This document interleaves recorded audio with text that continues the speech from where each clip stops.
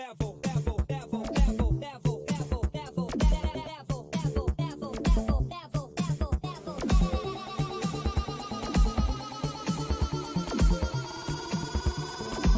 it to the next level.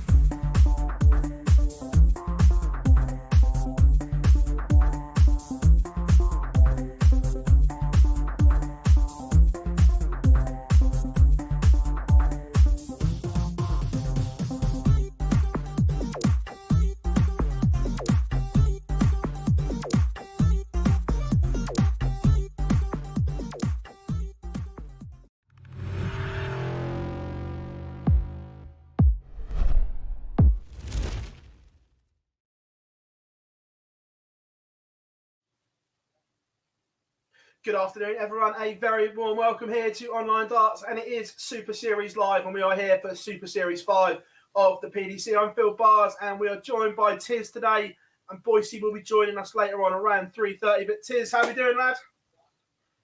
Mate, really good.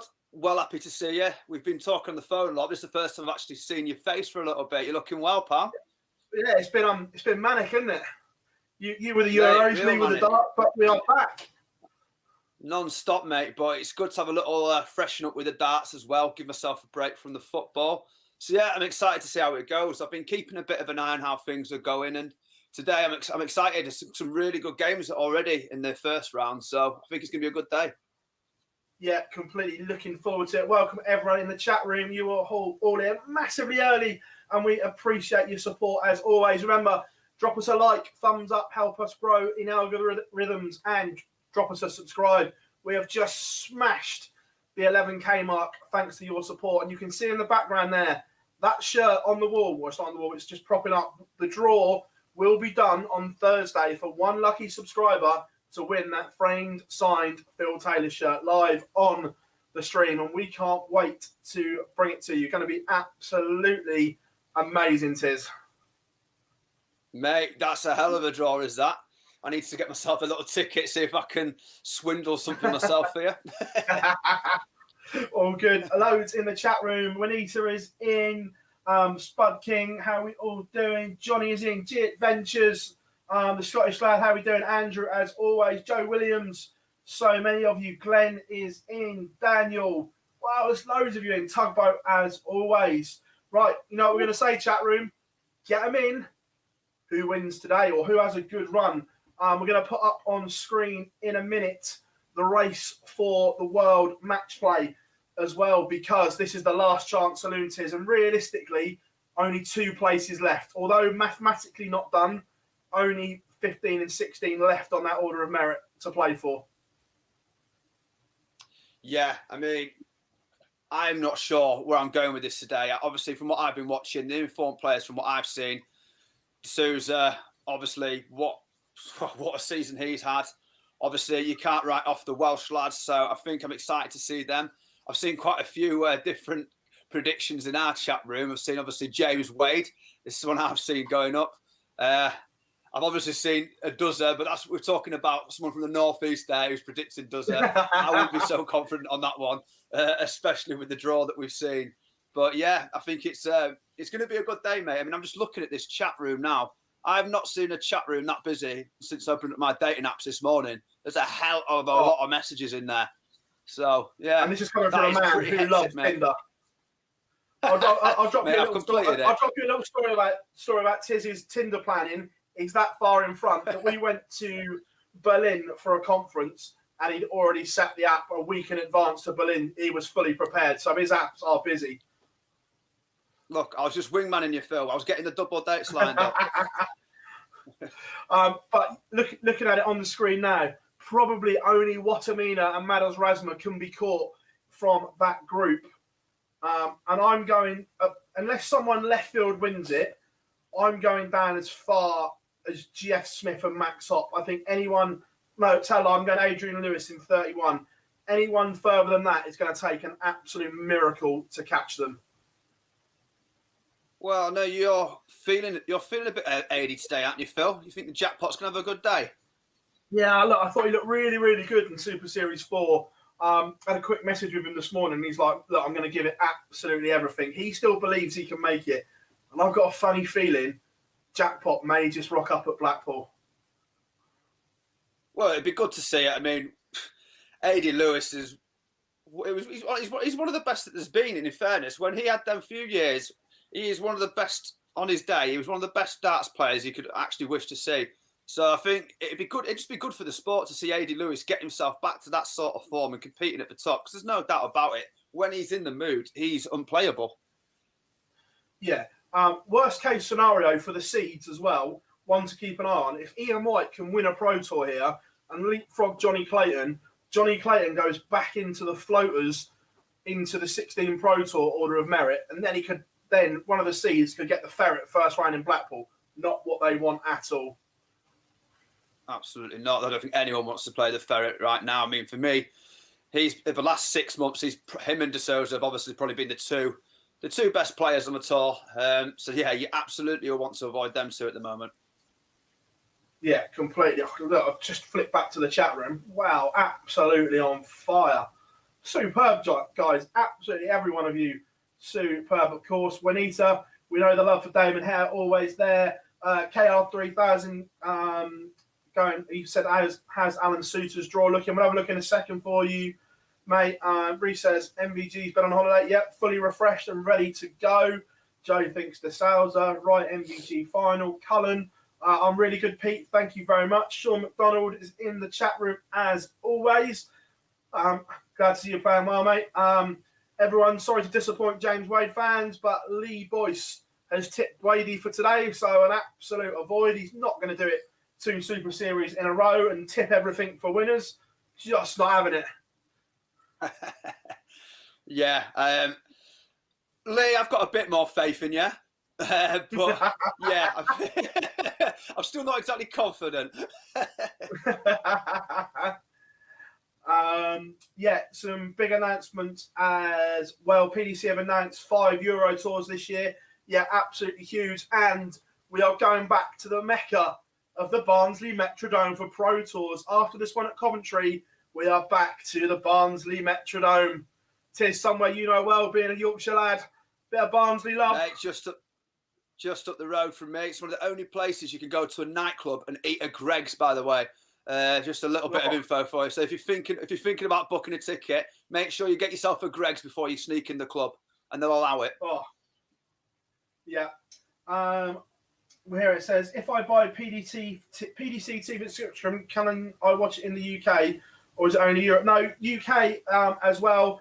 But obviously, if it's a Sky event or somewhere where there is a TV broadcast deal, you can't watch it in that country. But everything on the Pro Tour, the 2 streaming boards and the Euro Tours, you can all watch exclusively live on PDC TV. And for 50 quid a year, $4.99 a month, it's an absolute steal. Right. Reese says, your predictions, guys. Oh, right. We were talking in the chat earlier, Tiz, weren't we, about them? And yeah. Oh, who are you going for? For me, I'm looking at Clates. The ferret is just, every time I've watched him, I've not been disappointed by him, like for months, to be quite honest with you. I think he's been exceptional. I'm really intrigued to see Gezi. Obviously, he's had a few months out. I've not really had a chance to watch him because of the Euros, so I'm really looking forward to seeing him. And then, I mean, there's some really good names. I'm just looking at him. I mean, Ratajski's a solid performer. Yeah, I mean, for me, I'm looking at Super Series 4, so should be looking to bounce back. Ratajski, not the best last time out, so I'll be looking for a big reaction from the Polish Eagle. Yeah, I'm just looking at the games that are in play now. That are warming up now. I mean, obviously, Clates is warming up. Ratajski, there's Dirk. He's in there. I mean, Dirk, when he's on it, he's an exceptional watch. So I think it wants to see Dirk do something today. To be quite honest with him, I'm a massive fan of him when he gets scoring. So I think Dirk as well is one that I'll be keeping an eye on. Yeah, definitely. Missy asks, is Aspinall playing? Yes, he's on board 10 and has Jeff Smith in the opener. I think Dobie's going to have a good run here. There was signs in Super Series 4, played some really good stuff, so I hope Dobie has a good run today. But I'm going to stick a neck out. I'm going Adrian Lewis again. I just can't get away from the way he played. Look, it might not happen, but I just think that jackpot is going to be there or thereabouts. Yeah, I mean, he's obviously on your side. Anyway. Yeah, I mean, I'm going to be looking after boards 1 to 8. You've got him on your side. I mean, just some really good ones on both sides here. I mean, I've seen who was it predicted Searle today in the group? Someone's predicted Searle, haven't they? So I mean, Searle again, he's a steady performer. He's usually one that sort of what I've found when I've watched Searle. He's one of them that seems to get through the first few rounds quite easily sometimes, but then he's always got, for me, he's always got that one game where he just doesn't seem to maintain it when it comes to these sort of events. He can get himself through the first few rounds, and then you think, oh, he's flying him, and he just has that one game where his averages will drop 5 or 10, and I think it just sometimes costs him. But I think if he can keep that consistency, I think he's got a great chance of going far in this one today.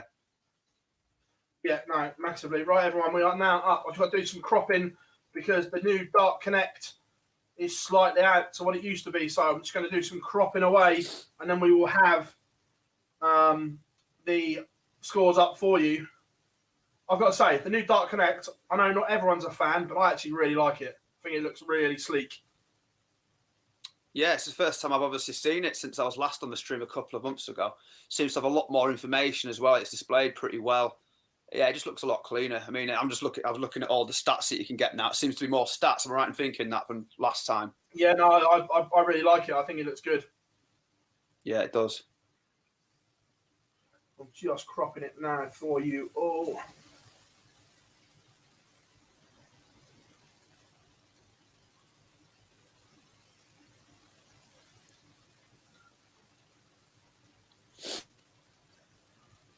Long day for Barney today against Justin Pipe. I mean, yeah, that one could go on for a while, couldn't it?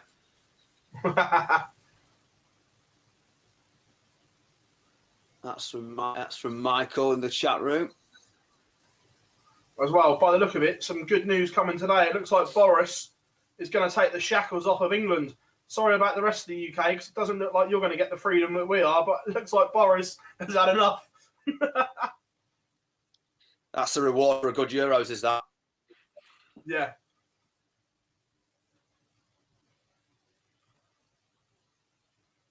Skulls, there's a question here from Jonathan Roberts. Any idea of where the free Euro tours could be? He's thinking, could it be Germany, Holland? Have you got any inside info? Have you been vowed to keep your mouth shut? Not been vowed. When does that ever happen? I'm going to say they can ask you politely. There's obviously, we know there's one in Gibraltar and there's one in Budapest.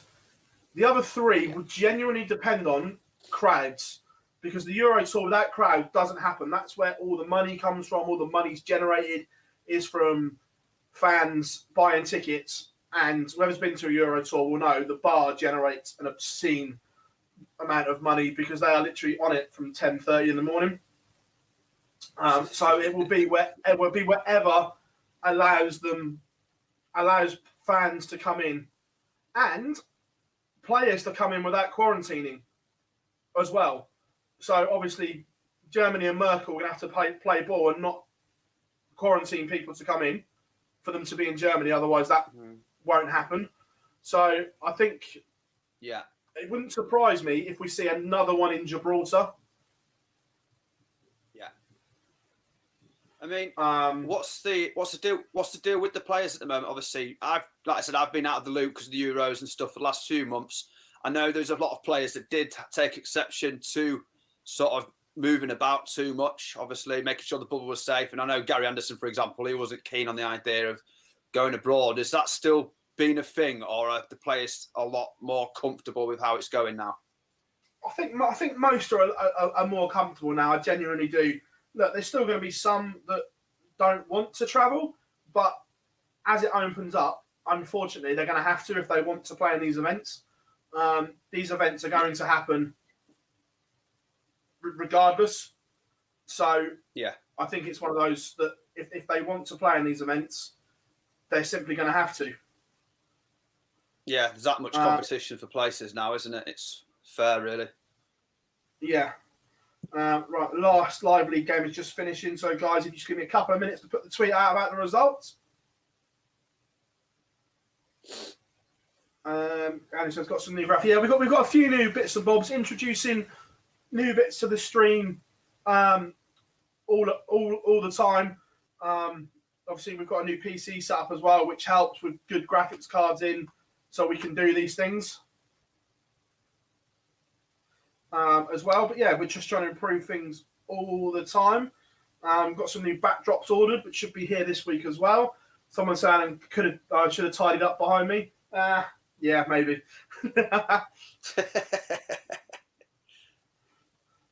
Just looking, there's a few games you've probably all noticed that are in play now as well. So we've got the first scores on there. We've got both teams to score there with Gezi Price and Ted Everts already one apiece. Nice, everyone loves yeah, plenty of games in play. Yeah.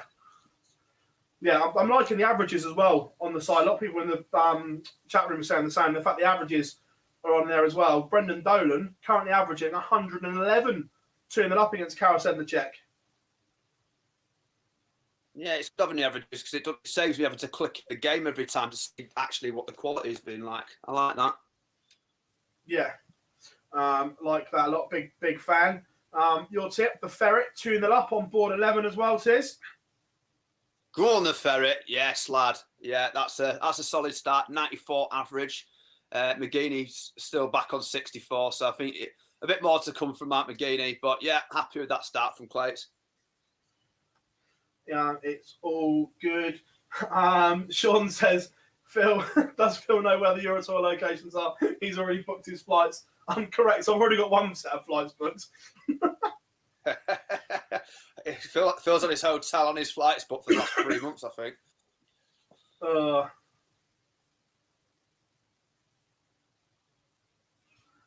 Yeah, Dan, look. Brendan Dolan started. I live on my own tips. It's a bachelor pad. I've got a 65-inch screen. It's never going to be tidy.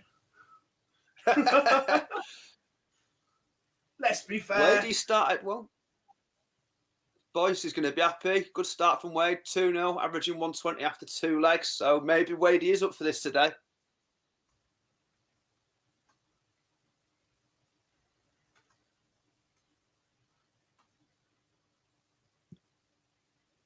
But yeah, also as well, confirmed today that Tiz will be involved in the new show for the match play as well. Lucky you, eh? Lucky you. No, I'm looking forward to it, mate. We've got a good team there. We've got a really good team for that one. So it'll be nice to get myself fully immersed in the darts again. I mean, I'm already feeling good about this today. I'm quite enjoying it already. So yeah, a few days of me, unfortunately, for you guys, but I'm going to enjoy it. So that's all that matters. Yeah, definitely. It could be good.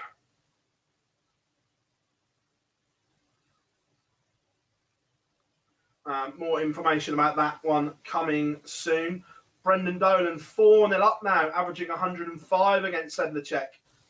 Yeah, I like this new Darts Connect layout. I'm a big fan. Just cleaning it. It's very easy. Yeah. Winita, I guess there was a problem with the iPad or something like that. That Ratajski Hybrett's game's good quality, isn't it?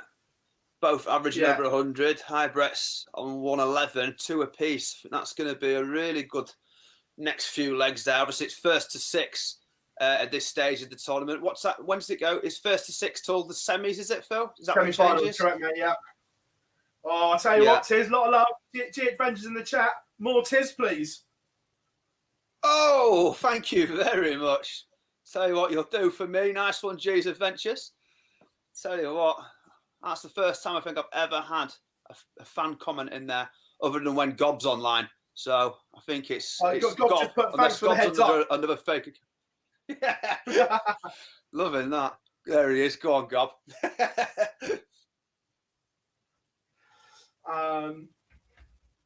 Mr. Mike Green says, who's guaranteed a match play place? Look, no one's guaranteed, but realistically, only 5 spots.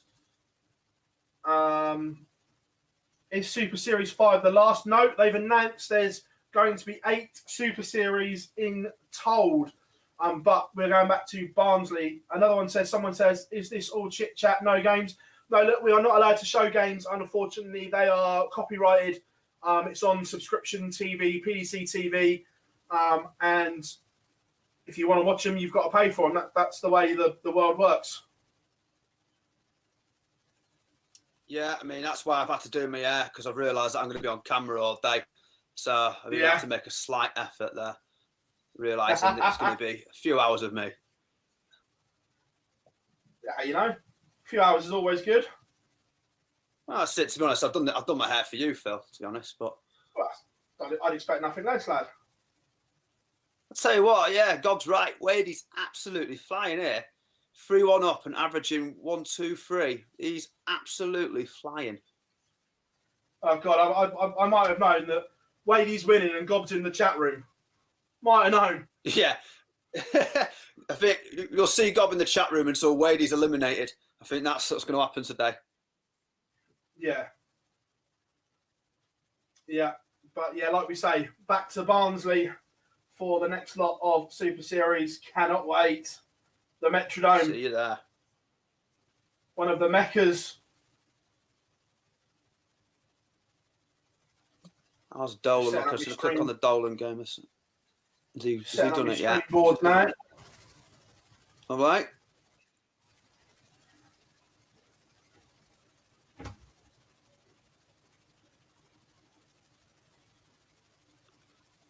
So it looks like Dolan could be the first over the line of the games that we've got lined up. He's just about to throw now. I say that, I think I'm waiting for... Did he just hit 107? No, he's averaging 107. Yeah, he's hit a ton 39 there. No, he's not. That's just... But Darts Connects are a bit behind, I think. We'll come back to that one. I think Darts Connects just taking a bit of time on that board. So we'll go back. Yeah, we'll look at something else. There's a belter of a game on Streamboard 1 as Rob Cross trails Scott Mitchell 2-1. Big game. Simon Whitlock 4-1 up as well. Seen a bit of love for the Wizard in the chat room. Yeah. So yeah, there'll be a few happy people there with that. Yeah, massively. Chat room on fire. What do we reckon? Can Whitlock make the match play? Let us know, because you never write him off, do you? Nah, never write off the Wizard. I mean, when he gets going, yeah, when he's in the mood, we've seen it before. I mean, he just hit 180s for fun when he gets going, can't he? I think he's been one of the most consistent performers over the years, to be quite honest with you. Absolute legend of the sport. So yeah, never write him off. To be fair, I really want Simon on the stream because he's playing with some new darts, and I want to see what they look like because, by all accounts, they're a bit of a hybrid between his old dart and his new dart. They've still got the scalloping, but they're a bit more like the old ones, nearer the ball nose and stuff like that. So, looking forward to seeing how they look.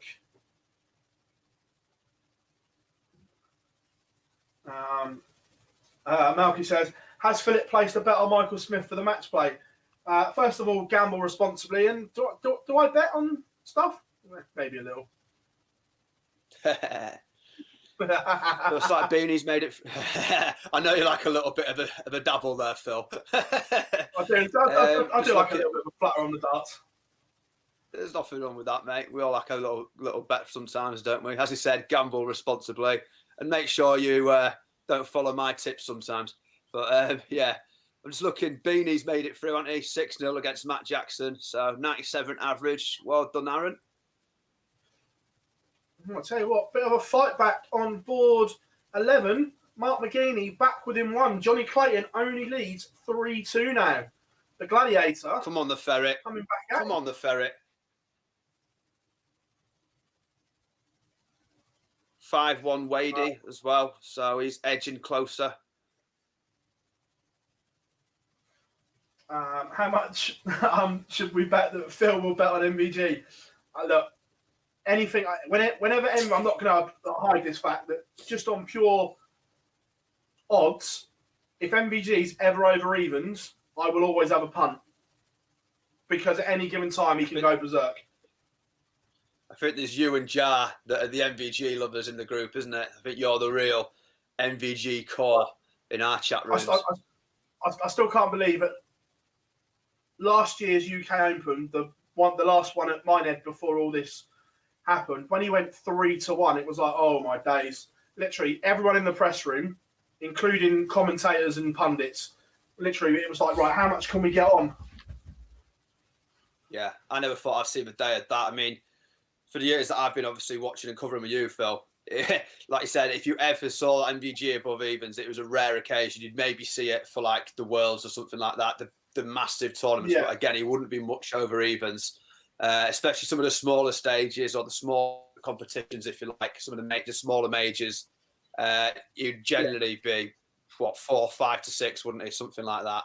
So, yeah, there's always value if you could get them over evens. But obviously, the times have changed as well, but he's probably lacking a bit of confidence right now. And to be fair to the rest of the field, the quality has just stepped up another level. There's now, where before there might have been sort of 8 and 9 players that on the day were sort of real world top performers. There's now probably 20, 30 people that you feel like actually, yeah, they could give any sort of competition a really good go when they hit form. So, yeah, the field's just caught up, I think. And obviously, a little drop in confidence for someone like MVG. The rest of the field are going to be there neck and neck with him. Yeah. Right, some interesting ones here. Yeah, Glenn, I know he's 13-2 today, mate. That'll say where I've stuck a couple of quid. How has Evans won 4-0? I would suggest either that is a Darts Connect error or McDine has withdrawn. It's interesting. We'll keep an eye on that one. Yeah, we'll have a little look for that in a minute. Yeah, it looks like McDine's pulled out. Whether he's injured or something, I'm not sure. We will try and find out. Yeah, look, I think Darts Connect is struggling a little bit today because, one, they've made some changes. So there's going to be a few bugs. But also you've got the European Tour qualifier for the non-tour card holders over in Niedenhausen as well, and they're using it as well. So the system may be a little bit overloaded. Yeah, just looking in the chat room again, Glenn has mentioned McDine was 55 average. So yeah, maybe quit. So yeah, that's I mean that's not the best scoring, is it? I could understand. Yeah, he's either injured or just gone, yeah, I'm done. Yeah, I'm not having it today. Yeah. See you tomorrow. Yeah. Also, pack it in. Yeah, Scotty Mitchell flying on streamboard 1, now 5-1 up on Rob Cross. Oh, I tell you what. Could it? Who let the dogs out at the match play? Oh. But yeah, chat room absolutely through the roof again. Superb, everyone. Sean, evening from Australia. Pleasure to have you along. I know we are now international viewers from all over the world, and we massively appreciate all the support you give us here at Online Darts. Remember, if you have to pop out during the day at all, we have the live blog for you as well. If you can't watch us on the stream, we've got you covered on the website, which is excellent, great. Remember, excellent writers up there.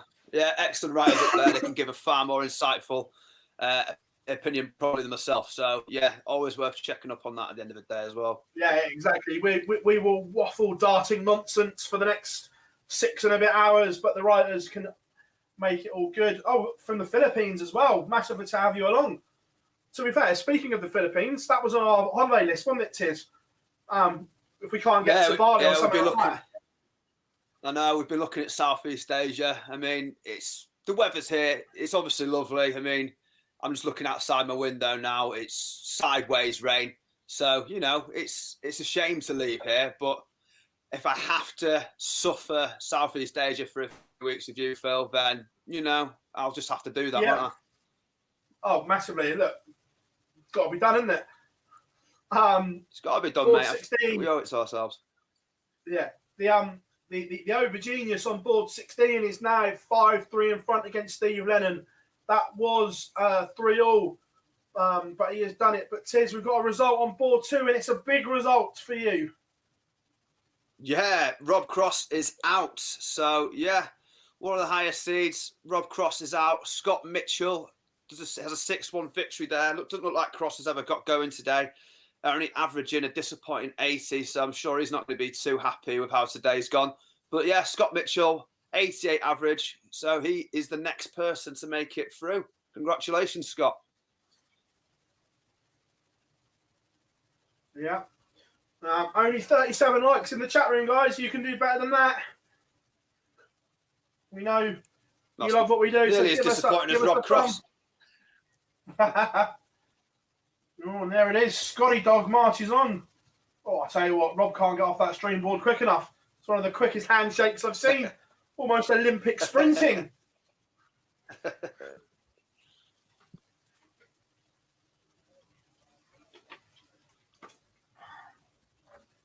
Which game are you looking forward to here, warming up then, Phil? There's a few good games warming up as well. Where do you think the potential? I tell big game on board games will be here in the race for the match play. Martijn Kleermaker and Willie O'Connor both within striking distance of that 15th and 16th spot. So that's a big game for both of them. The winner of that, if they can go on another run here today, could put themselves in absolute pole position. Yeah, I'd like to see O'Connor go through. I think he's a good lad, good personality. I'd like to see him have a good run here for the Irish as well. It'd be nice to see that. Yeah. Oh, I'll tell you what though, Tiers, have you noticed what's on board 4? Let's have a look. Oh, Barney Pipe. Oof. I mean, it could be one of the longest games, but that is. Said it. Yeah, you said the B word, Tiers. So with the B word comes.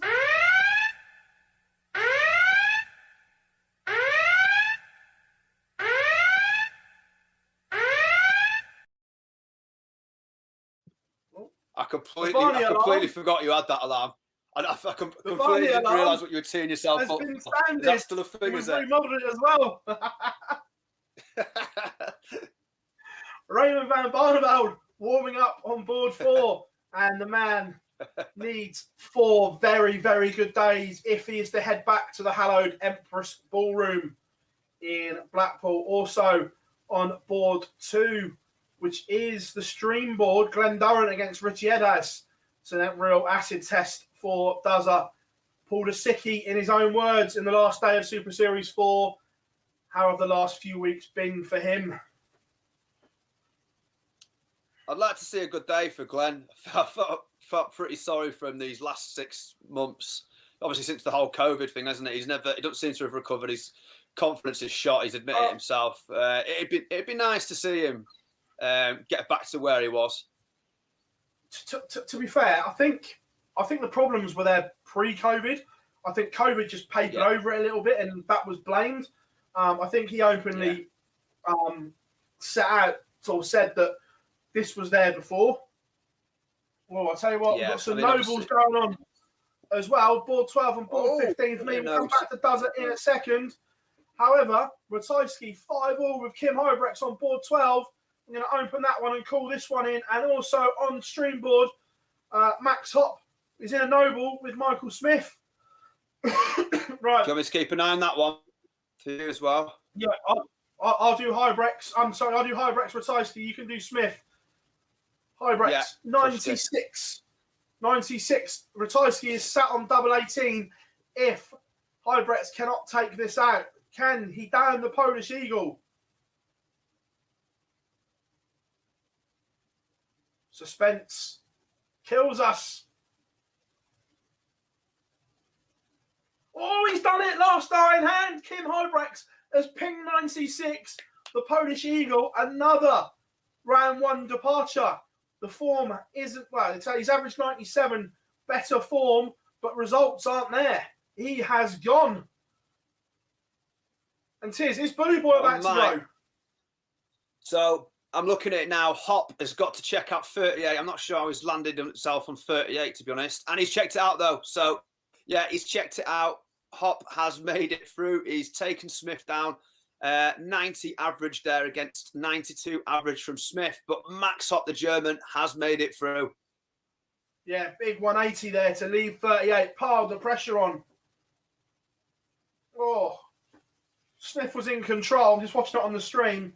And Max Hop went to find a maximum. Oh, Michael Smith. I've just watched it. Michael Smith, 92. Because Hop's on a double, he's gone the ball route. Right thing to do. 25. Leaves 67. He's missed the big 17. Going for that to leave the ball. He's hit a 2. Michael Smith missed the big number.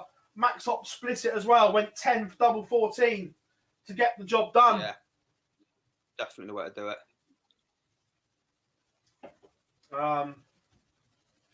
Got a great result for Hybrex. Horrid for Ratajski. Yeah, absolutely.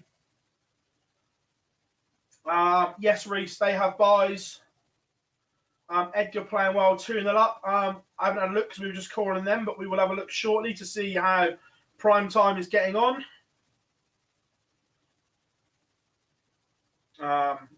Yeah. Shouldn't be missing a big number. Jar says some huge games in the race for the match play. Yeah, absolutely. Remember, under 2 weeks. Under 2 weeks until we return. Fans return properly. It looks like Boris is going to give the nation some great news at 5 o'clock. Blackpool could be full steam ahead. Pop World, Jaeger bombs, we're in.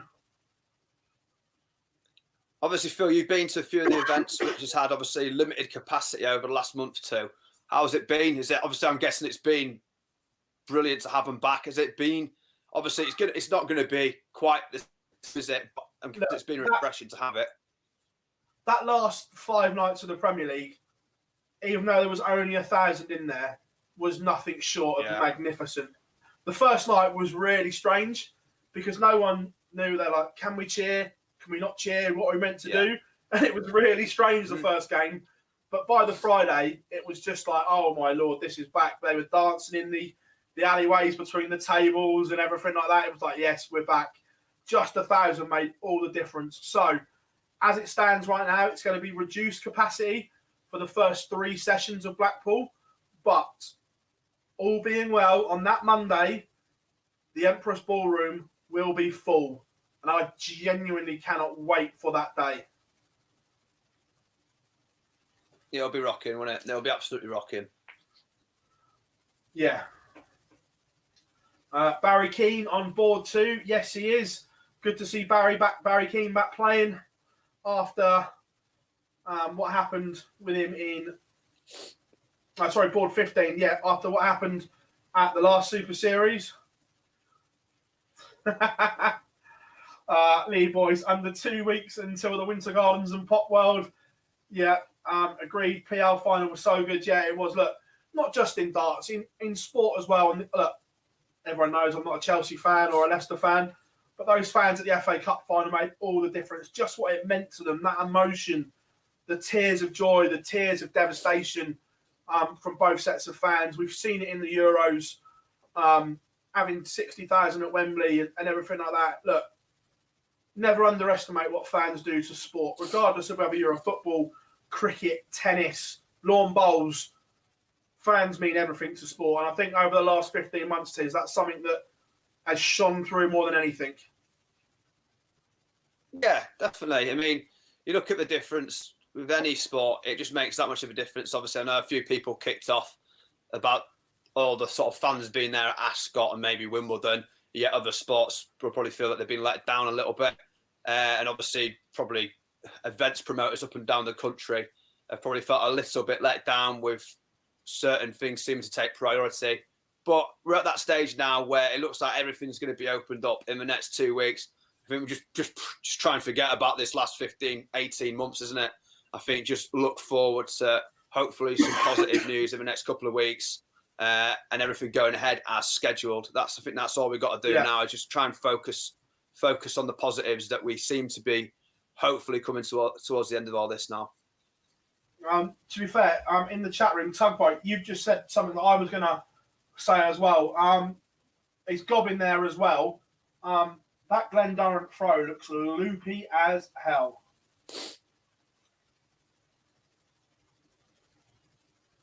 Looks really loopy. Not sure there.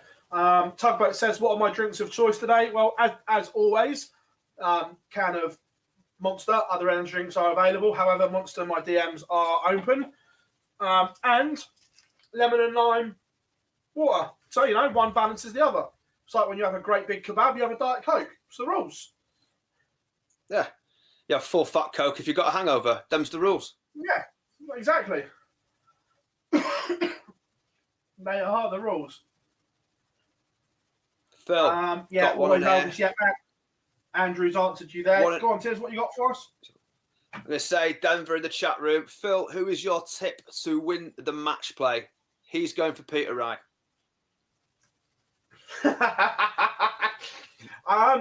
No, I genuinely think this is the most wide open match play we've ever seen. But I think the winner will come. I don't think there'll be a surprise winner of the match play like it was last year. Yeah. I think it'll be one of the familiar faces, whether that's Price, MVG, Clayton, Wright. I think it'll be someone familiar. I think the fans coming back is going to have a huge effect. We saw that, and no voices in the chat room whilst he's at work. We saw the reaction the players got from the fans and the energy and the drive they got off of them. So I think it'll be one of the normal service has been resumed. But on board 5 tiers, one for you. The race for the match play is going one way in this one. Yeah, it is. It's pretty dominant display so far, isn't it? Let's be honest with you. I mean, Willie's not turned up. I was rooting for O'Connor before. Obviously, wanted a bit of the look of the Irish there and give the Irish something to cheer about. Obviously, having to miss out on this last few months of the football. Sorry, this last month or so of the football. But yeah, Martin Claymaker is streaming. Oh, having said that, O'Connor's pulled one back. So that's 3-1 now. So O'Connor all to do. But, you never write him off. I think at this stage of the competition, he's got the throw here as well. So he's on throw. He could make it 3-2 here if he can win on his throw. So if he does that, then, it's an open game. He's hit a ton there as well. So solid little start there. But if he pulls this one back, he's giving himself a chance because he'd be carrying the momentum as well. Yeah. Also, as well, all the Matthew Edgar fans in the chat room, I know it's Tiz's board, but I had a quick look for what he was doing this one. He's 5-1 up, averaging 97. Very, very tidy performance from prime time. And someone said in the chat room, surely Edgar can't mess this one up. Edgar only has problems when it's 5-all, guys. We know that. I would expect, well, I'd be amazed if he doesn't see this one out, but a very, very good performance from Matthew Edgar against Bradley Brooks. Henry is in the chat as well. Henry, how you doing, mate? He says, afternoon, fellas. Got you on in the background while trying to refresh the UEFA feed for Wednesday. Apparently there's a football match going on. Is there? Who's playing there, then? I know someone who won't be. Jack Grealish. Whoa! Too soon? Oh, good Lord. Oh, There's more chance of Ramsdale starting on the wing, to be honest. So sorry for my childish behaviour. I apologise. All the love for Edgar. It's obviously paid off. Matty Edgar, 6-1 winner over Bradley Brooks. 93 average. Nice one, Matty. Plenty of love there. Yeah. Jonathan says, board 8 and board 10 aren't on Darts Connect. Any idea why? I'm guessing there's a bug or something in the system, mate. Does a 2 down. A lot of people saying this is painful to watch. Yeah, look. It's not great. I agree. Only averaging 68 as well. However, board 4 says there's a certain Dutchman that has lit the blue touch paper. Barney Army, I think we're going to see a happy jar in the chat room any minute now. A 1-2-2 average. I mean, to be fair to Justin Pipe, he'll be pretty peeved because he's a 108 average at the moment and he's 3-0 down. But that is the power. That is the power of Barney. So, yeah, a lot of love for Barney, I'm sure, as well, in the chat room in a minute. But, yeah, I'm glad to see that. Obviously, last time I was really keeping an eye on the darts, I know, obviously, it was when Barney had his accident when he was playing the darts. Obviously, that was obviously a worrying one. Obviously, keeping an eye on that one for half an hour now. We weren't exactly sure what was going on. But I'm just glad to see that Barney's back. And he seems to be enjoying the game again because, again, that was a painful one for the last couple of years of his career. That was awful to watch. And now he's 4-0 up. So he's Yeah, he's smashing it here, is Barney, to be fair. And, he could be in store for a good day as well. Yeah, completely. Juanita says the Aussie boys doing good. Yeah, they certainly are. Gordon Mathers is 4-2 up on Jose Justicia at the moment, which is good. Big game for Jermaine Watamina, warming up on board 7 right now. Yeah, Barney 4-0 up, averaging 123. Yeah, look, he's on fire. The Barney Army will be loving this, loving it. Someone says, has Glenn Durrant changed his throw? Not intentionally. Look, he says it himself. There's some technical issues that he's trying to work out and work through. Just by the naked eye at the moment, is it there? Absolutely not. And look, I love Glenn to bits. I class him as a friend.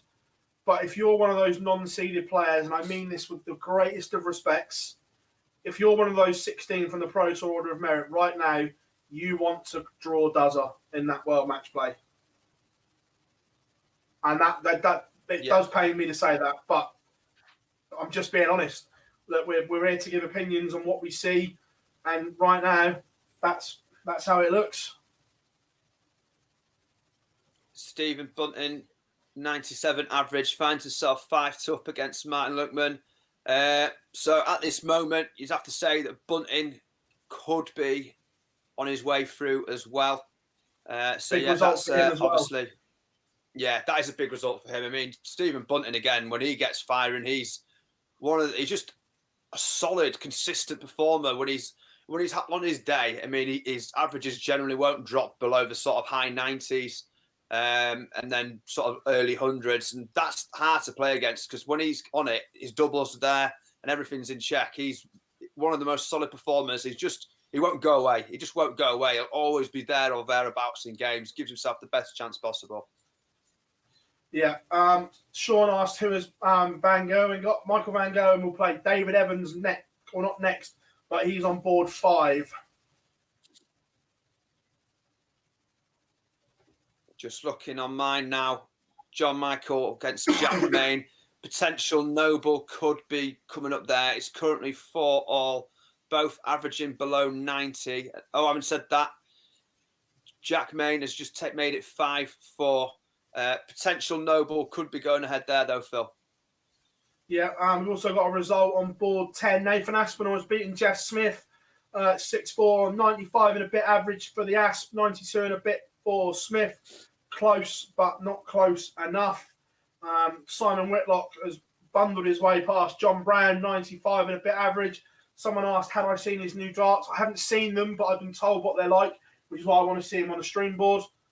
If he's gone back to somewhere near the old ones, I think that's a good thing because, in my opinion, he was better with the old ones. But hey-ho. Is Ian White playing today? Yeah. Yes, I'll tell you who he's got in a second. Yeah. Ian White. Seen his name somewhere, I'm sure I have. Yeah, I'll tell you who he's got in a second. Ian White will play Jesus Nogueira on board 14.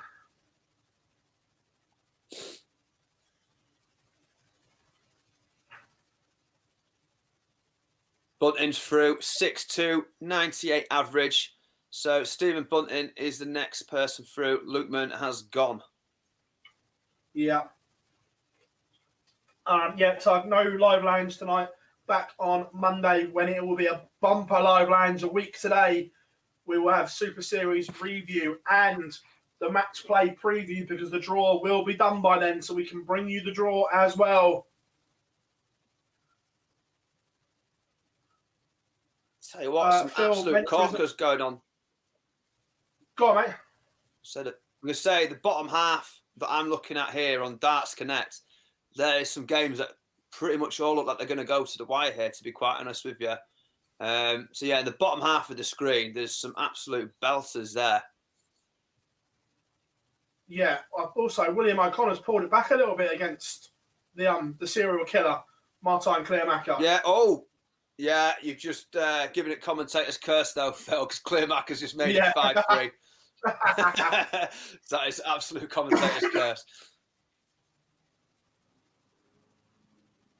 Yeah. Yeah, Gob will do, mate.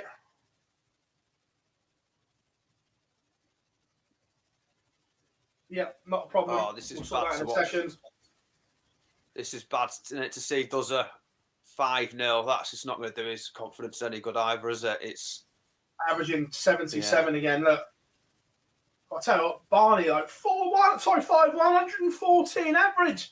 I think it's safe to say the Barney alarm will be coming back.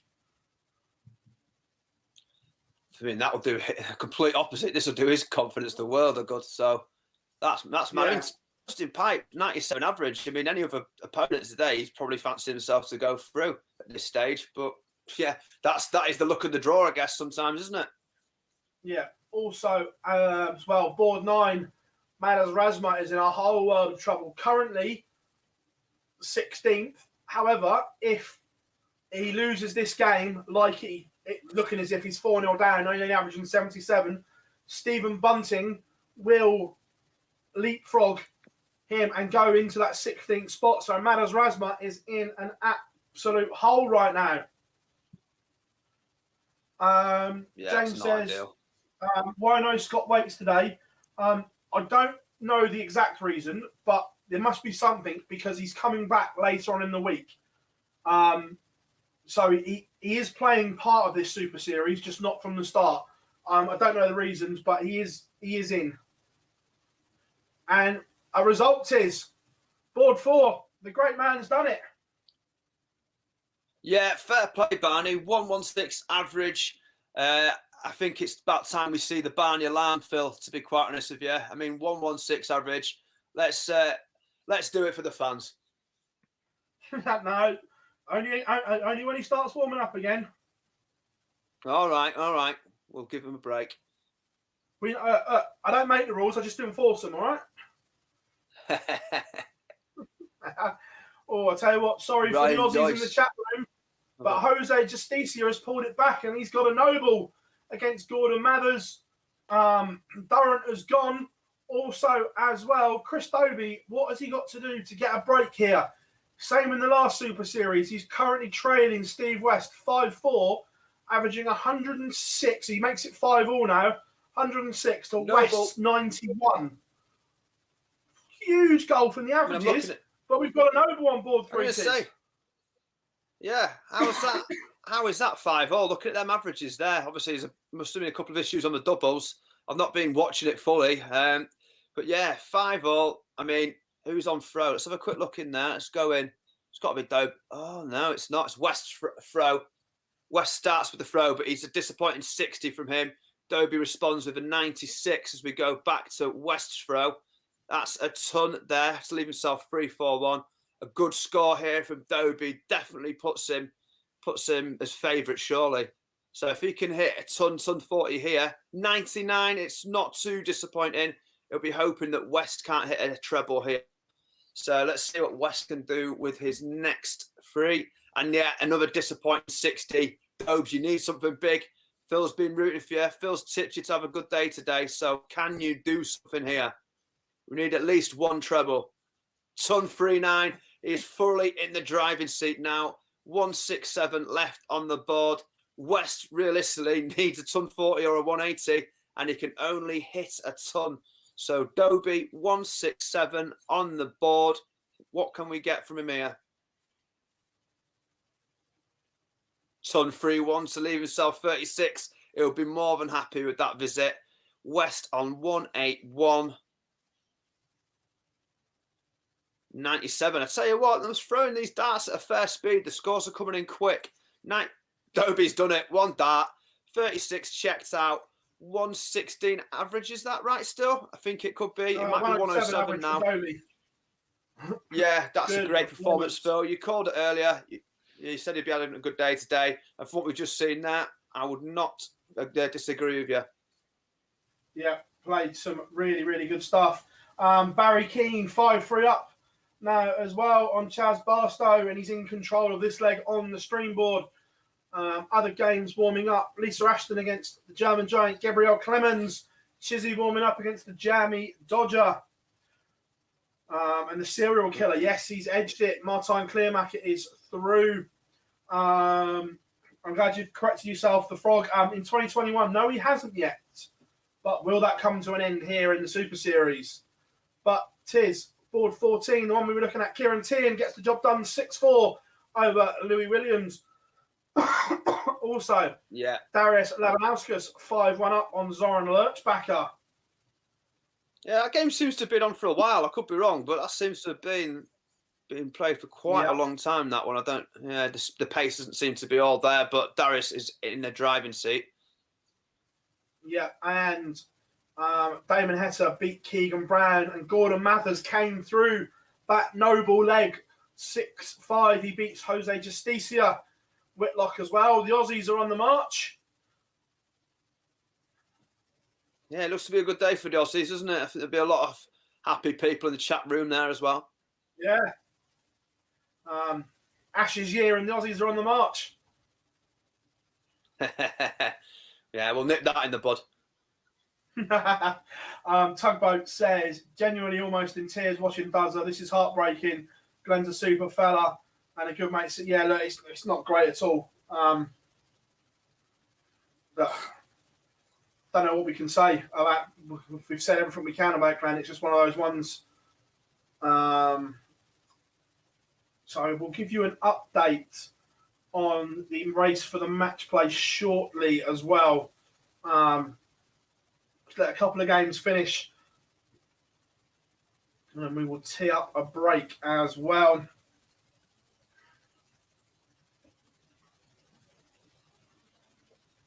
Looking forward to seeing Dimmy today as well. Looking forward to seeing how he gets on.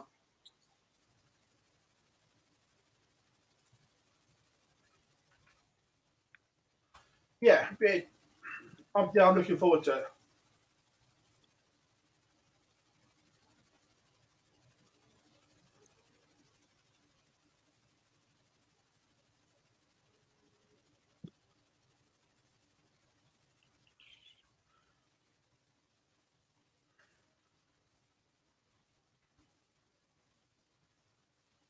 Just having a quick look in chat room, Phil. Plenty of love for Barney in there. MVG. So plenty of love for the Dutch at the moment.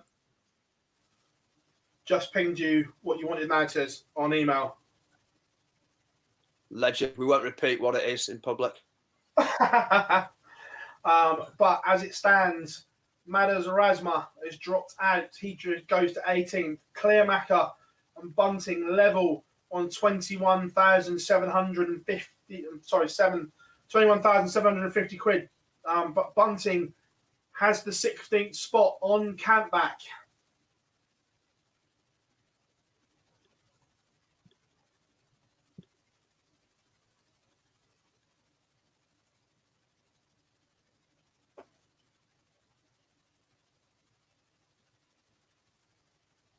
Labanauskas has taken another leg since we last spoke as well, Phil. Again, it's quite a slow one, this game. But 5-1 now, so I'm kind of looking forward to seeing that one off my screen, to be honest with you. I feel like it's just been staring me in the eye for about half an hour, that game. Yeah.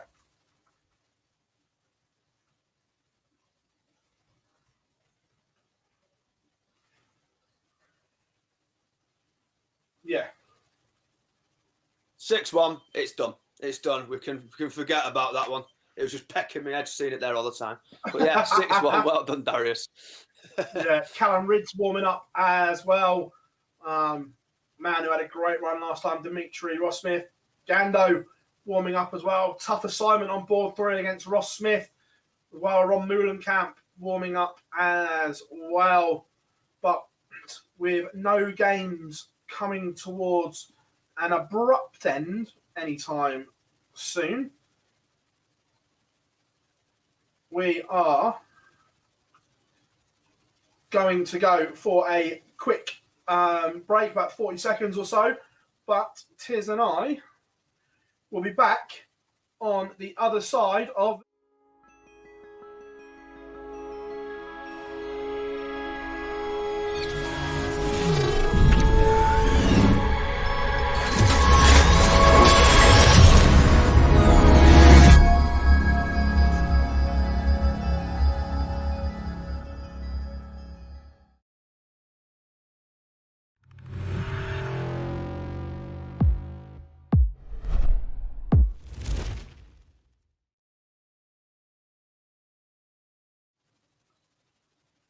Welcome back to Online Darts, everyone. Here we are, Super Series live here on Online Darts. The race for the Betfred World Match Play is heating up, and we can't wait to bring you all the action over the next 4 days. And of course, our coverage is brought to you in association with Red Dragon, Modus Darts, and title sponsors of the Match Play, Betfred. All good. Remember as well, competition, you can see the shirt in the background is on YouTube for getting us to 10K. The video is there. All you've got to do is drop a comment on the video, hashtag ODDarts, like the video, and make sure you're subscribed to the YouTube channel. And we'll be doing the draw live on show on Thursday for you. So we will have that for you there. But so far, some great arrows so far. The race for the match play is heating up. Yeah, there is. I just want to clear up one thing. That 40 seconds, was that my full lunch break? Of course. Or well, we might give you a tea break in between as well. Right, okay. Because, yeah, I didn't even get a chance to stick the kettle on there. I was bloody running downstairs and I heard the music come back on. And I was like, what, is that it? So, 40 seconds. Well, okay. Yeah, slave labour. I've heard rumours about you, Phil, but it's good to finally have them confirmed. To be fair, if you want to go for a couple, just go and get a brew done. I'll hold the fort. So I'm waiting. I'm waiting for your toilet. I'm waiting for your toilet break to see if you've got the infamous shorts and flip flops on again. Answers in the chat room. What do we think Phil is wearing on the bottom half?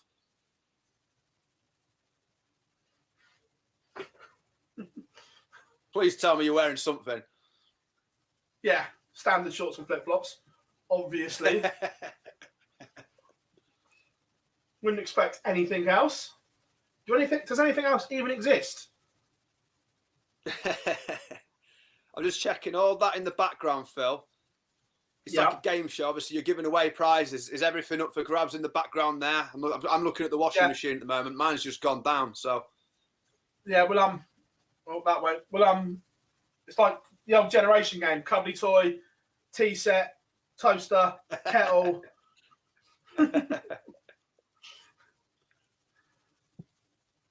I forgot we're talking about darts, aren't we? Yeah. Denver says Durrant in the match play high because he's in the top 16 in the world, mate. Top 16 qualify automatically. Cross and Durrant need to find not so much Cross. Yes, he didn't play well today particularly, but Super Series floor he played some good stuff. Sean Fisher, yes, he did, mate. He played in the Online Darts Live League. Where everyone wants to be playing. Of course, why wouldn't you?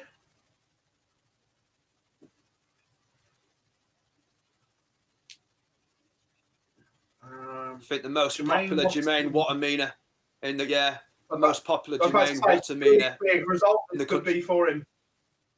Yeah. I mean, he's a lot more popular than Jermaine Genus.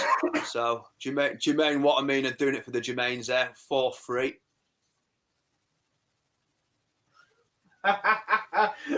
God, more sponsors equals more ads. Hashtag saved his. Yeah, if we get a few more sponsors lined up, that'd be great, Phil. I could throw a few your way.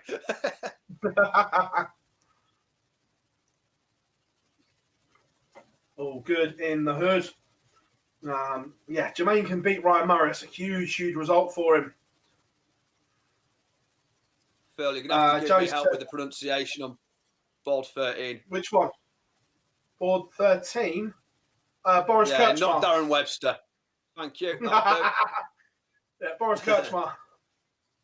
Lovely. Where it'd be great to see AD having another good run. Yeah, look, we all want jackpot on a match play. We want that.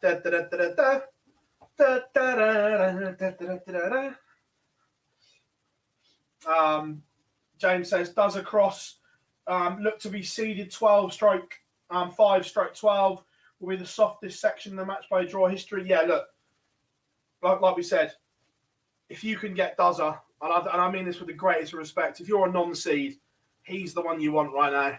And it pains me to say that, it really does. Oh, I tell you what, Jermaine has just taken out a whopper to go within one, and this could be huge for his match play.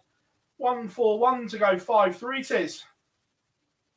Yeah, looking at it there, been 9 darts in to leave 1-2-1. Obviously, Murray's way back on 300. He's hit a ton now, leaves himself 200. But I tell you what, I would not back against Watamina here, taking out 1-2-1. Let's see what he could do. And again, commentator's curse strikes, leaves himself with 56. Murray is going to need at least probably 2 trebles here, you'd say. One might be not there. Leaves himself 130. Watamina, 56 on the board in 3, 2, 1. And he's done it. So Watamina leaves him, checks out 56. Nice, steady 6-3 victory there. Watamina, 97 average. Congratulations. Oi, oi. All good. Pete, I'm very well, mate. Thank you very much. Let's hope Barney train keeps going. Yeah, look. Again, don't upset people here, but just for pure darting drama reasons, nostalgia, you name it, if Barney and Lewis could nick spots 15 and 16, oh, what a match play. It'd be the greatest comeback since Tyson Fury. Couldn't even top it.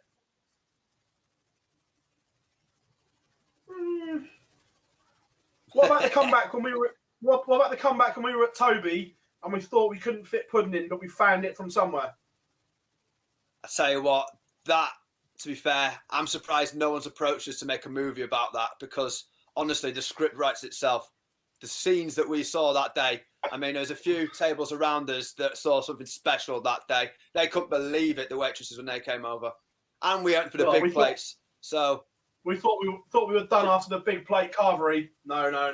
We found the inner strength. Yeah. We even took on the extra Yorkshire pudding. So, you know, if you've ever seen... Other carveries are available, but wouldn't recommend them. Again, this could be a Man Eat Food sponsorship on the shirts, Phil. I think that's something that would be appropriate. Oh.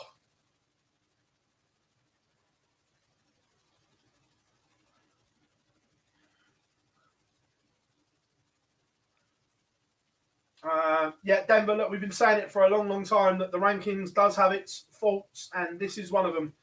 That your current ranking is on a 2-year cycle, so what you did 18 months ago is current.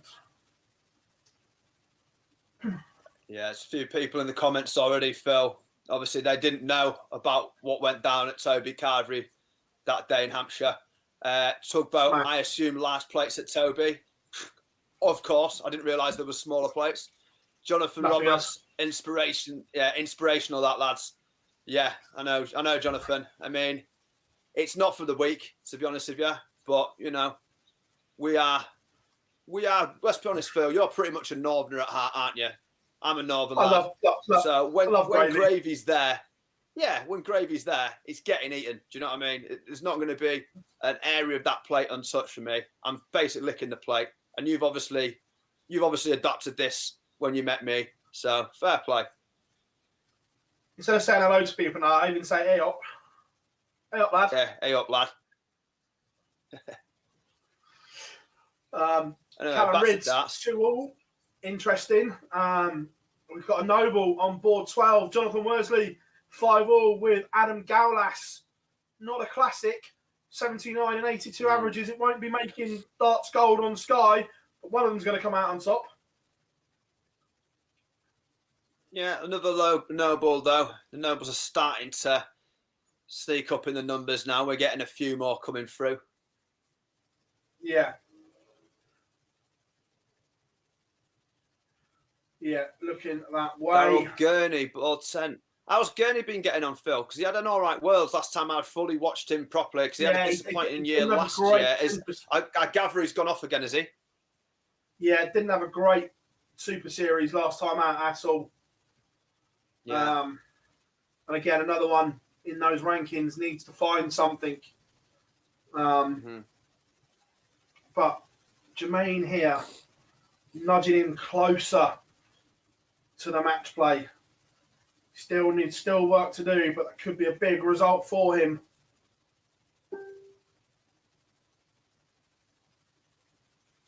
could be a huge, huge result. Yeah, that Schindler-Mansell game looks to be a decent start. 109 average for Mansell. Schindler 106, currently 2 apiece. So that looks like it's going to be an interesting game. Yeah, as well. You board 6 for you, Tiz. Lisa Ashton, the Lancashire Rose, is in a spot of bother. Yeah, it's not looking good. Clements, 93 average at the moment for the German. Ashton's not really found the A game, currently averaging 78. Just going to have a quick click on it now to see who's on throw and how they're getting on. Clements on throw as well. So at this moment in time, you'd have to say, unless Lisa Ashton hits a big score here, a ton. Yeah, it looks like it's going to go the way of Clements. Yeah, I'd probably be predicting 6-1 at this stage, to be quite honest.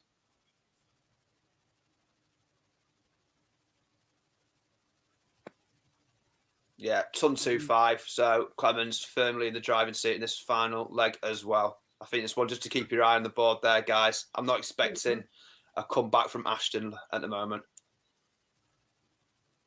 Gob says, Searle 3-0 down, averaging 87. I don't know how many times I've said it, but he isn't safe yet. Yes, he is. He's safe, Gob. There are not 4 people going to get to 26 grand, in my opinion. One for the Dutchies in the group as well on your board, board 16, Phil.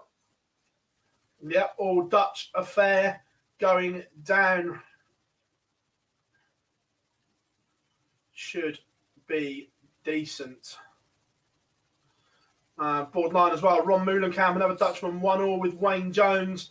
But it is Vincent van der Voort who takes a scrappy opening leg against Jeffrey Dejuan.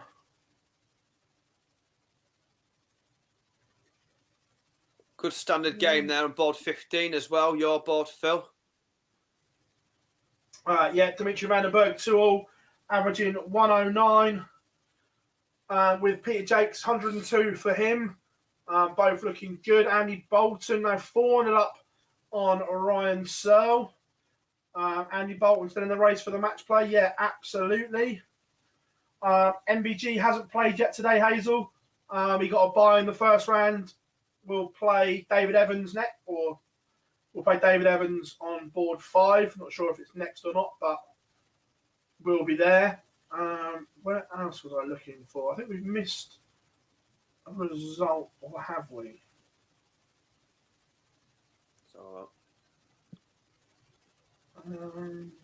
No, sorry, not missed one, but board 14, Jesus Negara has taken the opening leg against the Diamond 1-0. Ian White needs to win this. Board 3, though, Gando, not vintage Tiz, but winning. Yeah, it's not vintage Anderson, is it? 91 average at the moment for the Scot against Ross Smith, who's back on 85. Let's have a quick look who's on throw at the moment. So it's Smith's throw as well. So this could be 3-3 because Smith's taken out 140 and 60 with his first 6 darts. Anderson's only managed 42, but he's just hit 137 there. So yeah, it's potentially 4-2 or 3-3 here. If Gary Anderson makes it 4-2, he comes back with a throw to take 5, you'd imagine. And then yeah, he's firmly in the driving seat. Smith 2-4-1 after 9 darts, so not the highest score. 98 from Anderson there to leave himself 2-2-4. Yeah, so at the moment, not vintage Gary, but I think the averages are going to pick up now looking at this. I've got a feeling the averages are going to start to pick up here. I think Anderson's starting to find a little bit of on his throw here. See what he checks out now. Ready for commentator's curse? Ton 40. There you go. So I think Gary's starting to pick up the pace a bit here. Yeah, completely. Oh, I'll tell you what. Oh! First, I'll tell you what, Smith's just taken out a 101 though. It's 3-3. Back to you. Whopper of a game warming up on board 13 in the last 64. Peter Wright against the wizard, Simon Whitlock. One, that's That's what a fixture we've seen plenty of times down the years. Yeah. Henry says until Barney, Rasma, Darius, and Whitlock all win an event each. I can see 2 of them winning an event. I don't mean this horribly, but the form he's in now, Madders might struggle to win a game in our local league. Not in the best. It's a high of form. standard where you are, though, Phil. Well, of course. Lee says, is that the UK flag I see against Daryl Gurney? Rather that we get asked this a lot. It does a lot. I'm sure it will get switched at some point to the red hand of Ulster flag as it did on the old version. But officially, the Union Jack is the official flag of Northern Ireland. I know we're not getting involved in the politics. I know I don't like it, but Northern Ireland is part of the United Kingdom, so that is the thing. But the red hand of Ulster one, I'm sure will still come back. I was looking at the John Michael earlier. Greek flag. That's not a Greek name. Greek. Yeah, Ryan Searle gone. Evicted. Someone asked about who we think for the England pairing. That James Wade will be England captain. I think that's fairly safe. I still think Harry Kane. I'd rather Harry Kane be England darts captain than James Wade. Look, barring Rob Cross winning the match play because he's defending that money, or Michael Smith defending his final money, looks like Dave Chisnell's the favourite to play with James Wade.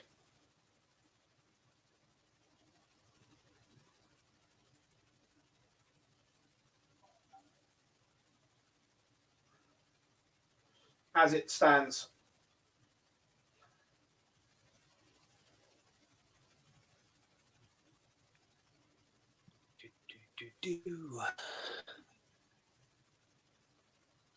Yeah, Ryan Searle departs.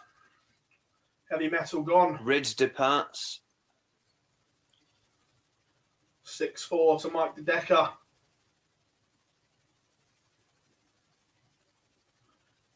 Gando now behind. Smith's won back-to-back. On board 3 tis. Yeah, I mean, it's been some really tight legs. It's just been one of them games, I think, where it's been a battle for both players. I don't think any of them are scoring particularly high. They're all sort of like around 15 dart legs, to be honest with you. Anderson will be a bit disappointed. But Anderson, I mean, Smith's on throw here as well. Anderson needs a big next 6 darts. Smith gives Ando a bit of a chance here. He's left himself 187 after 12 darts. So a couple of trebles here for Ando. Disappointing. 57 to leave himself 150. I'll just call this next leg in, Phil, because I think there'll be a few people interested. Let's have a look. Lee, don't worry about being picky, mate. Lots of people ask that question. Genuinely, that's one of the most questions we get asked when we put Darts Connect up.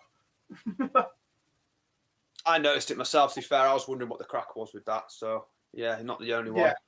Yeah, no, it's been the Union Jack for ages on Darts Connect, and then towards the back end of the last couple of Super Series, it was being changed over, and the red hand of Ulster flag was being used. But I'm guessing where the new rollout's been done, it hasn't quite caught up yet.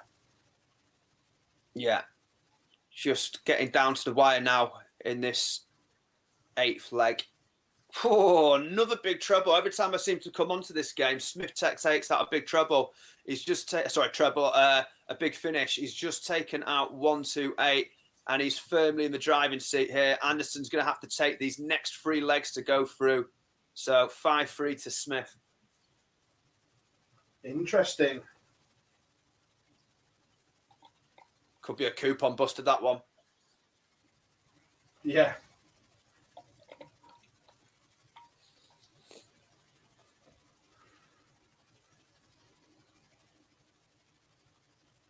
God, I'm good. Hating work. Yeah, but congratulations on your new job, buddy, as well. Congrats, pal. Congrats. Remember, come and say hi in the chat room.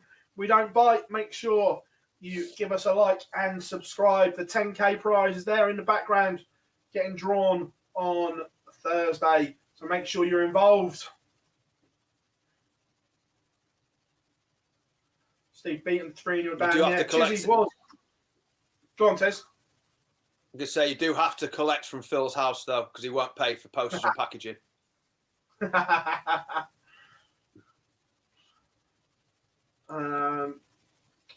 Kevin Doet's warming up as well. Man that won one of the challenge tours over in Germany. Got a noble, just finished. Sean Fisher beats Peter Hudson on board one, Tiz.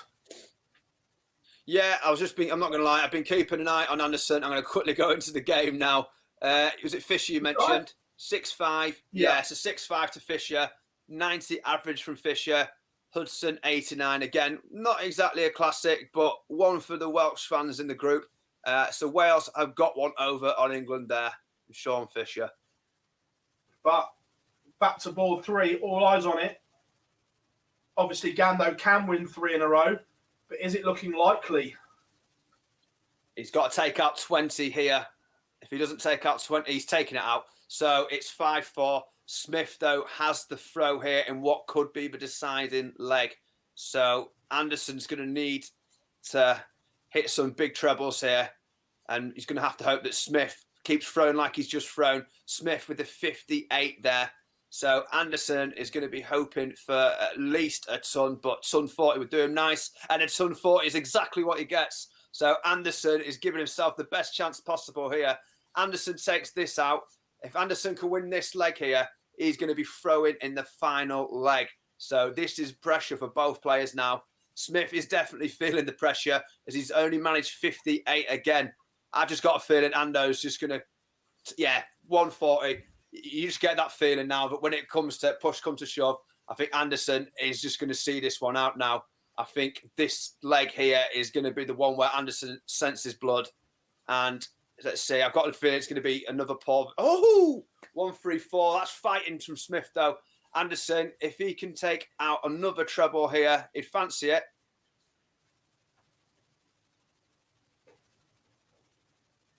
This, 57. I tell you what, this is cagey now. This is cagey, mate. 1-6-4 on the board for Anderson. Smith, 2-5-1. But remember, Smith is on throw here. And he takes out a ton to leave 1-5-1. Anderson, what have you got, mate? 1-6-4 on the board. 9 darts thrown. Couple of trebles would do well here. Ton 39, there they are. Anderson leaves 25. Smith, pressure for you. 1-5-1 on the board. You don't want to mess this up. What's he going to leave? I don't believe it, mate. Every time I'm watching this game, Smith is checking out these big numbers of fun. He's just taken 1-5-1 out, and that is Gary Anderson out of it. That's unbelievable, mate. Every time he's just saved himself with these big trebles. That's 3 or 4 in that game where he's hit ton plus finishes. Excellent, excellent work there when it matters from Smith. Fair play. Ross Smith pulling an absolute rabbit out of the hat. Few going on here. Dimitri Vandenberg has missed a match dart. Peter Jakes levels up at 5 apiece. And I think he does. Jakes will have the darts in the decider. And I'm just watching the stream now. If this double 16 goes in, I don't know if it's this set of darts or Vandenberg misses again. He can't see any of this double 16. The first 2 darts have blocked it. And he's literally just gone over the top. What a dart that is from Peter Jakes. Also, Chizzy on board on stream board 2, 5-4 up. We're going to go round a few of the boards. Simon Whitlock 2-1 up on Peter Wright at the moment. Andrew Gilding 2-1 up on Merv King. Vincent van der Voort 5-3 up on Jeffrey DeJuan as well. And board 10, Daryl Gurney 3 apiece with Jim McEwen. Ian White 4-3 up on Jesus Noguera. And we've got that Noble going on board 15. as well. I'm going to jump back into the chat room because there's a few bells to the questions as well. Keep an eye on these games as they're coming in. Steve Beaton 3 down at the moment. Yeah, 3-2, but Florian Hempel was playing some sensational darts early on, has dropped off a little bit. Henry says, when the Challenge Tour is in full swing, do you think it will be the combined order of merit that will determine the associated places for the autumn series in Barnsley, or still the Q School? I think they'll go back to the Challenge Tour order of merit, mate. I think they only used the Q School one because that's all they had to go off. I think it will go back to the Challenge Tour one. Jimmy? Vandenberg's done it, mate. I'm just watching now. Against the Throw, after missing match starts, Dimitri Vandenberg leaves 47 after 9. That's some stones. Van der Vaart's just gone through as well, hasn't he, against us one. So one for the Dutch ones there. Van der Vaart, 6-3, comfortable game for him looking at that one. So, yeah, Van der Vaart is also through. Yeah, Dimitri breaks in 12 in the Nobles. Super stuff from the Dreammaker. Jonathan says, Matt Campbell going in to be in the Pro Tours then. I think there's a fair chance he's going to get invited. Obviously, being over in Canada, I'm not sure what the implications are for him work-wise, quarantine-wise and all that. But the fact he's travelled over to Germany to play in the Challenge Tour, if he's invited in enough time, I would fully expect to see Matt Campbell take his spot, yeah. Oh, yep. Just checking up there on board 16. My man, Alan Suter, is warming up at the moment. Always plenty of love for him when I'm doing these streams. He's done me well in the past.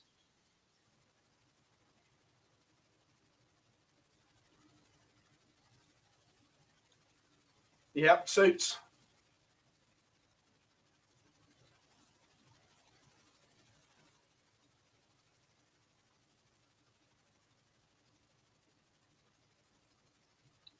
Is MVG honestly 13-2 today? To win today, yeah. Interesting. Okay. I think I could be tempted there. Very tempted. 1, 2, 3, 4, 5. Simon Whitlock pegged back to 2-2 now against Peter Wright on board 13. Right. 9 points better off than the averages, but it is 2 apiece. Board 12, Goldfinger again, 8 points adrift in the averages, but leads Merv King 3-2. Oh, you've got the bronze Adonis. One there on board 6 tiers. One for the name. Great names to pronounce in that one. Yeah, Boris Koltsov versus Gert. No, fucking hell. Nenge. I was close. I was going to go with it, but I was going to go with it. I'll take that. Yeah. So, yeah.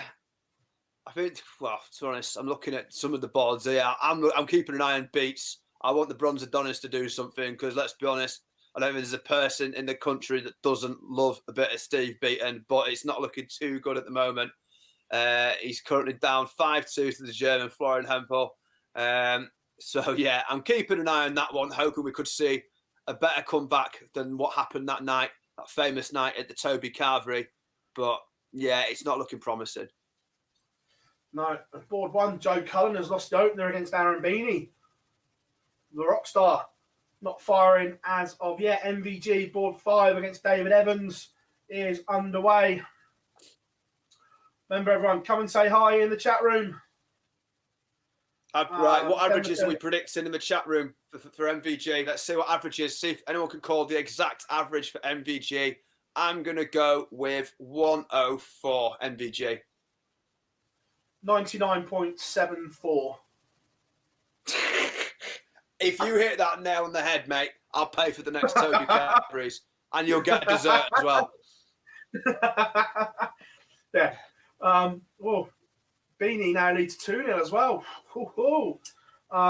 Denver asks in the chat room, are Robert Thornton's best days behind him or can he get his tour card back? I think he can get his tour card back. seen enough signs when he's played in the Pro Tour events, he still has the game to do it.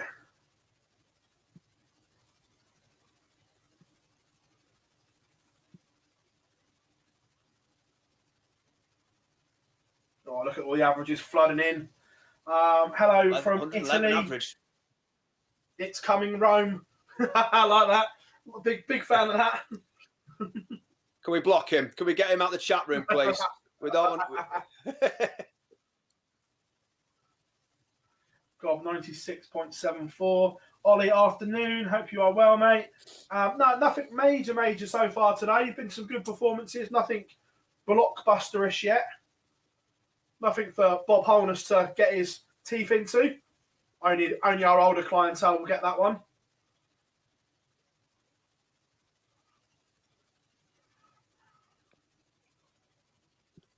But again, come and say hi. Yeah. See any other links, please share them on social media so all your friends know that the stream is going on.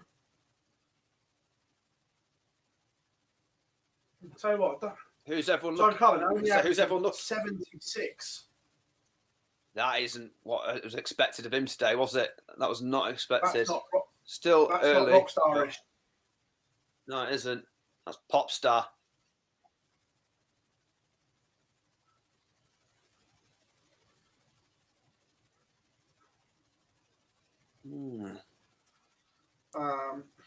Says, is it coming home or is it coming Rome? Look, I think Italy have looked very, very good, but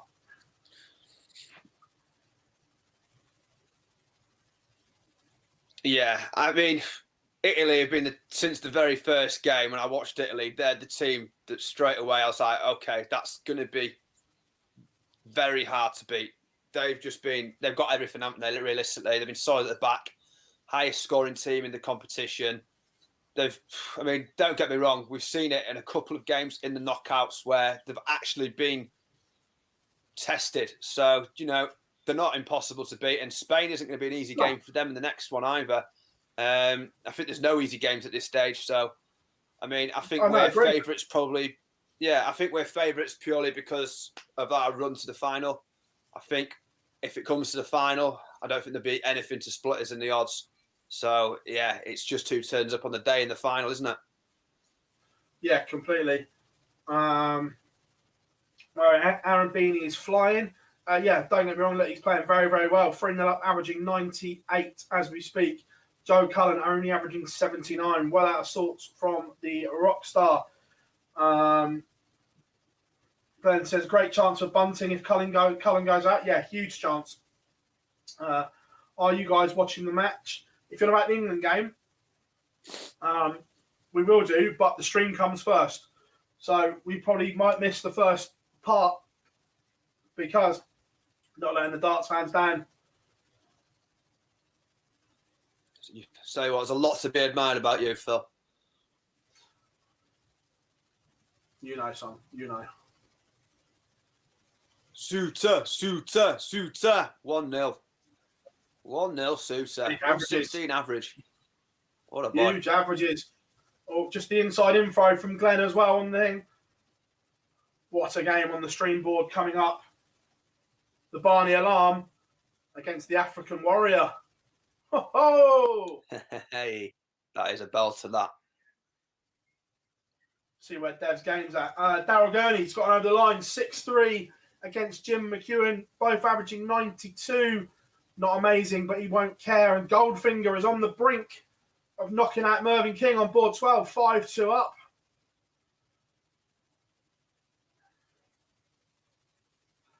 Jarlath still hashtag Southgate outfield. Yeah, look, nothing to change my mind. Have the results been good? Yes. Do I enjoy watching England? No. You'd like to see Terry Venables back, wouldn't you, Phil? Or Glenn Hoddle? Yeah. Oh, I tell you what, that Venables documentary, for anyone that hasn't seen it yet on Sky Documentaries, brilliant. Absolutely brilliant. I literally started watching that and I was basically had to go somewhere, but I'm about 10 minutes into it. So I've got that to look forward to tonight. Yeah, it's really, really good, mate. Yeah, I'll give it a go. Merv King's pulled one back. Some huge ones now warming up. Oh, I tell you what, board 10. Oh, I got a treat. Adrian Lewis against Danny Baggish. Oh, loving this one. Yeah, that's a potential good one. That, I mean, you're obviously keeping a close eye on AD after bigging him up earlier. So yeah, I'm expected to see something good there. And I quite like Danny Baggish as a personality as well. So I like to see him do well too. Yeah. By the looks of it, it's been changed to a noon start on Wednesday. Surprised that. It's what? Been changed? Yeah. What, is it the darts or the football? The darts. I'm surprised they've changed it. Yeah, I was going to say, I'd be surprised if they moved the football, like. Yeah. Is it starting earlier then? Yeah. God, I tell you what, a lot of people are jumping on me saying, Southgate, hey, look, this isn't a new thing. Tiz will tell you, how long have I been saying this on my Twitter that I don't like Southgate's England? You don't like the football players. Thing, is it? No, I've been saying this for, 2 years? I don't enjoy watching England play. Yeah, it can be a hard watch at time. It's one of them. I mean, I'll be the first to admit that I've slagged off a few of his team selections in this tournament. But at the same time, it's one of them. He's probably having the last laugh to the point because look at where we are. We've not conceded. But if you look through my Twitter, good Lord, a few players have probably been on the receiving end. Southgate's been on the receiving end a couple of times. I think like most people have probably, when it comes to football, it becomes kind of heart over head sometimes as well. We're all passionate. It's all opinion based. And I remember a lot of Man United fans, even when Jose got them second in the league, they still wanted him gone because they weren't happy with the football that was being played. Look, if he wins it, absolutely fair play to him. And I'll be happy as anything England won a trophy. But I don't like watching it play. It's like watching Manchester City or watching Burnley. Sorry, any Burnley fans in the chat room. What would you rather watch? I don't know. Turf Moor when it's full, you know, it's not a bad place to be. I've been a few times. My dad's a Burnley fan, so I'm not going to sit here and slag off the Claretsville. You know, I'm going to side with the boys. Yeah, and plus, look, I've been spoiled that I remember watching great England sides play football under Venables, Robson. Under Hoddle, we played some really good football as well. Yeah, Ramos. That was painful. Look, I don't think I've really said this, but obviously Tiz knows, we've known a long time, but I was lucky enough that I went home and away with England for probably 4 or 5 years. Had some absolute great away day memories, like being in Paris for Bex's 100 cap, privileged to be in Seville, and I watched that great Spain team batter us on the day, but watching that Spain team play football was a joy. And as Tiz will know, when they gave Hodgson the job over Redknapp, I never went again, did I? And I don't think I've been since. No, you haven't. I went everywhere to watch England play, and it was great. But when they gave Roy the job over Redknapp, and it was just boring, and it's just been boring ever since. Look, just my opinion. It's just, I agree. It's just been yes men. I mean, don't get me wrong. I'm not completely against Southgate. I'm not completely for it, but at the same time, I'm not going to knock him. One, because he lives down the road from me, and he gave me a trophy for top goal scorer when I was 12. So that kind of sticks in the back of my head. So I'm not going to completely throw him under the bus here because he's been good to me.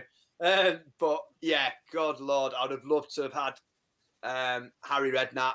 I would have loved to have had someone that just throws the attacking players on and just lets them play. But if we win it, I'll just forget I ever said anything like that. I'm sure people will remind me on social media what I said, but look, I stand by what I said. I haven't changed my opinion. I don't like watching them play. I'll probably delete my Twitter.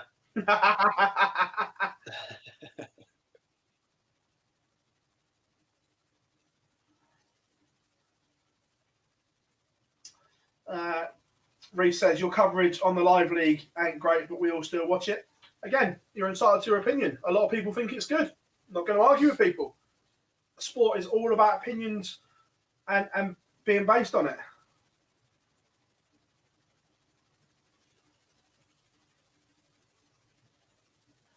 Yeah, Merv King has forced a noble.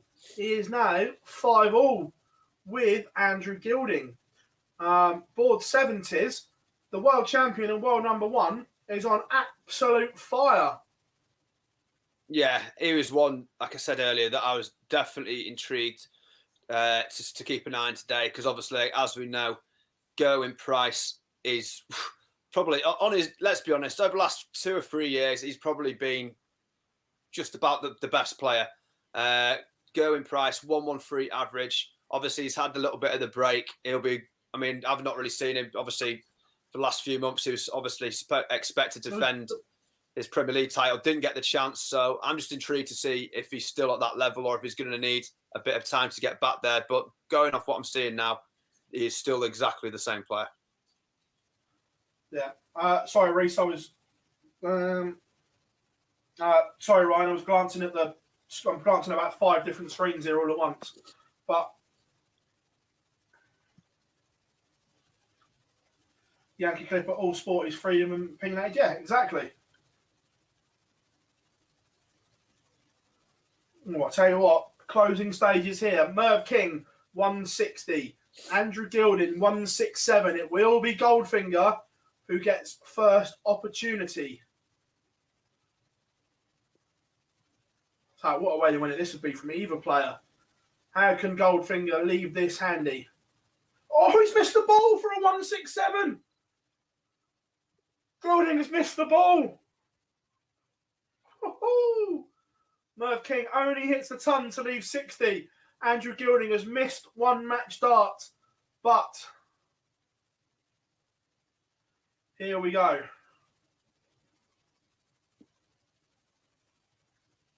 Can he take out? Oh no, he's missed another one. Andrew Gilding has now missed 3 match darts in total. Merv King, I would expect this 60 to go. He'll plonk one in the 20 and then he'll float one over the top into treble 20, just like I said he would. Merv King, comeback king, knocks out Andrew Gilding, who missed 3 match darts, including 1 at the ball for a 167.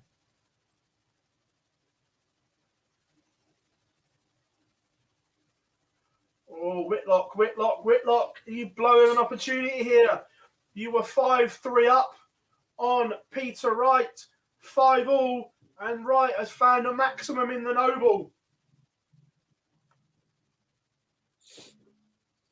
Right, on the Whitlock throw, 217. Right on a finish, 140.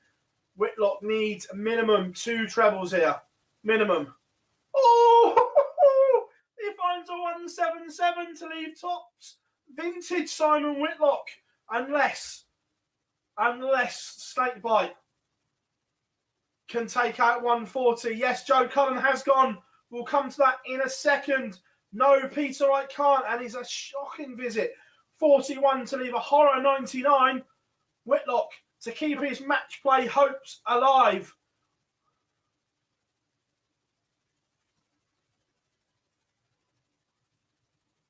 Does it? Last dart in hand. Simon Whitlock marches on. Peter Wright departs. Is the Wizard going to go to Blackpool? Joe Cullen has gone, beaten by Danny Baggish. I was going to say, no, he wasn't. He was beaten by Aaron Beanie. So you got a couple of results. Tis MVG in, Cullen out. Yeah, expert punditry from yourself there, Phil, but just keeping an eye on. We had a little average competition earlier. Gob, you weren't far out, 96. But Nathan Osley, he's correctly called it, 95 average there for MVG as he progresses against David Evans.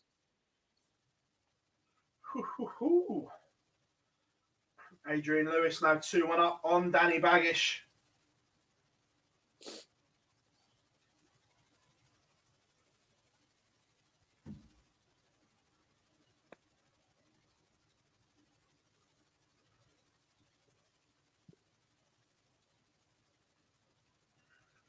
Gezzy's playing like a beast, isn't he? 109, 5-1 up, 109 average. He's feeling it today.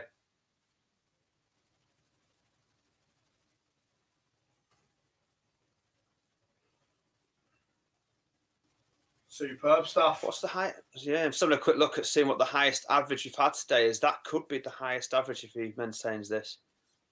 I think that's the highest I've seen. Yeah. Yeah.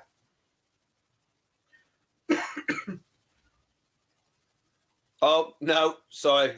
Miles off. 115.73 from that man, Raymond van Barneveld. Of course. How can we forget Barney? Yeah, completely forgot about that. How could we forget?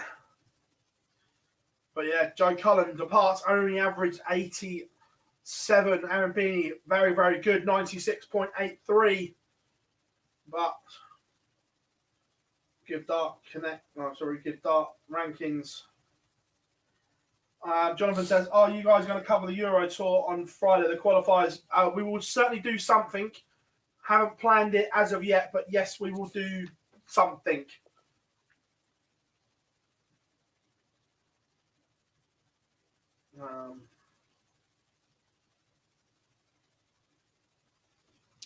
Matty Edgar, obviously, he's in the last 64 tie against Price. I mean, there's a lot of people looking out for Matty Edgar. I don't think the draw has been exactly kind to him there. I don't think anyone wants to face Price. So, yeah, 93 average. And it looks like that one is seconds away from concluding. And it is, as Go in Price checks out 20, 6-1 victory. And is that a 106 average next to his name? Yeah, so Price is on the warpath. Yeah, interesting times. Labanauskas, a race for the match play is getting interesting.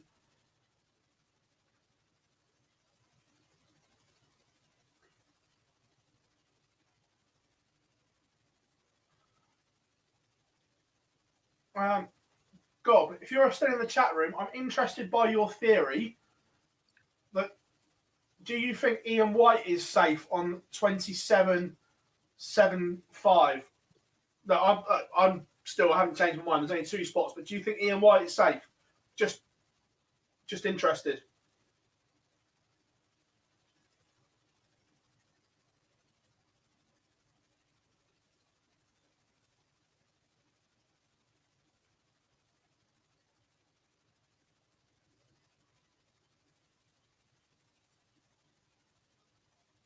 One for you, Phil, there. Has Josh Payne underachieved in the PDC?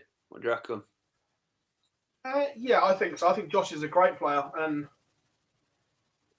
it'll be interesting.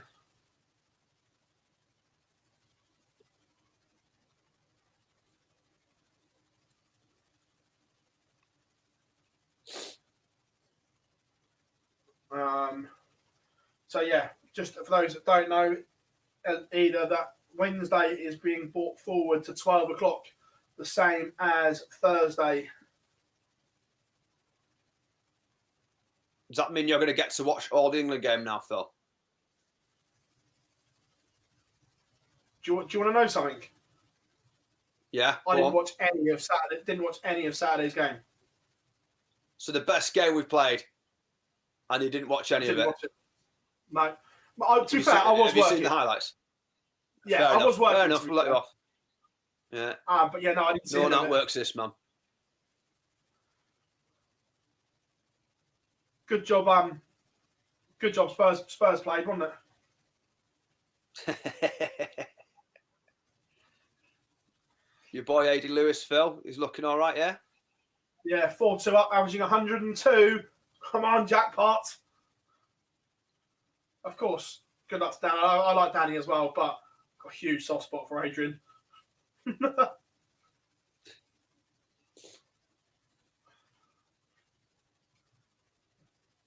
Board 12 seems to be a bit behind today. Yeah, it is, definitely. Yeah. Come on, board 12. That's probably the one that Labanauskas was playing on earlier.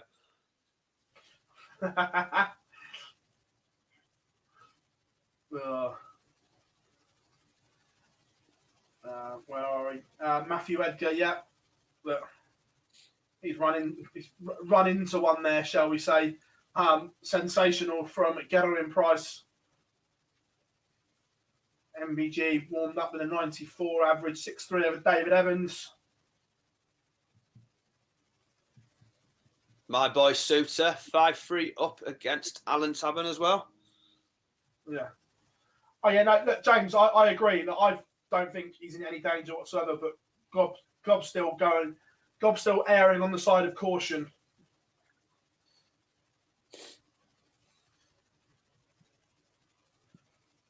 I don't know why Mensa hasn't travelled. He didn't go to the last one either.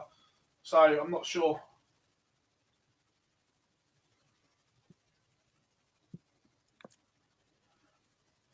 Whoa, Stephen. Obviously, you've not seen him anymore. It's now medium-sized Hendo.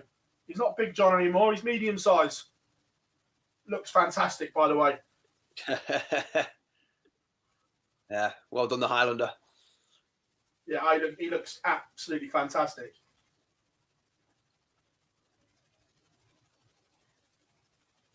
Again, come and say hi to us all. Plenty of you in the chat room. Don't be shy. No one bites in our chat room. If they do, we get rid of them. Similar to that, they get banned, thrown out. It's a kangaroo court, it is, isn't it? It's like, gone. Security's tight, you know. We do keep a good eye on it.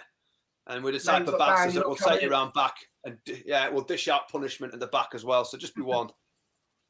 Yeah. Jose on the verge of a bagel.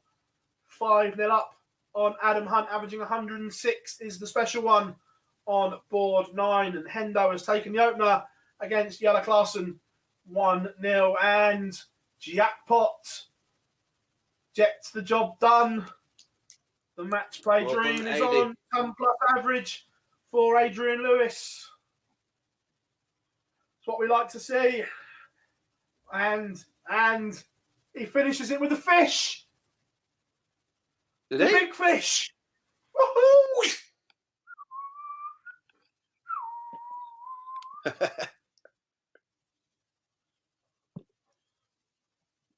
Absolute top draw. Been waiting for one. Everyone loves a fish. Do I?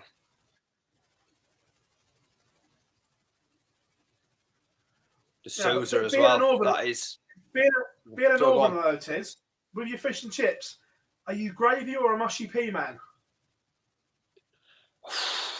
I mean, I've been known to do a bit of both. I'm not going to lie. One side for a bit of mushy, one a bit of gravy. And don't get me wrong, I will definitely enjoy a bit of curry sauce sometimes as well. But as a Northerner, I've obviously got to say gravy, and I can throw in mushy peas too. I'm more than capable of doing it. It's been known. Oh.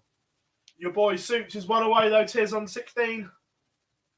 Yeah, he's doing us proud. One for the Scots, obviously. But yeah, Suits 97 average. He's a steady performer. Do you know, he's someone that I've only sort of got to know the last sort of season a bit. But every time I've done the streams, Suits has been one that's gone pretty far and he's impressed me.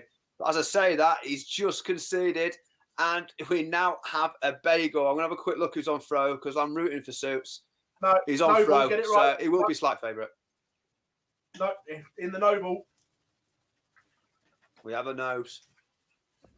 Adrian Lewis average confirmed 102.68. Super stuff. And Connor asks, says, do you think Adrian is still good enough to win trophies? Absolutely. Yeah. Definitely. Absolutely. Damon Hetta just getting underway. Jermaine Watamina against Florian Hempel. Tiz's tip. The Ferret takes the opener on board 11. Serial Killer 1 up on Martin Clearmacher coming through. No other game. I think games are being held because they're down to be stream boards, and the streaming boards are slightly behind at the moment. Lawrence says, is Wade still in? How did Wade do earlier on? Pretty sure he is. Yeah, Pretty sure he is. He was doing all right. I can't remember how he done, but he was doing all right. Let's have a look.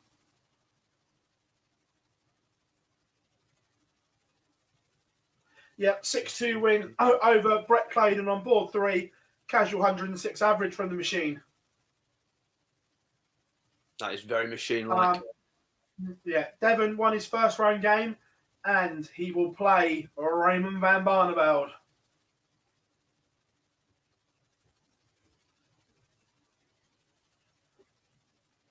Look, he still needs to do some work.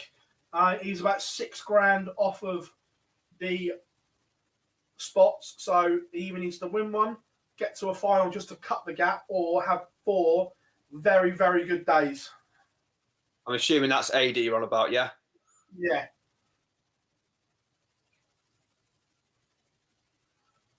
MVG's won his game, average 95. Yeah. So all good from him. But that noble leg, is it going to be the Tavern or Sousa? It is. Oh, Suits. No, God. Oh, he's left himself 8. He was on 38 and he's ballsed it. Tavern needs to take out double tops here. I think he will, to be honest. Let's have a look. It's taking a while for Dark Connect to get us. I don't think he's done it, you know. Oh, he's done it. Third dart, he's managed to do it. So Tavern is through. Unfortunately for myself, Suits is out. We are no longer going to see Suter in this, but fair play to Tavern. Well done, mate. I will not take anything away from you. You deserve it. Yep. Jose De Souza getting the job done with a bagel, 6-0. All good there. However, tis. However. Have you seen what is warming up? Let's have a quick look. What's in the warm-up? Devon Peterson versus... Who's warming up? RVP, Raymond van Barneveld. If you want to cover your ears, cover your ears. If you want to embrace it, Phil, press the button.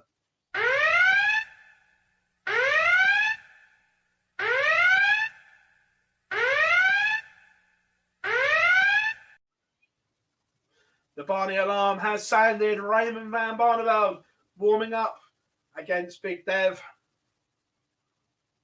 Jar's just legged it to the screen. I reckon Jar hears that noise and just shudders. I think that's his alarm on the morning. I'll tell you what, Joe Mernon 5-all with Gary Blades. We've got another Noble as well on board 3. Jason Heaver 5-all against Martin Thomas. They're all coming to a climax at the end. Medium-sized Hendo 2-all with Yella Clarkson. Who's going to blink first?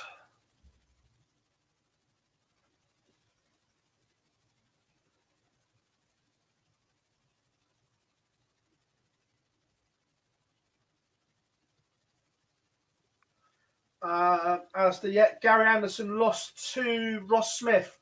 Ross Smith took out 151 to win it. Yeah, that's right. He hit 3 in the time that I was watching it. In the final 5 legs, he took out 3 ton finishes. I think it was a 101, a 128, and a 151, I believe. And that was just in the 3 games that I managed to have a look at. So, yeah, his doubles has basically seen him over the line in what was a tight game. Yeah, and I think it's Gurney and Lewis next. Oh! That's a big one, that. That is a big one. There's a bit of a... I mean, there's 2 fiery characters. If that starts going, that's got potential fireworks, that.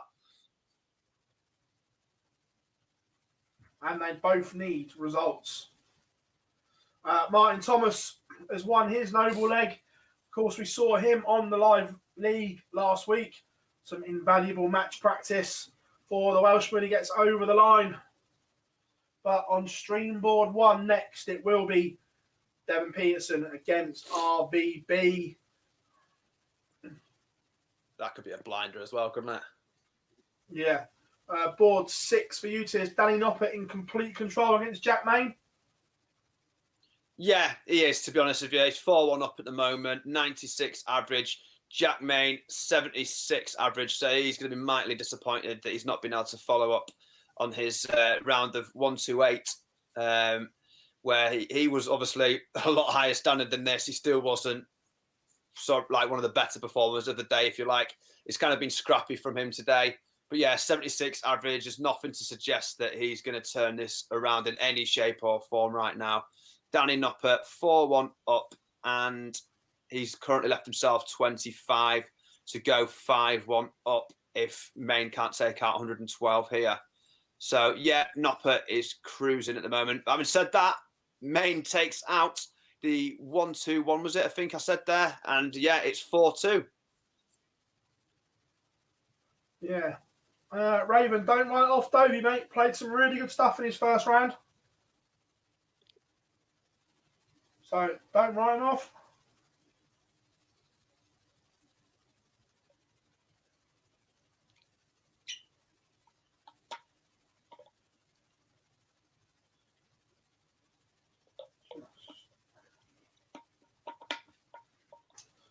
Where are we? Let's have a look.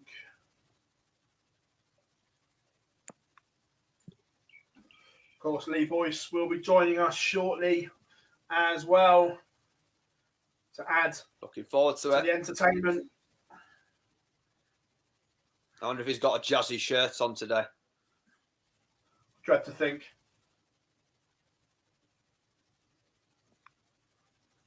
Dread to think what Boyce he's got on. Brian like Joyce. Yeah, it'll be a jazzy little number, Tiz. Oh, it will be. I mean, I was going to join him, but you know, played it safe in the sports top. Looks like Payne's about to do it, doesn't it? Payne's left 64. Hamilton's not on a finished either, so Payne 64 to see it out. I'm just going to quickly keep an eye on it. You'd imagine he should do it. Oh, he doesn't. He's left double tops, given Hamilton the smallest of chances, but he's going to need to leave something realistically where he can check it out in one, maybe two darts on the next visit. But I can't see Payne not checking out double tops on his next visit. Yeah. Jermaine, what's the mean? Yeah, Hamilton's big result, potentially. Yeah, definitely. Yeah, Payne does it in one dart. So Josh Payne makes it through 82 average. Not a classic by any means, but he won't really care right now. The main thing for him is he's made it through. Yeah, Danny Noppert potentially one away on board 6 as well. Just going through, and Yellow Clarkson has pulled one back. The Ferret one away against Gordon Mathers. He leads 5-1. We are tee something up.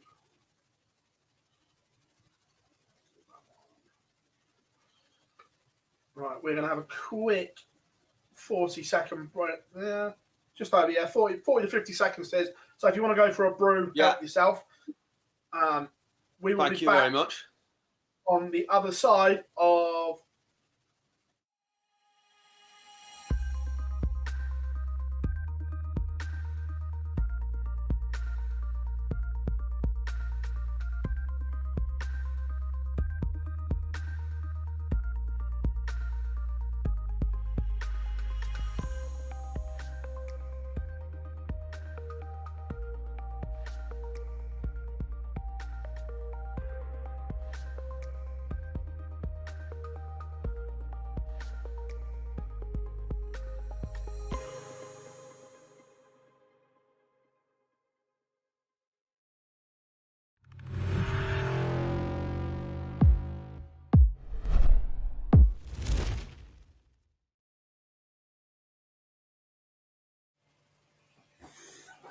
Welcome back Hey, to up. Online Darts, everyone. Magic. Here we are, Super Series Live, and we are back. And it's if by magic, Boise has joined us. And I'm not going to lie, I'm a little disappointed. It's only a hoodie. I was expecting something Wayne Mardo-esque. Will this help? Oh, yes. You pulled one out of the bag there, mate. We'll give you that one. Are we both doing all right? Yeah, all good, mate. All good. Welcome along to Super Series Live with us here at Online Darts. Our coverage is brought to you in association with Red Dragon Motorsports and, of course, Betfred, the title sponsors of the World Matchplay. Welcome along. Come and say hi in the chat room. Plenty of you in. Make sure you drop us a like and subscribe. Turn notifications on. And, of course, our 10K giveaway will be given away on Thursday. So make sure you head over to the YouTube channel. Not now, obviously, but afterwards. And all you've got to do is like the video, hashtag ODDarts in the comments, and subscribe. Nice and easy. And one lucky winner will be picked at random. What have you thought of the day so far then, Boise?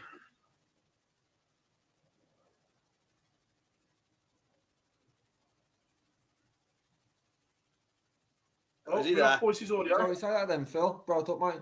I said, what have you thought of today's play so far?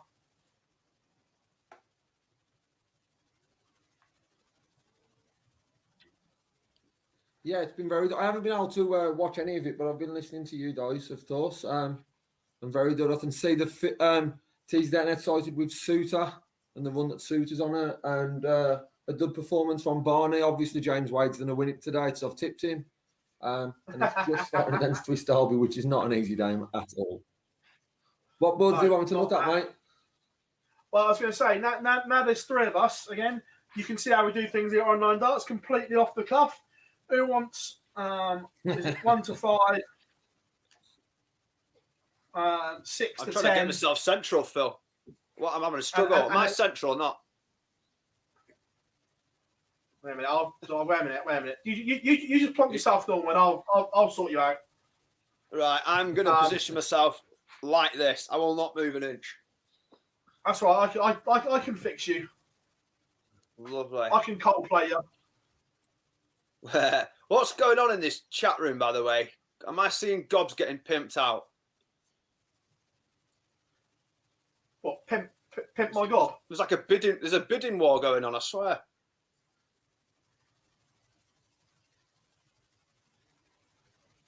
Keep your hands off him, he's mine.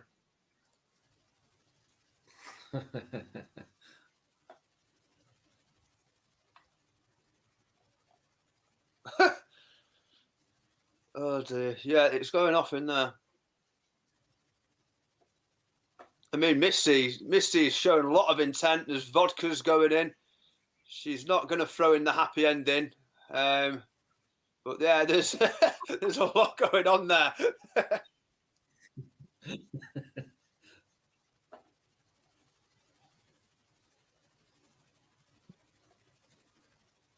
I mean, if by magic tears, there you are, you're central. Thank you, mate. That is, I've always wanted to be the focal point. And like we said, Chris Dobie 2-0 up, averaging 125. All right, Dobes. Just looking on the stream as well, Barney's persisting with the darts that he threw with last time out. Okay. God, I know you're watching. Look at the size of the Devon Peterson dart on stage one. It looks like something that should be in the Olympics. It's huge. Absolutely huge. Yeah. But where are we? I think we've missed it, but I'm just going to get the result. I think Hendo 5-all. But in a deciding leg, John Henderson's gone 140, 45, 140, 140 to leave 36 to knock out Yella Clarkson. Phil, how are the boards playing? You've obviously been keeping a bit of more of an eye on the streams, obviously, over myself, and it's quite early in the day still here. But obviously, I kept an eye. I saw on Gezi Price's Instagram a couple of weeks ago. Let's just say he wasn't best pleased with the quality of the boards. I won't use the expletives maybe that he used, but yeah, he wasn't exactly happy. How are they playing today and this week? They feel like, look, dartboards are always going to have issues because they're made from a living plant. They're not all going to be perfect. There is always going to be issues with them because they are made from sisal, which is living. Look, I just my opinion, that unicorn boards get a lot of stick. They're not as bad as what people make out. Look, the Blade 5 dual core is the best board by a mile, in my opinion. No ifs, no buts. But the way they're stored, they go from freezing cold in front of a red hot light. So they dry out quickly, which causes hard spots. But look, the dart that Gezi had fall out the board was right in the middle of the bullseye, touching nothing else. So look, I can understand why he'd have the ump. Yeah. But going back, right, the demographic way, who wants 1 to 5, who wants 6 to 10, and who wants 11 to 16? You two pick and I'll have whatever's left. Lee, you do the honours, mate. You get to go first.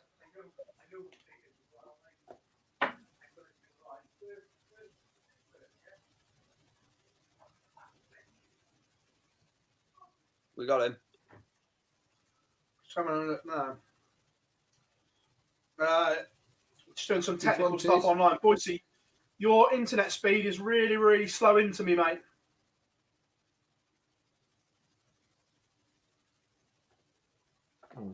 Sorry, 1 second, mate. You know where it's, buddy? What boards do you want anyway? 1 to 5, 6 to 10, or 11 to 16?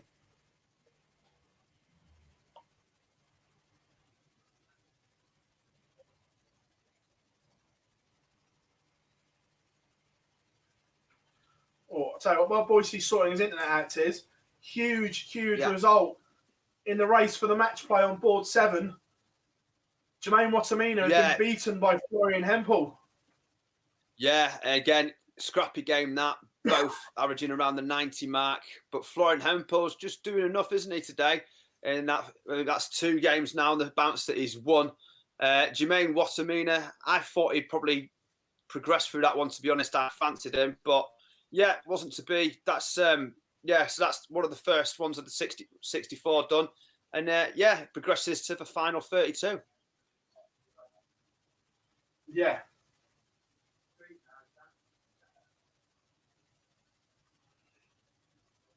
Who else has we got looking at us now? Richie Edhouse obviously knocked out. It was Duzza, wasn't he? He took out Duzza. Was it 6-0, 6-1 or something? Yeah. Against Scott Mitchell. That's started at a bit of the pace, to be fair. Both players averaging in the tons, but Edhouse is currently 4-1 up with a 105 average. But yeah, that looks like a good quality game.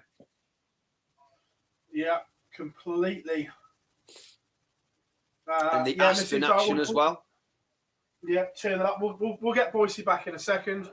Here, and just if like magic, Boise appears. Dodd knows what's happening. I must be Ryan Dobbs. Yeah, can you know what it is? Can hear you. Yeah, we've got him. Boise. It's Did you tip James Wade? No. Yes, he did. I think he might have done. I think we should give Boise board 1 to 5, just so we can call him board 3. See, Tiz is learning quick. Tiz is learning quick. Oh. What's it looking like on board 3, Boise? We might pair you two together on the first Matchplay show. Yeah. Oh dear. Phil, you were quite interested in board 3 as well for the other side of the board, Chris Dobie. So who's coming out on top, lads?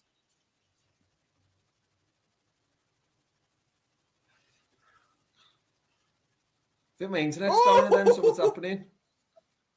Dobie's 5-0 up. That's what's happening. His internet's completely fine. You know his internet's fine. He's just so. What a time to join. So yeah. So boys, you're going to do 1 to 5. Yes, mate. What do you want to do, Tiz? I can do 6 to 10 if you want. Yeah, and I'll do 11 to 16. See, look, we do things nice and fair here. Who wants what? Yeah, we do. I'm curious. Have you got any more tips for us, Boise, after this? No, I'm not saying nothing else. I'm not saying another word. If it wasn't for Wade, I was going to go for Joe Cullen, and I'm glad I didn't say anything about my second pick today because he went out after his first man. He only made money because he got a buy, so. Right. I'll tell you what, for the first time on the stream board, Barney's throw is in danger. Boys, I know it's one of your boards, but I've got it on the stream as well. It's in danger for the first time. Yes. However, Peterson has missed 2 at it, and Barney has got double 10, 3 darting, and misses those 3. So Devon Peterson's already missed 2. Missed 1 at a ball. Looking at this for a 1-6-1, Devon Peterson. But Barney's now just missed 3 darts, so Devon Peterson's coming back for a breaker throw. But more importantly, James Wade has got a lead back on the board against Twist Dolby, so it's 5-1.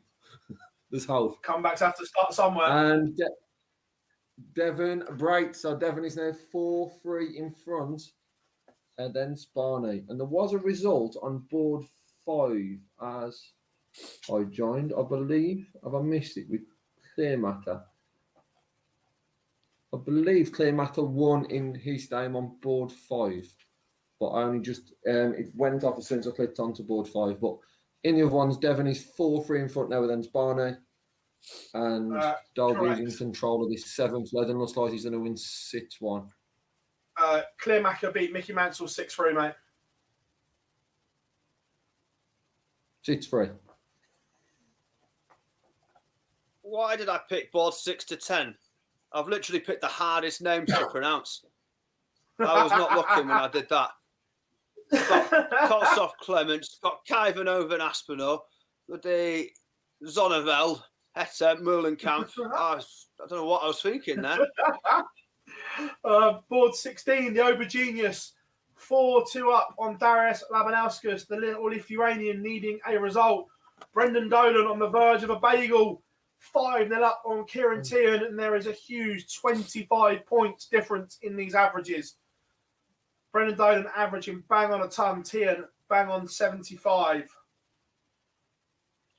Damon Hetter's made it through as well. Let's go on, mate. We have a result. Twist Dolby 6, James Wade 1. So glad that's the first result I've told in today. I didn't catch that, Boise. What was that result? 6-1. Twist Dolby 6, James Wade 1. Cheers, mate. It's all right. You can recover now. We'll. It's easy running from here now. Put it back. Put it in the past. And on board 4, Devon Peterson has missed 2 darts to go 5-3 in front, and Barney's coming back for 68 to break straight back. Barney takes it out, so Devon and Barney now 4 apiece. Break straight back. Missy in the chat room. Who is the Asp up against next? So he's currently in play against Kyvenhoven. Do we know who he'll go against next? Or would it be a case of... What board's he on? Board 10, isn't it? He's currently on board 10, so it should... It's all right.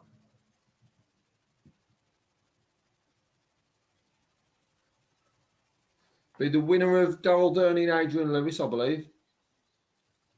Ooh. So 2 good games there, regardless of who he gets. Yeah. Stephen says, did Hendo go through? Yep, 6-5 over Yella Clarkson. Devon's looking strong. I'm not convinced. I don't like the new darts. I don't like the setup. I think it's too long.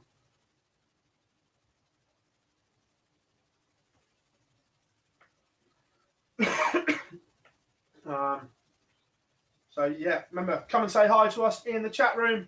Make sure you drop us a like. Well, only 73. Can we get that to a ton? Surely. Surely we can. Treble Simon 20 Whitlock. double tops. Yeah. Ball, showboat. Simon Whitlock underway on board 13 against Ryan Joyce. Huge game for the Wizard in the race for the match play.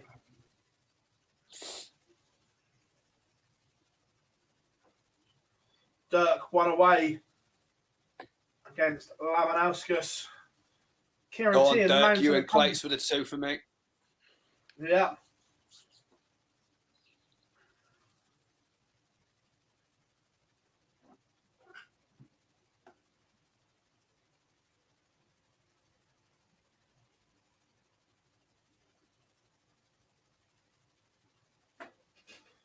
Da, da, da.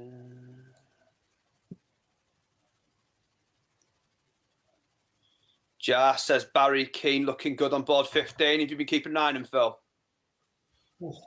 Always got an eye on Barry Keane. He is. He's playing some really, really good stuff. 3-1 up on Max Op. He's only averaging 86, but he's taking his chances when they're coming along. Max Op, 13 points better off than the averages, but trails 3-1.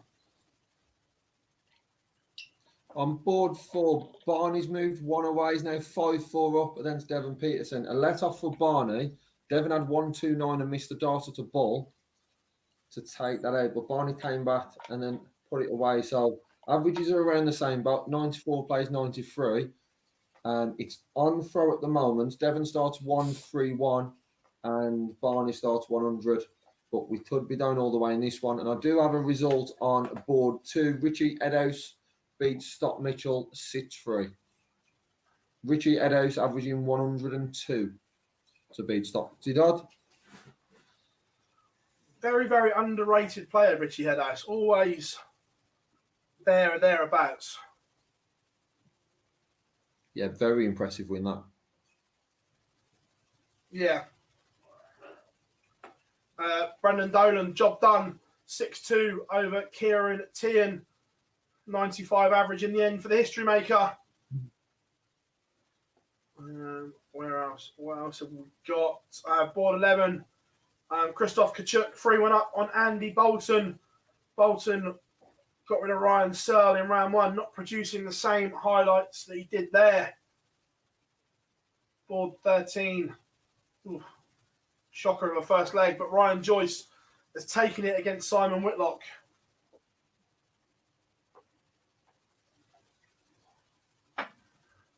On throw in this Peterson-Barney game, Devon's left 130, Barney left 170. Peterson can't take out the 130 and only leaves 65. So Barney's coming back for the big fish to win it. Can't take it out. 1-2-2. Pressure on Devon. Devon's at 65 here. Barney's on 48. Devon takes it. We are going to the Noble. Oof. If not, and he doesn't. So Barney's coming back for 48 for a 6-4 win. Remember, Barney Army fans, contact Jarlath Eaton for any Barney clips on Twitter. He's a huge fan. And Barney wins. Barney wins. We will be hearing more then. Barney wins 6-4 against Devon Peterson. I'm sure we have an happy Jarlath in the chat room. Oh, I tell you what. Is the match play dream coming true for Raymond van Barneveld? Is it?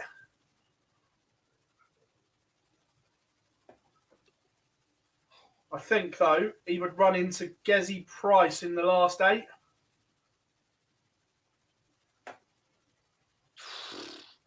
Yeah, that's about as tough as you can get it, isn't it, at the moment? That's, yeah. He's going to do well. He's on board 3, isn't he? Price is on board 7. What's that? Price on board 7, isn't he? I thought Price was on board 3. Barney's on 4. Price beat Edgar in the last one, didn't he? That was board 7. Am I right in thinking that?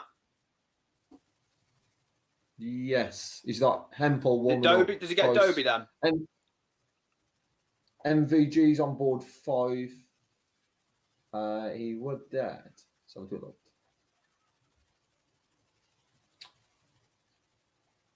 Try and see who's on board 3. Oh yeah, Dobie. Yeah, the churches. Yeah. Could be a big result for either of them. Tell you what, the Asp is having a bit of trouble with Kyvenhoven as well. That was a really scrappy last leg. Yeah, it must have been a good 18 dart leg, that at least, I think it was. So it's a bit scrappy. But yeah, Aspinall 4-all at the moment. I'm sure there'll be a lot of people who maybe tip the Asp today. He's a very, very good top performer. So yeah, Aspinall, it's going to be tight as this one. I think it's going to go to a Noble. Looking at this, there's nothing to split them. Yeah, massively.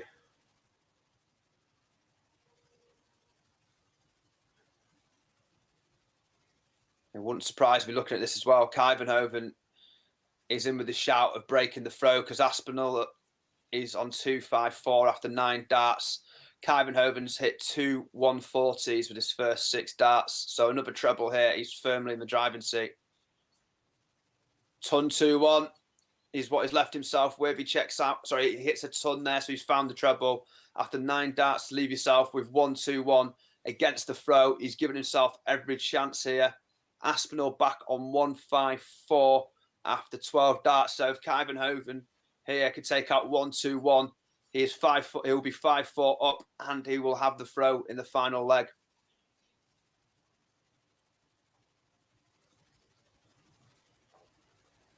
Leaves 2-5.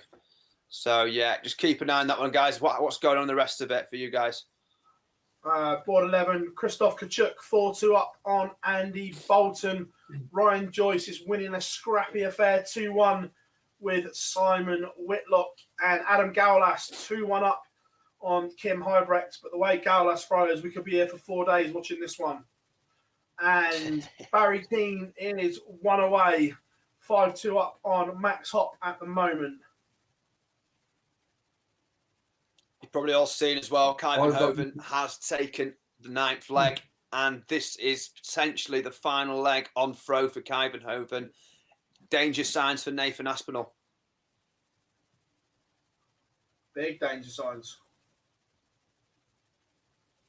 There's no action currently on boards 1 to 5, but the games warming up are Aaron Beanie, Stephen Bunton on board 1. Dave Chisnell, Jason Lowe is just got underway on board 2. On board 3, it's Ross Smith and Martin Thomas. Board 4 is Mike Udetta and Yoza. And on board 5 is Clear Matter against Michael Van Derwin. So those are the 5 that are either about to get underway or just started.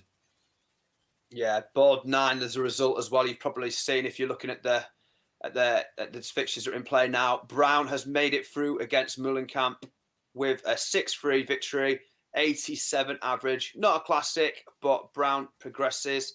There's more games that are obviously going close. Clements versus Kaltsoff. That is currently 5-3. But Kaltsoff looks like he's got every chance of taking the next, which should make it 5-4. But I'm going to call in this Aspinall game now because that looks like it's moments away from being done. But it's probably 6 to 9 throws left here, guys. 6 to 9 darts. So you might want to come back to me, Phil, if there's anything happening your end. Yeah, got a potential break of throw. Well, sorry, potential hold of throw to go 2-all. Oh, no. Looks like Ryan Joyce is going to go 3-1 up here on Simon Whitlock. Whitlock's gone round the houses. He's missed 1 at tops, 1 at 10s, and Joyce pins 3-1 to Ryan Joyce.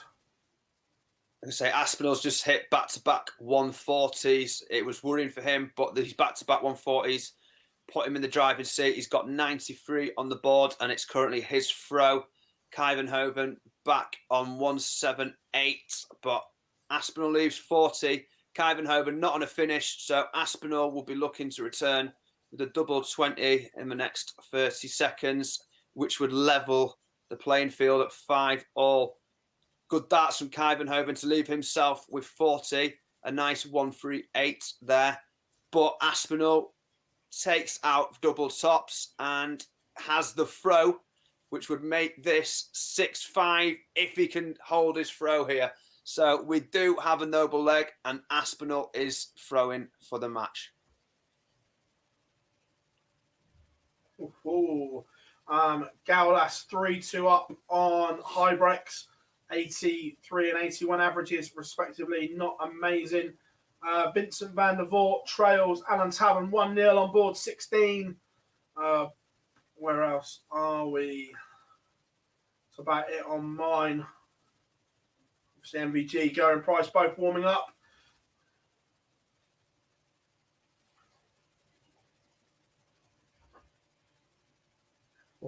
Early stages on board 2. Dave Chisnell has just held throw against Jason Lowe. Jason Lowe went 45 and then 3 140s to leave 36 after 12, but missed inside on the 18s and was unable to take that out. So Chisnell does leave early on in this one 1-0, but missed opportunities by Jason Lowe. Also on board 1, Aaron Beanie, who knocked out the informed Joe Cullen in the last round, has just started against Stephen Bunting. Just a quick one. Daniel, if you want a certain answer, then no, he's not safe. We think he's safe. We're not saying mathematically. So if you want a certain answer, then no, he isn't safe. Kyvenhoven is on the big fish here to take the match. Aspinall with 1-4-2 on the board. Oh, it's not the best visit. 58 to leave 112. Aspinall has 142 left. He's going to need a big visit here.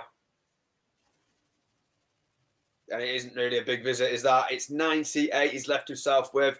Only manages 44 from them last 3 darts. Kyvenhoven, this isn't easy though, 112. He's going to have to leave something. I mean, that's not bad. That isn't bad at all. 92 to leave himself with 20. Double 10, one of my favourite doubles, to be honest with you. I like it just down the side there. Aspinall, 98 left.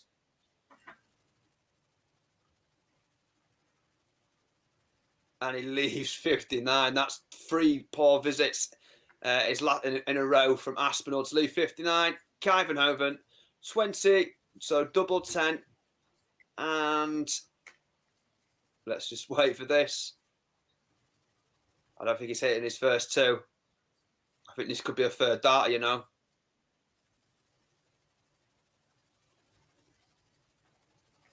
Yeah, after 3 darts, Kyvenhoven checks out 20, and we say goodbye to Nathan Aspinall. Oh, the game between Max Hopp and Barry Keane. Max Hopp was mounting an assault on the Keane Barry throw to level up at 5-all. Keane Barry finds a 180 to leave 81, and Barry will have darts first and takes out 81-3. Keane Barry survived a little bit of a fight back there. Max Hopp 6 points better off in the averages, but gets the job done and books his place in the next round. Good to see the young man doing so well after the heartbreak of Super Series 4.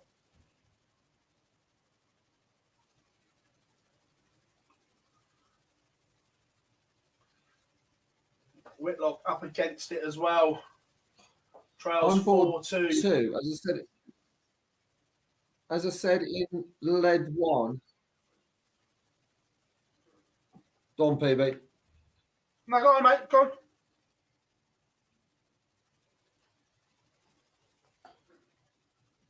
Just going to say, on board 2, Dave Chisnell's now 2-0 up against Jason Lowe. Jason Lowe missed 3 darts in lead 1. That's a double. Has now missed 3 darts in lead 2, sorry.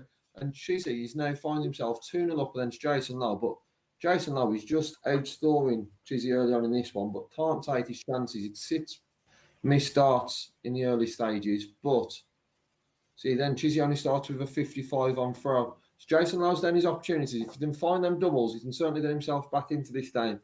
And on board 1, there was an early break for Aaron Beanie. Just on 1-0 up against Stephen Bunting.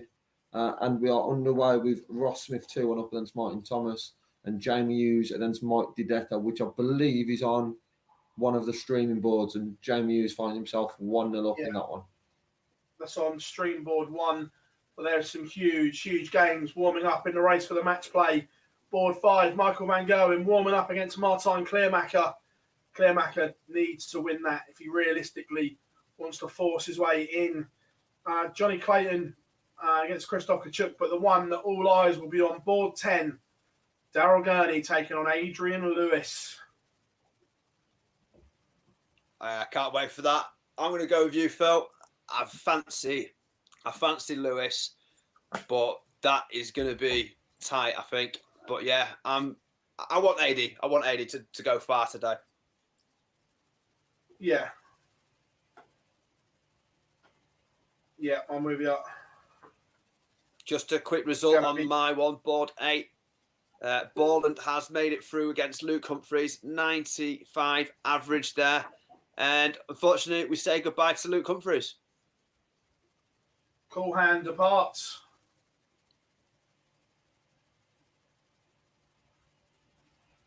Gezi Price has taken the opening leg as well against Florian Hempel. So Gezi Price, 102 average so far. Let's see if we can keep them sort of numbers up. But we're only one leg in. Barney moving up to 25 now on that order of merit. He's within 9. Edging ever closer is the Dutchman.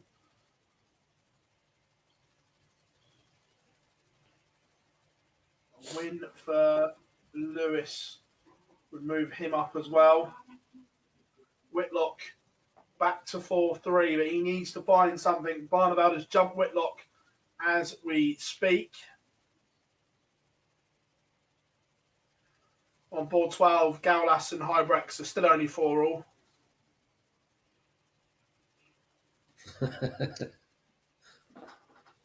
We are MVG's underway against Kleermaker. So Kleermaker's got the throw in this one. They started back-to-back 140. So good start from Kleermaker against Michael Van Gerwen. And Jason Lamb missed more darts in lead 3, but was able to take it out in the end. So that's a break of throw and a lead back on the board against Dave Gisnell. I think Price must have dinner reservations because he's currently 2-0 up and he's just hit 180 and a ton 40. So I'm assuming that Price has other places to be because he's just not messing about.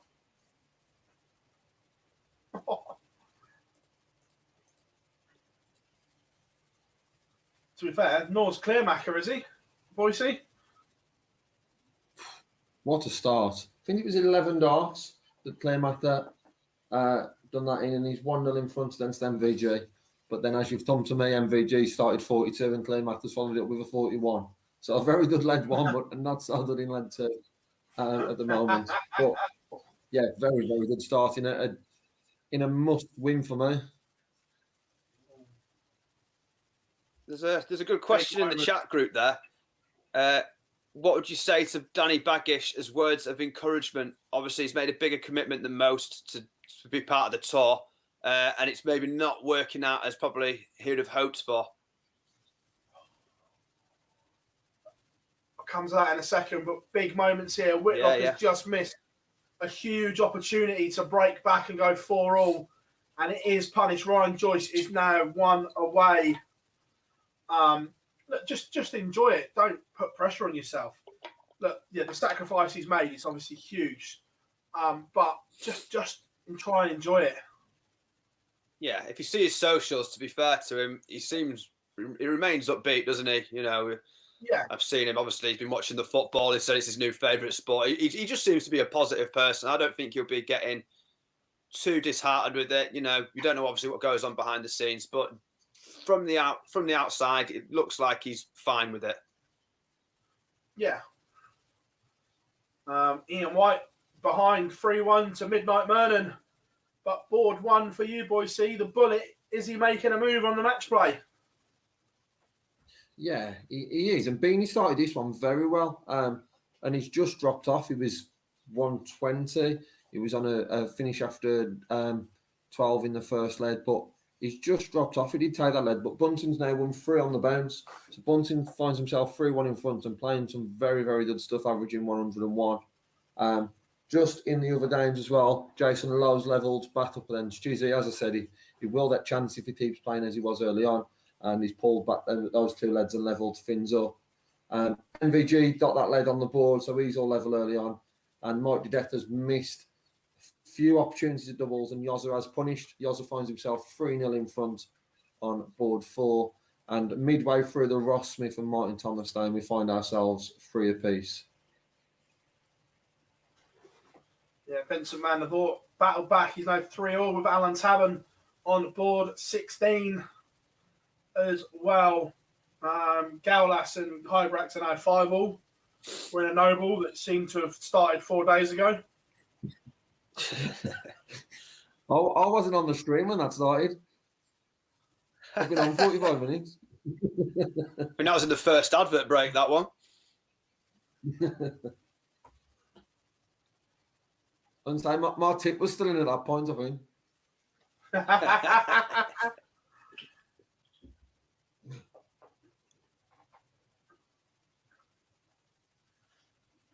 This MVG Gurney clear one up back against Lewis.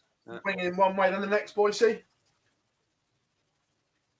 Yeah, whoever's got the throw is very comfortable on throw. It's not as if, like Clay McAree averaging 106, but MVG started 1-3-3 and 1-2-2.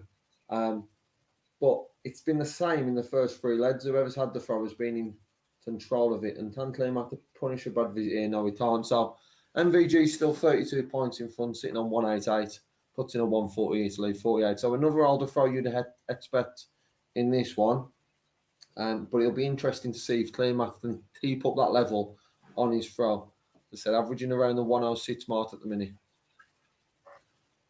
Wizard has gone, beaten by Ryan Joyce, paid for his mistakes and finished in style. 161 to win it for Ryan Joyce.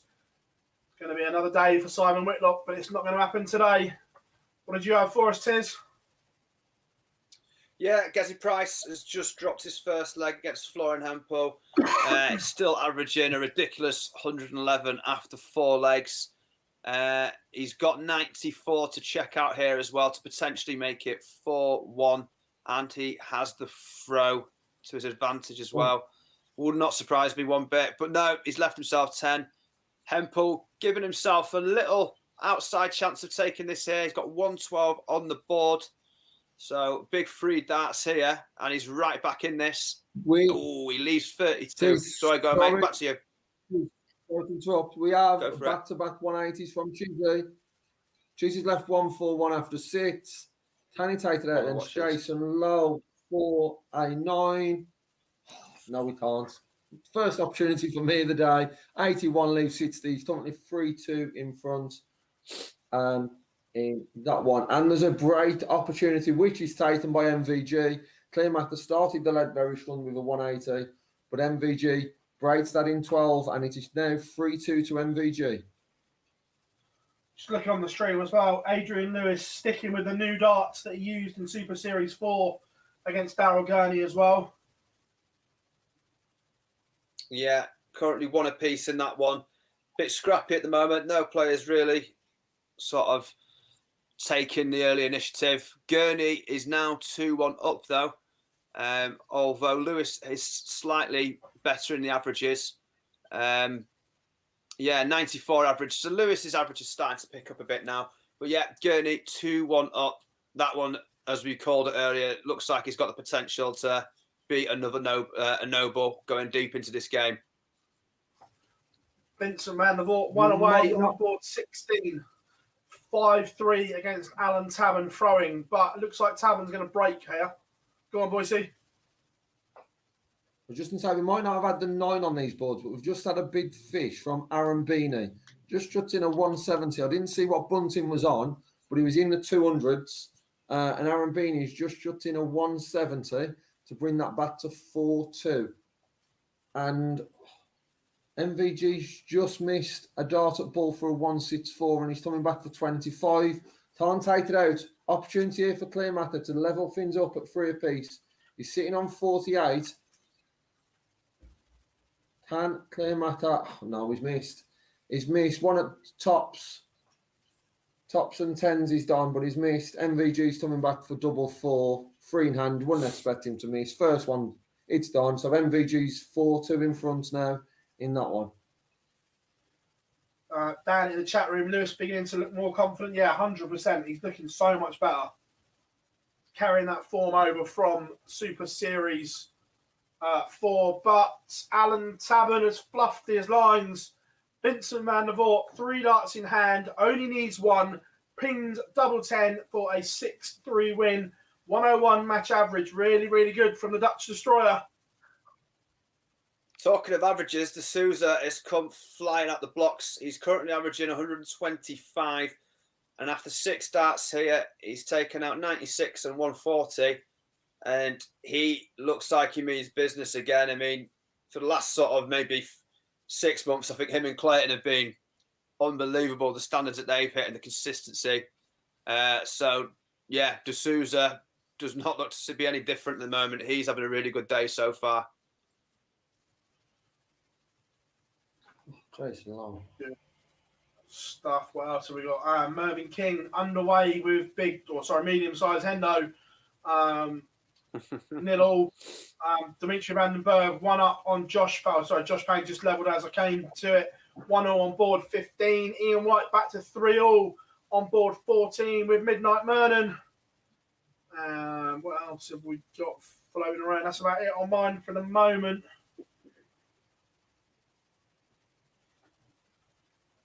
Yeah, so in 4 of the 5 on mine, we have a player who's 1 leg away. So Stephen Bunting is 5-2 up on Aaron Beanie. Dave Cheesnell is 5-2 up on Jason Lowe. Has missed so many darts at a double. Jason Lowe finds himself 5-2 behind. Ross Smith is 5-4 up on Martin Thomas. And Jamie Hughes is 5-1 up on Mike Dideka. And in the MVG game, he's 4-3 up Michael van Derwin. But he's done 170, 140, 136 in this one to leave 54 after 9. MVG's averaging 101 with Clay Matter on 106. Clay Matter's left 161, but won't be coming back for it. MVG's up that average now to 105 with Clay Matter on 107. Just that one leg where MVG got the break, and he's now in control of this one, 5-3 in front. Adi Lewis has taken the lead against Darryl Gurney. 3-2 up there. Phil, one you'll be keeping an eye on at the corner of your eye, I'm sure, as well. And he just started with a ton there as well. So Adi Lewis has the throw to his advantage, which could potentially put him 4-2 up if he can hold throw. And Gezi Price also in a deciding leg against Florian Hempel. Gezi Price currently averaging 103 and is the favourite probably to take this leg as well and finish it here. A result, Phil. So Ross Smith has came through with 6-4 win against Martin Thomas on board 3. Stephen Bunting has now got double 16 to beat Aaron Beanie. But while that was happening, Jamie Hughes has taken out, I would believe, double 9 to beat Mike Dideka, 6-1. And Stephen Bunting has come through as well, 6-2. So 3 results, all very close together in Ross Smith, Jamie Hughes, Stephen Bunting winning. And MVG's coming back for 84 and taken out last starting hand. MVG is through 6-3. So 4 very quick results in board 1 to 5. The only one still playing at the moment is Jason Lowe against Dave Chisnell. Cheesy's just missed the dart at ball to win that one 6-2. Jason Lowe's on 152. If he doesn't take it, Cheesy will be coming back for 25. Yeah, big result that for Clearmaker, going the wrong way. Needed to win that in his race for the match play. Ian White has now won 4 on the spin to lead Joe Mernon 5-3. And Hendo takes the opener against Merv King. Gezi Price makes it through as well, 6-2. I've just seen him sprint into the taxi. That's been obviously meters been running, I think, and he's about to go for his 4th gym session of the day. So Gezi Price is the next person to make it through.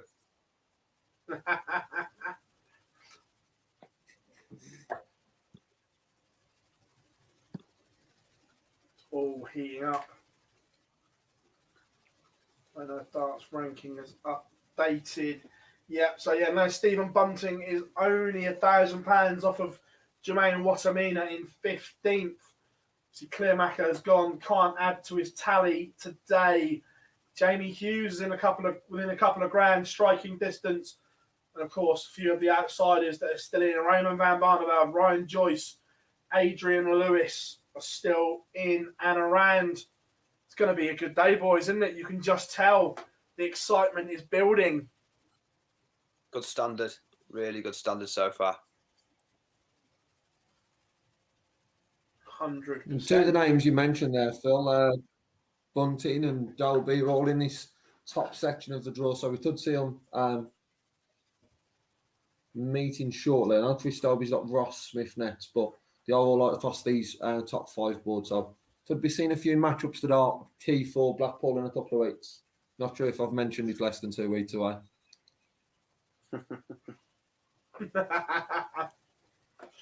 Tell you what, Steve Brown isn't going to go down without a fight here. His averages ain't the best, but he's hitting the doubles when needed. De Souza, 109 averages, but the scores are currently tied 2 apiece. Very interesting game, that one.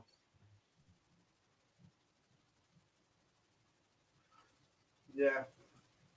Bunting surely will be fancying getting the job done here now in the race for the match play. Dobie warming up against Ross Smith. That should be decent. Ian White won away 5-3 against Midnight Mernon. As I say that, he completes the job. Ian White going about his business. And remember, if Ian White could win today, or depends on what Johnny does, but Ian White, if he certainly wins, would jump back in to that top 16 in the order of merit, which would mean the Ferret would drop back down into the Pro Tour order of merit. That could throw another spanner in the works, because then the Ferret would be one of the floaters.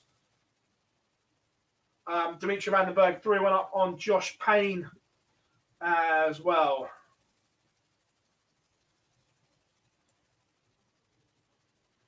Streamboard 1 next, round 3 will be Danny Noppert against Gabriel Clemens. And for you, Tiz, Gurney spun it around 2 on the spin. Yeah, he started well. Yeah, he's hit the doubles really. It's been a bit cagey, to be honest. As this match, it's not been sort of maybe what we expected it to be. I think we were hoping for sort of high 90s, maybe early hundreds here, and both players to be on it. As I say that though, AD Lewis 140 and a 180 with his first 2 visits to the board here. So maybe AD can start picking up a bit here. At the moment, 140 response from Gurney though, and it's on his first visit. So it looks like hopefully the averages could maybe creep up a little bit here, because I'd love to see a final few legs here that live up to the hype that we were given earlier. But yeah, Gurney's got the advantage at the moment, but Lewis is currently on 99 with the darts in hand. So at this moment, it looks like Lewis is the favourite to make it 4-all. We'll just have a quick look here. 99, see if you can check it out. Yeah, he does. No fusses there. And it's 4-all now. And Gurney on throw. Yeah, to jump back into the chat room.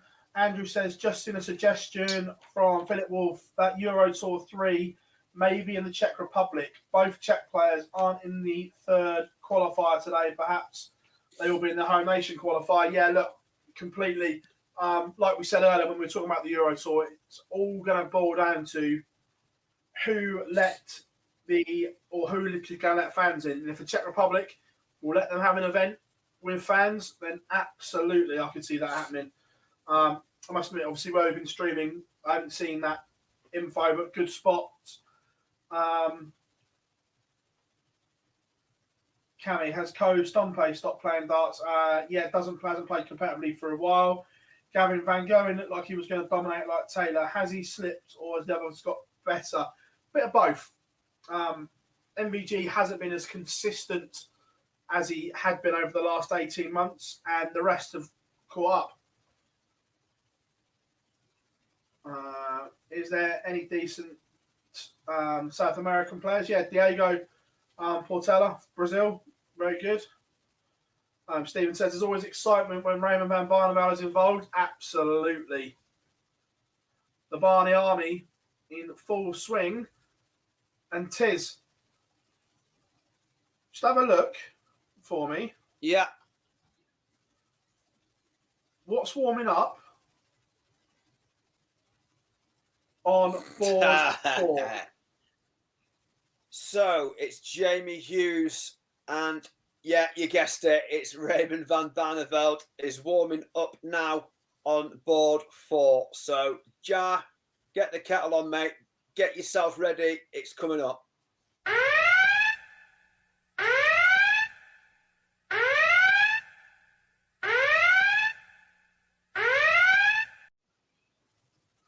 The Barney alarm has sounded. Raymond van Barneveld is warming up on board 4 against Jamie Hughes. Oh, it's that big break of throw. Yeah, 5-4 to Lewis, as he said there. He's broke the throw. He's about to throw for the match. He's just started to pick up the average a little bit, but it's been enough to take the last 2 legs, and he's taken 100 with his first 3 darts. Gurney's going to need, realistically, a treble at least, but 2 trebles would be good, and that's a poor visit at this stage. 45 thrown there. Lewis, if he can take out at least 1 treble there, he really becomes strong favourite. And ton 80, could that be enough to see it over the line here? So 100 and 180 from his first 2 visits. Gurney, you need a 180 here, mate. 45. You can call this one as well as done, mate. This is surely not going to be thrown away from Adi Lewis, who is 221. 55, not the best, but his first 2 visits were that good. Gurney's first 2 were that poor that 166 is still looking like it's definitely going to be good enough. Just Gurney, 58. Well. When Lewis took out that 64, we got a big celebration. Yeah, I mean, Gurney now, this is horrible. This 10th leg here, he's not managed to hit a treble yet with 9 darts thrown. Yeah, it's not been good for him. See what he can do here. I mean, again, 80. It's not going to be good enough. Adi Lewis with 108 to check out. Let's see what he's got. I fancy him, to be honest. Oh, leaves 32. He'll be happy with that. Gurney, 273. Miles off here. Absolutely miles off. And it could be 3 legs on the spin for Lewis to completely turn this game around. Lewis steps up, 32 on the board, double 16. I don't think he's done it in the first 2 because it's taken a while. Surely not. Okay, he's missed it. This would be ridiculous if he doesn't win from where he was in this. Gurney, again, he's still not hit above 80. And that's his first ton in this leg. 115. To put a little bit of pressure on now. Adi Lewis, 16 on the board. Oh, my God. Wow. 12. He's hit 12. He's left 4. If Gurney checks this out now, Adi Lewis is going to be absolutely raging with himself. He's left 56. Not all right. Adi Lewis, 4. This isn't easy in this sort of pressure either. I don't think he's going to do it now. Go yellow. Go yellow. Oh, second dart. Yeah, he's done it. Well done, Adi Lewis. Good Lord, that was getting cagey at the end. But yeah, he deserves it. Adi Lewis goes through, 91 match average. And he will now face, who did we say faces in the next one? Is it RVB? If Barney goes through? Or who's it we said they faced in the next one? I can't remember, but whilst you have a look, I've got a result. Dimitri Vandenberg gets over the line quite comfortably. Some big games warming up as we speak as well. A couple of boards seem miles behind. Yeah, they do. Dimitri's only just won in the last board 15. He's only just won in the last 64. We've got last 32 games warming up. Pull their fingers out. Oof.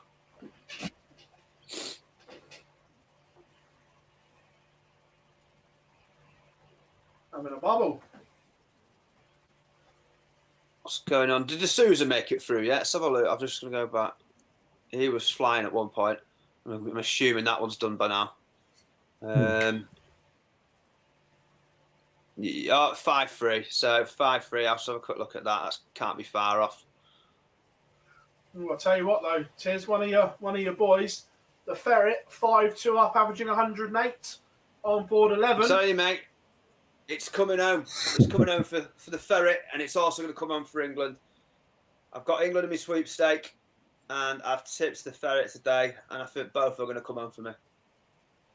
Another all-Dutch affair warming up on board 16. We've got the Over Genius against the Bulldozer, Vincent van der Voort.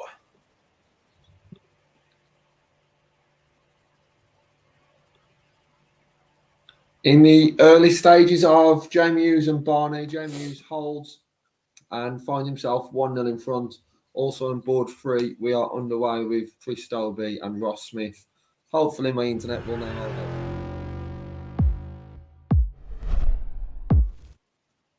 Wrong button. I'm still getting used to the screen. What the hell was going on then? I thought it was an alien invasion or something. I set the stream deck up for the first time today. I'm still getting used to it.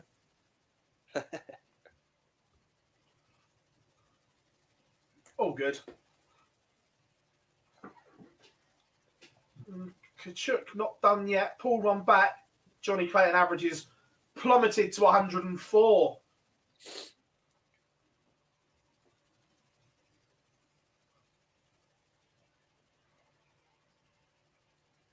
Tell you what, I'm surprised how close Brown's managed to keep this here with D'Souza, because 103 average against an 87 average. But at this moment in time, honestly, Brown is probably in pole position to take this next leg and make it a noble, which would be obscene given the differences in scoring. But, you know, that's what makes a double so important.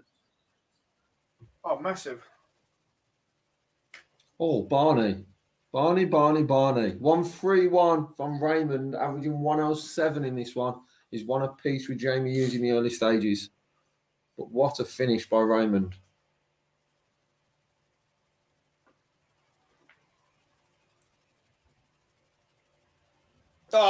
D'Souza, 160. Checks out 160. Just as I was saying how important the doubles were, where that's as big as it gets. 160, that's massive for him. D'Souza goes. Brown, we could say it would have been a hell of an upset to have done it, but he did well to keep pace. But yeah, D'Souza, I think everyone was probably predicting that would happen, and D'Souza has progressed. Decent. Jose does it. Where else? With Johnny Clayton edging nearer.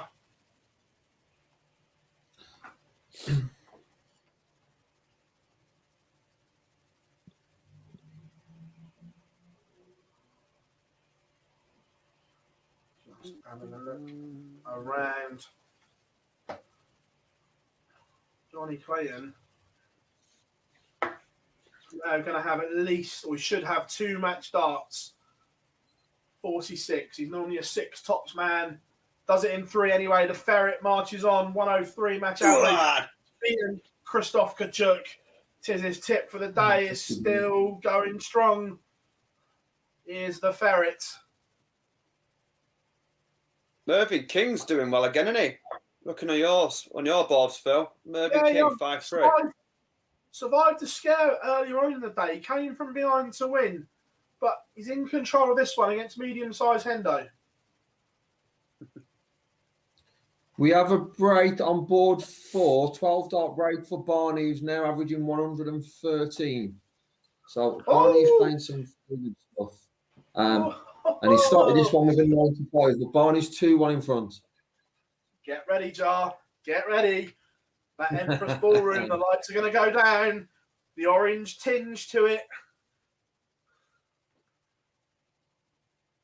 And we could probably do John McDonald's. Ladies and gentlemen, welcome to the fabulous Winter Gardens Ballroom. And we welcome back the 5 times champion of the world. It's Raymond Van Barneveld.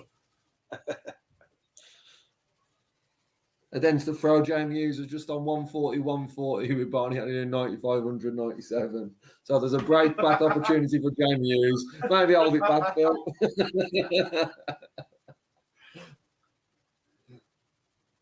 Not just yet. Only 44. Jamie Hughes. I tell you what, one person that's probably gone under the radar today, I'm just looking at now, could be the performer of the day. I mean, Barney's going to be obviously up there, and Gezi Price has been doing well. But Danny Noppert, I'm thinking every legs that I've seen so far has been ton-plus averages from him. So I'm looking at, there's a 104.86 average in his first game, which was 6-0 against Nick Kenny. I believe there was another 100 average for him in the 64 round. And then obviously in this one as well, he's currently averaging 102. So Danny Noppert is having a really strong day so far. So definitely worth keeping an eye on him. He's always steady, Noppy. Or sorry, the Freeze now. Big fan of his new shirt as well. I'm not going to lie. I do like the black and white shirt. Can't go wrong with the black and white shirt, Scalzi. What's that? You can say you can't go wrong with a black and white shirt. No, agreed. Last starting hand, Jamie Hughes has broken the Barney throw. So Barney's currently averaging 19 points more than Jamie Hughes, but we are 2 apiece in this one. Yoz has only started it with a 46. So opportunity here from Barney. If he keeps throwing as he has done so far, and he throws in a 180, as I say that. So Barney in control in the early stage of lead 5, which would be a break. Question from the chat room. Who won, Gurney or Lewis? Adrian Lewis, 6-4. Yeah, correct. Took the last 3 legs to win 6-4. Yeah. Damon Hetter as well, getting closer to the finish line, but it's a tight game against William Borland. But Hetter is currently throwing for the match, but it's only 3 darts in a piece so far. So still early stages in that one, but Hetter will be favourite to go through as it stands. To be fair, due to travel restrictions, Willie Borland was lucky to get here coming back from Hogwarts. He only just made it in. Oh, Raymond, what are you doing? So Raymond started this one with a 180. He's then done 45.81. In response to that, Jamie Hughes started it with a 46 and it's on 140, 180. So Yoz left 135 with Barney back on 195. Yoz hit 75 to leave 60. So Barney can put some pressure on here. However, from that 180 start, it's been a very poor lead by Barney. Again, nothing against 90. Nothing against Yoz because he's a really nice bloke. But half boring to watch. It's not like Phil's having an opinion. He's like Gowlas. Good. They're all fabulous players, but tough sell.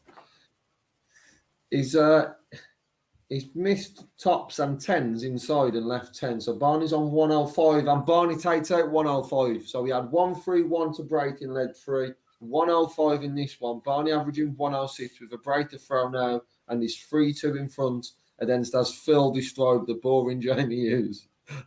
But nice guy. The thing is, lovely guy, genuinely really, really nice guy, but it's a hard watch, isn't it? Not a hard watch, but there's no emotion or anything like that. Yeah. There was a few Hetter fans in the chat room earlier. They'll be happy to see that he's just gone through there against Borland. 95 match average and 6-4. So that is Hetter through. Tell you what, welcome along to the chat room. Rocky Andy Jenkins is joining us. Welcome along, pal. Oi. Martin Thomas, let's have a look. I know he won his first round game. And then he's lost to Ross Smith 6-4. I had it just. Yeah, just lost to Ross Smith 6-4 in the last 64. Yeah, beat Jason Heaver in the 128 in the Noble, and then lost to Ross Smith 6-4. Yeah, there you go, Rocky, mate. Hope you are well.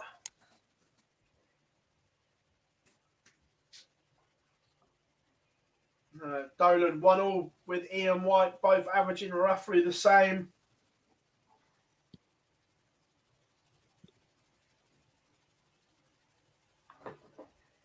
Noppert still maintaining the ton plus averages, but he's hanging on by a thread with the averages there. But he's 4-2 up.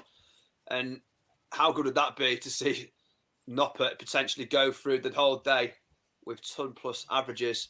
But 4-2 for him at the moment against a sturdy opponent in Clements, who's maybe not playing his best starts in this match. And 5-2 now for Noppert. And he's on 101 average, and he's throwing for the match as well. So great standard, as I mentioned, from him all day so far. Barney.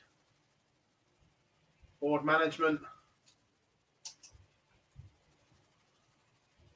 It's half Dutch, isn't it? This 5 games at the moment, pretty much. Was it 4 of them? Dutch affair. Oh, Dole. Yeah. Twist Dolby's just missed ball through 130. Just missed ball through 130. Ross Smith was on tops, missed 3 darts. He's come inside. Ross Smith's coming back for double 10. Tated 8 and 3. Ross Smith is 3-2 in front. Both averaging late 80s in this one. So everything's stepping up here, but that was a break to throw. So Ross Smith's in front here. Barney's 4-2 up now on Jamie Hughes. He did hold after 3 consecutive breaks in that game. And Dave Chisnell is coming back for 32 here for a 4-1 lead against Richie Eddowes. Let's see if he can take this out. Left 32 after 15. And Chizzy misses 3 at it. So Eddowes will be coming back for 82. Yeah, Ian White has just taken the lead against Brendan Dolan 2-1, and also Big Vincent van der Voort 2-1 up on the Ober Genius. And we all know how much Vincent loves Blackpool. He's the only man that hates the Winter Gardens, I think. I don't think that was possible for anyone to hate the Winter Gardens. He hates the place. Other than Boris for cancelling last year. We at last year's match play when it was at Blackpool, because I don't think he's ever won a game at the Winter Gardens, and he had a decent run last year. And we had to edit out when we said, "Would you like to keep it here?" He said, "Yes, I never want to go back to that beep beep ever again." Lovely place, I think that was supposed to be. So cheers, Vincent. We'll get the chopping tool out and start editing it. Nops is through, by the way, guys. 6-2, no messing about there. And he has maintained the ton plus averages. Another 102 there. So Danny Noppert definitely in contention of being the performer of the day so far.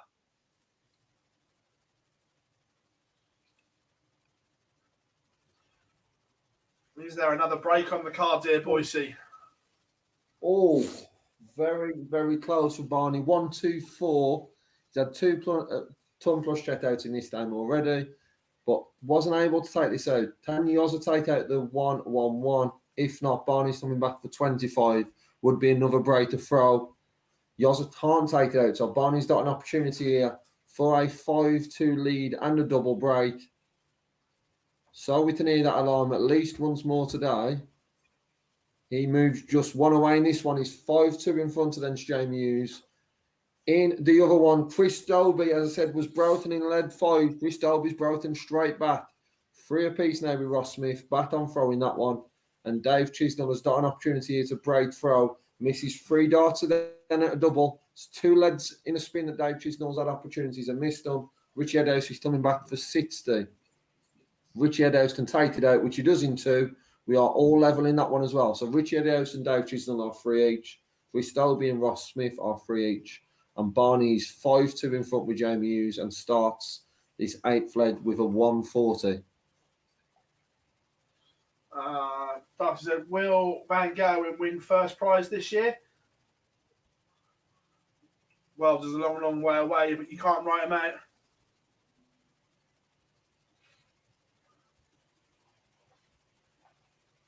Board 10, A.D. Lewis is getting back on there, and he's up against Kyvenhoven. I think that could be a tight game, to be honest with you, as well. Kyvenhoven's not looked too bad today. Lewis has looked okay. We've obviously seen him play better before, but he's not looked too bad. Should be a good game, that one. Yes. Barry Keane, just getting underway against Dimitri Vandenberg. And we've been asked in the chat room, who are the most painful dart players to watch? Anyone that's slow. Yeah, Pipe is an infamous one, and he's just horrible to watch sometimes. But he can also... He's got... I find Gaulas really hard to watch. Really hard. Good player, great player, but it's as well that not just the slow players who then have no emotion at all on stage as well to sort of follow that up. Well, that's the one saving grace with Pipe. I think that's the saving grace with Pipe is that he can show emotion. So that's the one thing that probably does. Agreed. Just a store update. Richie Eddowes is now 4-3 in front of them. Dave Chisnell. Dave Chisnell missed start in the previous 2 legs, but in this one has taken out a 1-5-7 and moves 4-3 in front against Dave Chisnell. So Eddowes is 4-3 in front.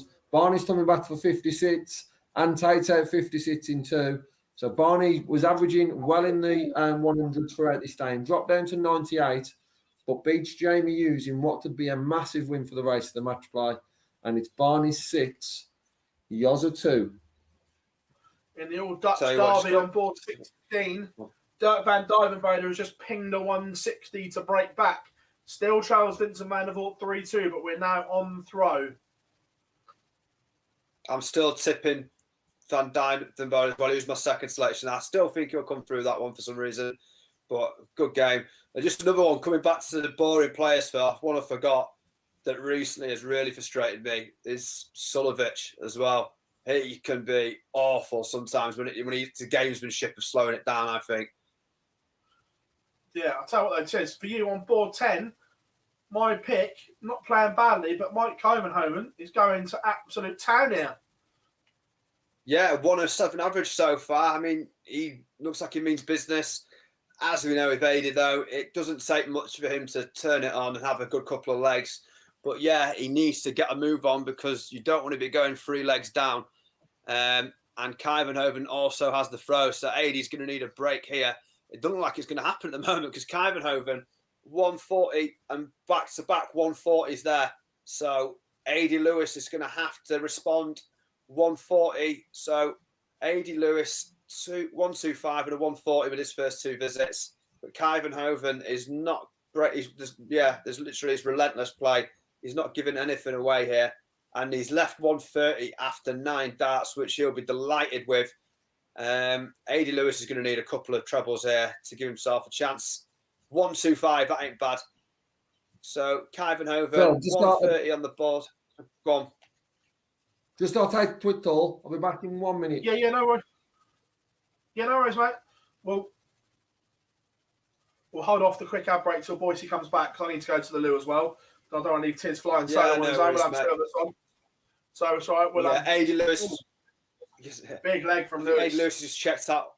Yeah, 1-2-1, I think it was. I've just seen that corner of my eye. So he's just checked out 1-2-1, and them averages now are good. You see, this is the game that we wanted. The averages have crept right up there for A.D. Lewis. As was mentioned, Kyvenhoven was hitting big anyway. But this game here, this could be the game of this could be the game to keep an eye on out of everything that's in play at the moment. Yeah, whilst Boise's away, I'm going to duck in on his Chris Dobie game. Dobie leads 5-4, but it's on throw, but pressure now mounting on Ross Smith. He's going to have to hold and find a break to win And Vincent van der Voort is now 5-2 in front. There's one back-to-back legs, hold and a break. He is now one away from the last 16.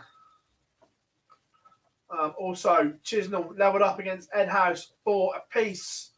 Dimitri Vandenberg 2 up on Barry Keane.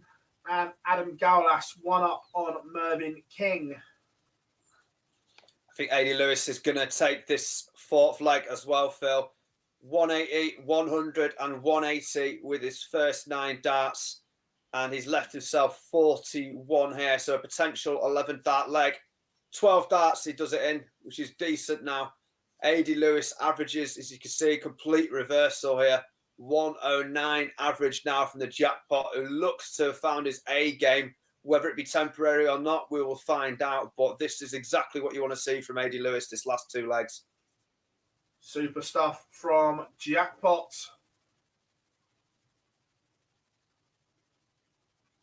Yeah, another ton there. So he's doing all right around the 20s at the moment. He's hitting a double pretty much every visit. Tends to be 2 at the moment, to be quite honest with you. So this is a good standard again. Is this like really good standard? Just sorry, boys. See, we're not watching. We're not watching the presser at the moment, but we've just been told in the chat that Bojo has just said from the 19th of July, sports events can move to full capacity, gentlemen, which means on the 19th, on the Monday, the Winter Gardens. The Winter Gardens will be full. Bojo has given the green light to a full Winter Gardens from the Monday. I'm wearing these all week in Blackpool. Yeah, Vincent van der Voort has just beaten Dirk van Dijvenbode. I know Boise's back, but I'll just let you know that Ross Smith has levelled it up on throw, so you can take it back over, Boise. Yes, levels it up at 5 apiece. Sorry, I missed the 2 leads as well. It was 4 apiece when I went down. Also, Richie Edhouse has broken Dave Chisnall and is 5-4 in front. But in the Dolby Ross Smith game, it's Dolby who's got the throw. Both averaging 92. Been late 80s in most of it, so they've got better as the game's progressed. But it is 5 apiece. Dolby started 100. Ross Smith has done 140. Dolby's responded with a 140 this one. So it's now 2-6-1, plays 3-6-1. If you just want to stay with me for this last lead, Ross Smith back-to-back 140s. So Ross Smith's on 2-2-1. Chris Dolby on 2-6-1. What can Chris Dolby find here? Needs another 140 really or better. Only a 91. So it leaves the big fish. Ross Smith's on 2-2-1. And it's a 100 from Ross Smith. Against the throw, last lead for Ross Smith to go 140, 140, 100. Puts massive pressure on Dolby. Dolby's left a big fish after 9. Can he take it and win in style or set it up? He sets it up. 96, not a perfect setup, but will be coming back for at least a dart at tops, you would expect, if Ross Smith doesn't take out the 1-2-1. Ross Smith has left 1-2-1 after 9 with back-to-back 140s and 100, but can only find a 49. So Ross Smith's on 72, but it's Dolby who's coming back first. 74 for Chris Dolby. Can't take it out. 54 scored, leaves double 10. I reckon he has as well. I think he did on 14s first. Then 20 and come inside. Ross Smith with a 72 and misses. So Dolby's coming back. There is a result in the other game with a ton plus finish with Richie Edhouse beating Dave Chisnall 6-4 with a 1-1-6 checkout. But in this one, Chris Dolby double 10 and does it with second dart. And I'm not sure if he finished on 10s or 5s, but Chris Dolby comes through that one 6-5. As I just touched upon it then, Richie Edhouse time for his game as well, with a 6-4 win against Dave Chisnall, averaging 89, but a couple of ton plus checkouts from Richie Edhouse. So it's Edhouse and Dolby through in those 2. Yeah, I've got a result as well. It's just moved on me. Where did it go? You know when you're looking at it and it just jumps. But Brendan Dolan did win 6-2 Right, we're going to grab a quick ad break. One, because I need the loo, and now Boise is back. So let's just fire this up. Let's get rid of that. Right, we'll be back on the other side of these. Make sure it's the right one.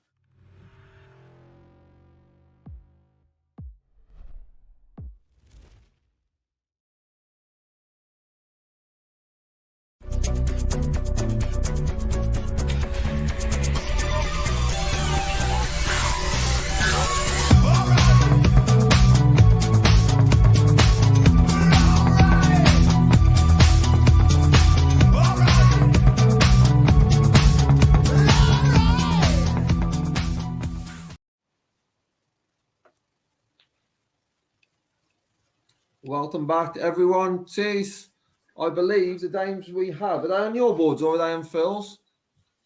So I've got 10, 15 and 12 were Phil's boards. It looks like 15 is going to be wrapped up any second, doesn't it? Yeah, just having a quick look at that one. So Dimmy's averaging 106 and 5-0 up against Team Barry, and Mervyn King is 3-1 up against Adam Dorlas in that one. These are the last 3 games, I believe, in the last 32. We have a last 16 game warming up, which is Michael van Derwin versus Danny Noppert. And I haven't seen any of Danny Noppert today, Tees, but I believe he's playing some very, very good stuff. It's been class, and I'm going to call it now. I think that could be an upset there. Yeah, as I mentioned earlier, 3 games so far, 100 average, 102 average, and a 105 average. So he is playing absolutely brilliantly, and he'll be going into this one with a bit of confidence, you'd imagine, even though it's against his legendary compatriot. If he plays like he has played, MVG is going to have to be on his A game. And to be honest, MVG was playing at a very good stand in the last one against Claymaker, averaged 104 in the end in that one. And MVG looked very impressive. And now this is sort of the crossover of our boards, but I'll more than happily let you keep your eye on that one, mate, while it's just getting underway, which is our first last 16 game, which is MVG Noppert. On Phil's board, as is returning Team Barry, is now got a lead on the board. Sorry, Barry Keane has got a lead on the board against Dimmy. Dimmy averaging 107 in this leg, has done 140, 180. So Dimmy looking in control and looking likely to wrap this one up. And the only other game, as I said, Adam Dorlas and Mervyn King. Talking about slow players earlier, I can't see this one being over in any sort of rush. And it's currently Mervyn King 3-2 in front. Tell you what, Phil, you'll wish you never went to the toilet, mate, because A.D. Lewis has lost the last 2 legs as well. He looked like I've just come back and seen it. Yeah, he looked like he was just finding his rhythm. And to be fair, he's still not playing bad. But yeah, just the last couple of legs, he's not maybe been as good as he was in sort of like the 3rd, 4th, and 5th legs, and he's completely let Kyvenhoven back in here. So yeah, Lewis. It's gonna be a horrible next few legs, I think, for both players. PB, not sure if you saw it, but a result on your board 15. I know you just come back. So Dimitri then. Dimitri just saying, Dimitri in complete control of that match. Not a lot more you can say, really. Wrapped it up in 11 as well. I wonder what he finished on. I didn't see him wrap it up. I literally saw it click. He's got 140, 180, 131, and then he's finished 15-2. Very, very impressive. It's going to be interesting to see Dimmy in Blackpool, I think. First night. Yeah. I think you'll see him in Potwell.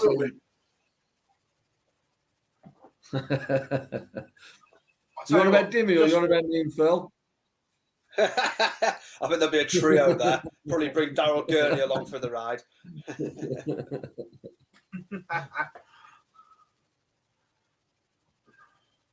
Oh, Lewis, no, I don't believe it. I think he was on a finish for about 6 darts, I think, completely bottled it. And Kyvenhoven's taken it. Kyvenhoven's throwing for the match, Phil. It's not looking promising, mate.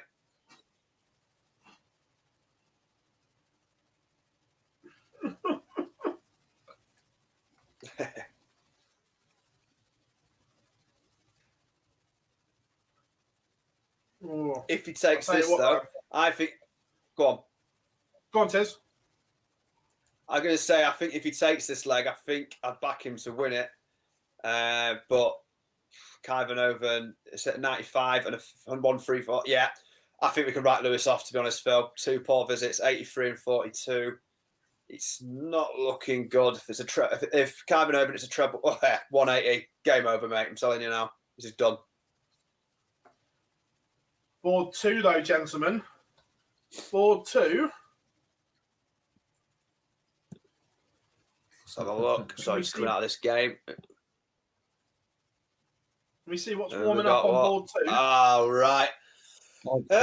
Boise, do you wanna let them know what's about to happen? I've seen it. Well, then, just take it away. Just take it away.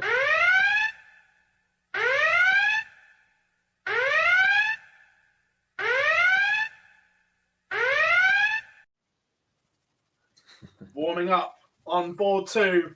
And in terms of both these players, this could be huge. Raymond van Barneveld against Chris Dobie. Both of these two will fancy they can get on a run. Yeah. Yeah. Do they get MVG next or potentially Noppert?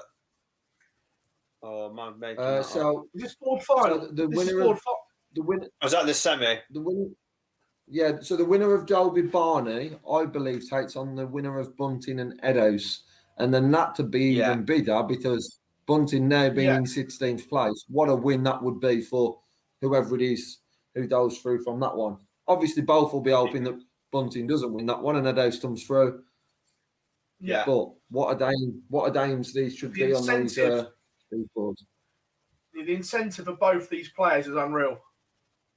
Yeah.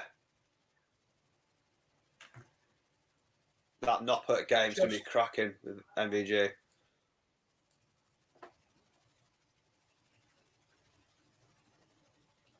Just looking. Barney, at the moment, £18,250. He is etching closer. Etching closer. A win here would put him into 22nd. And then he is within touching distance. Oh, yeah. Barney fans, what are you saying? Barney fans, what are you saying? Is the dream going to happen? I've just seen a comment in the chat room. Would prefer to hear Barney's Wharton song rather than Dolby's at Blackpool. I definitely am not able to comment on that then. So Dolby's music is very good. Yeah, I know he's not watching, but if you listen to Dolby's music, he's playing, so he can't.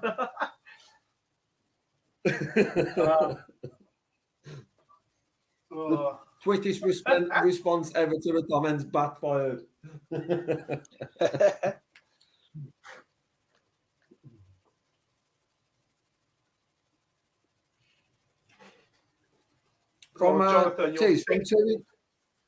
From two informed players looking at MVG and Noppy, it's not been a great start, mate. No, it hasn't. Early 90s, which is by their standards. I mean, Noppy today, as I mentioned, Suns plus. Van Gowen's never going to be happy with anything. Van Gowen's probably not happy with anything that's below 110, to be quite honest with you. But yeah, it's not been a classic so far. It's definitely got another gear or two, I think. Just looking at it now, Nops currently has 20 to check out. So can he hit double 10 here? Yeah, no messing about. Nops is 2-1 up. MVG has the throw in this one, but it could be crucial who's on throw here because so far neither player has been able to break. I tell you, Jonathan in the chat room is starting to think like a complete cynic. Will they save RVB for the Monday with a full crowd? Oh, would they do such a thing? Would they do such a thing? Absolutely. last game on the Monday, maybe. It's either going to be first or last. Yeah, it's a headliner, and it's it.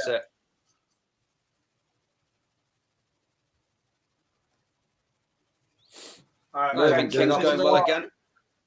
Yeah.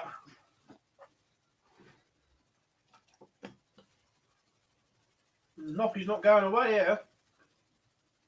I told you while you're in the toilet, Phil. I called Noppert for an upset against MVG. Just the way he's been playing today, he's looking good. Not that MVG's looked particularly bad, but you know, it's nice to go for the underdog sometimes and back the outsider. And I think from what I've seen today, I'm going to go with it. I know you say you said that when I wasn't around. Yeah, that's why T said it then. He was worried using to cut him off. Yeah, I was worried I was going to get evicted from the chat.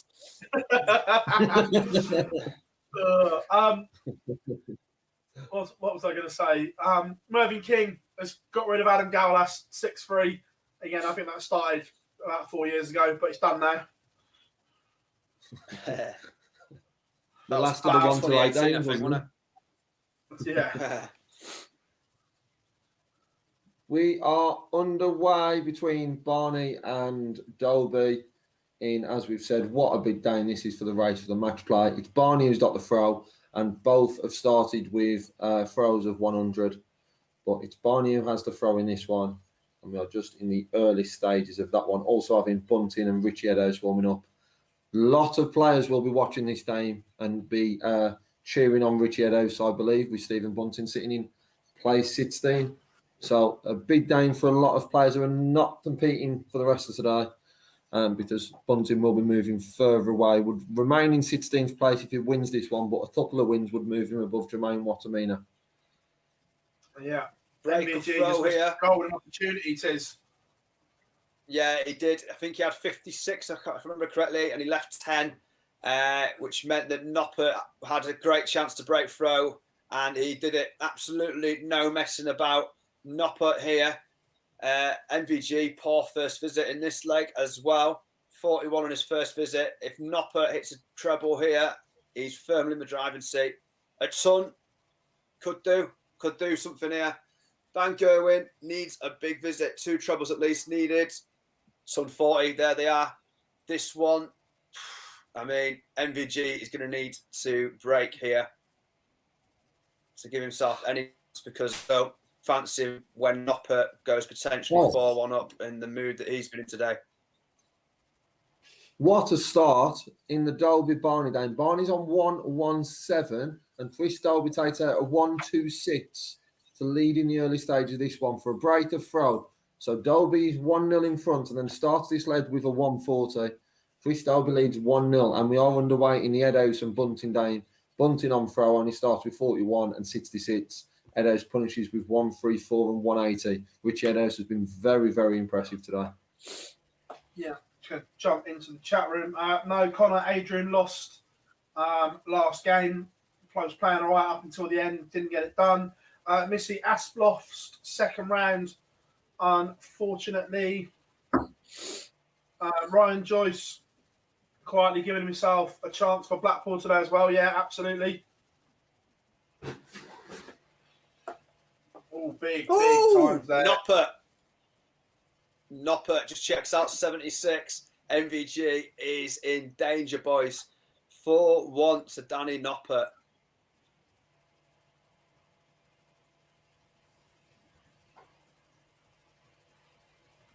Johnny says, who is the best current tour card holder not to win a Pro Tour? Oh, good question.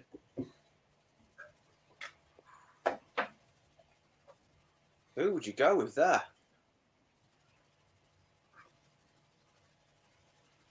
I'm trying to think who's not. There's been so many people that have won them, isn't there, over the last sort of 12, 18 months. Let's have a look at the rankings and that.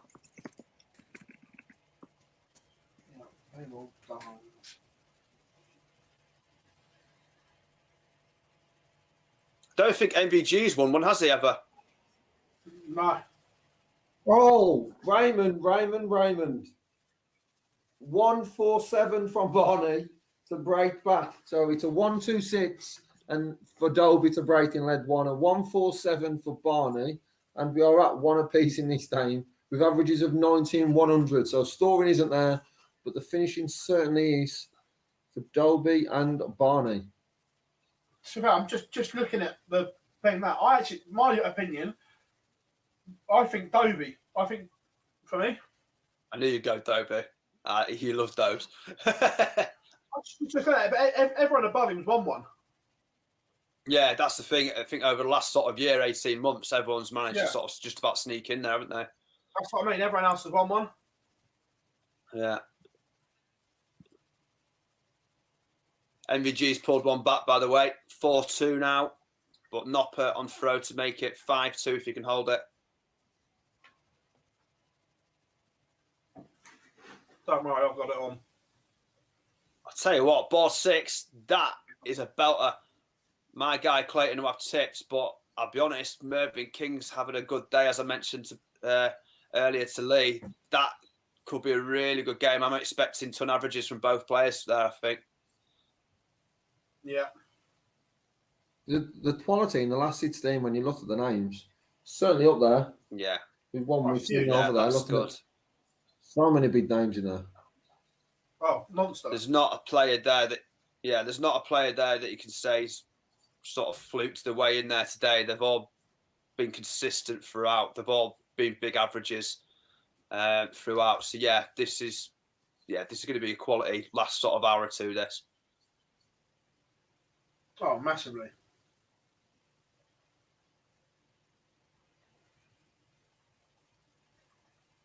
I'll tell you what.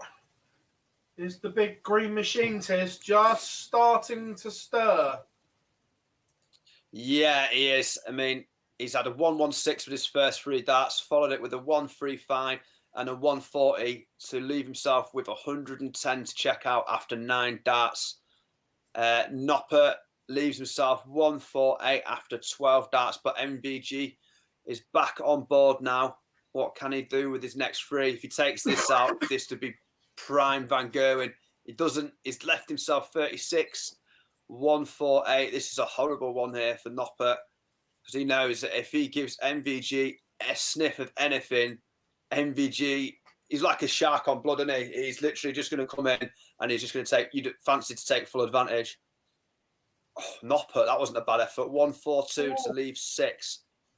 Pressure on, but pressure. This is Van Gerwen we're talking about. Easy. And he takes it out. Van Gerwen now on throw to level it up potentially.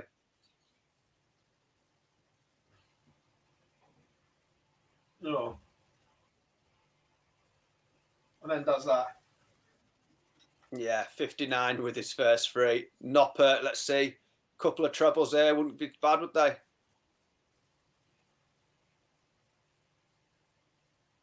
One, 2, 3. He will not be too displeased with that. yeah. Some 40 response from MVG. I don't know if you want to come back to me on this one, guys, or not. I think this could be another couple of legs in this. Yeah. Bunting and Ed House, one apiece. Oh, Dolby. 110 by Chris Dolby. The 3rd ton plus checkout we've seen in this game, and we are 2 apiece. The scoring in this has been very, very poor. Got 97 versus 93, but we've had checkouts being taken out straight away. The scoring was very bad then by Dolby, but takes out the opportunity. So we are 2 apiece now in that one. And Stephen Bunting and Richie Eddowes. Stephen Bunting is currently sitting in that 16th place. He's 2-1 in front of them to Richie Eddowes. Better scoring in this one. Average is not too dissimilar. Actually, 97, 93. Same as what they are in Dolby, Barney. But the scoring has been a bit better in this one, but more missed darts at a double.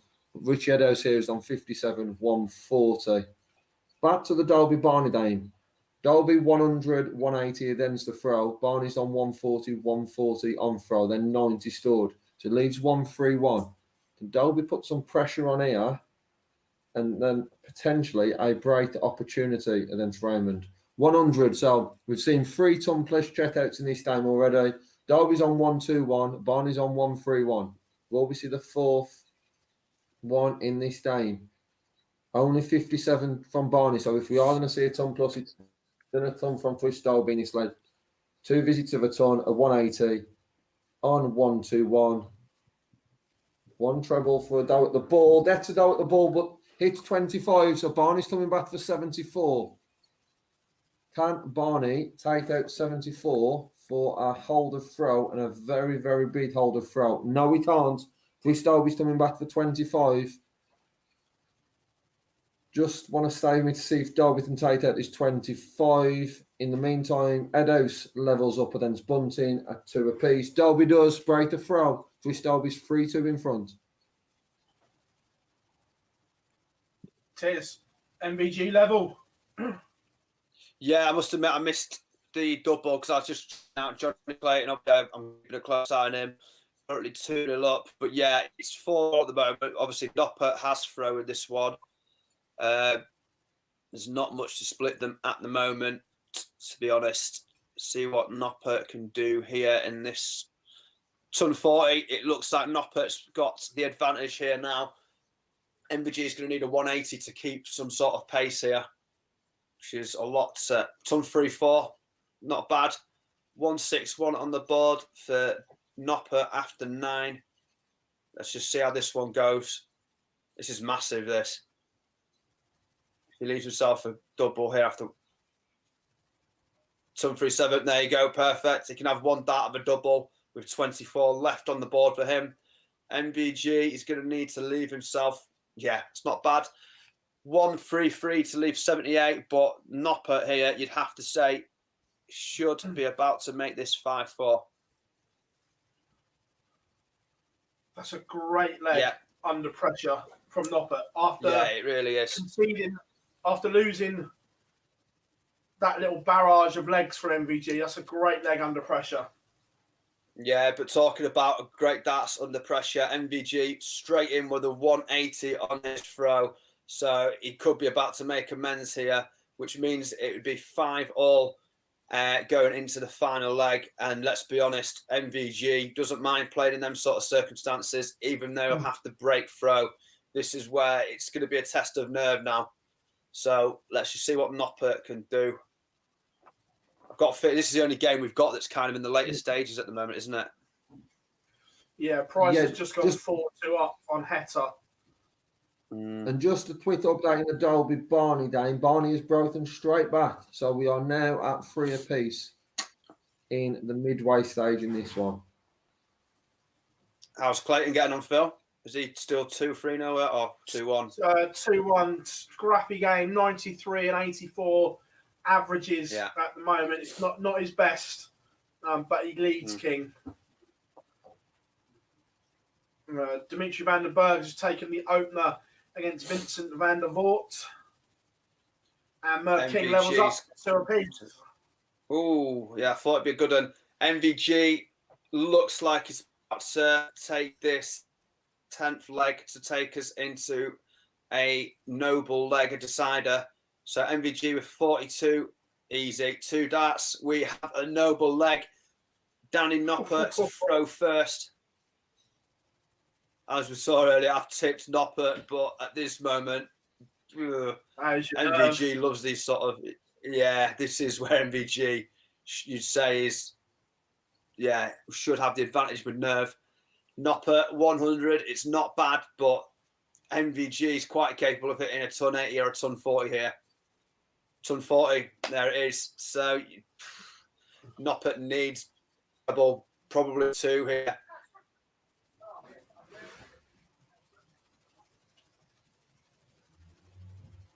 Let's have a look. Oh, I don't know. I'm not feeling confident now. Oh, no. Yeah, I didn't think it was looking good. 43. And I think MVG will smell blood. 98, not the worst visit in the circumstances. Noppert now needs a 1. Yeah, exactly. I think Noppert back on 358 after 6 darts. The MVG 263 after 6 darts. Noppert needs 2 trebles here, realistically. Ton, not the best. Not the best. I don't think it's enough. No, I don't at this moment in time, unless MVG Really? Oh, maybe. Okay. This makes it interesting. A 57 thrown from MVG there and 206 on the board. Nopper needs at least one treble now with throw to, oh, crikey. 60. This is scrappy. This is really scrappy now. 198. So he's not on a finish after 12 darts. Van Gerwen will probably on a finish here. Yeah.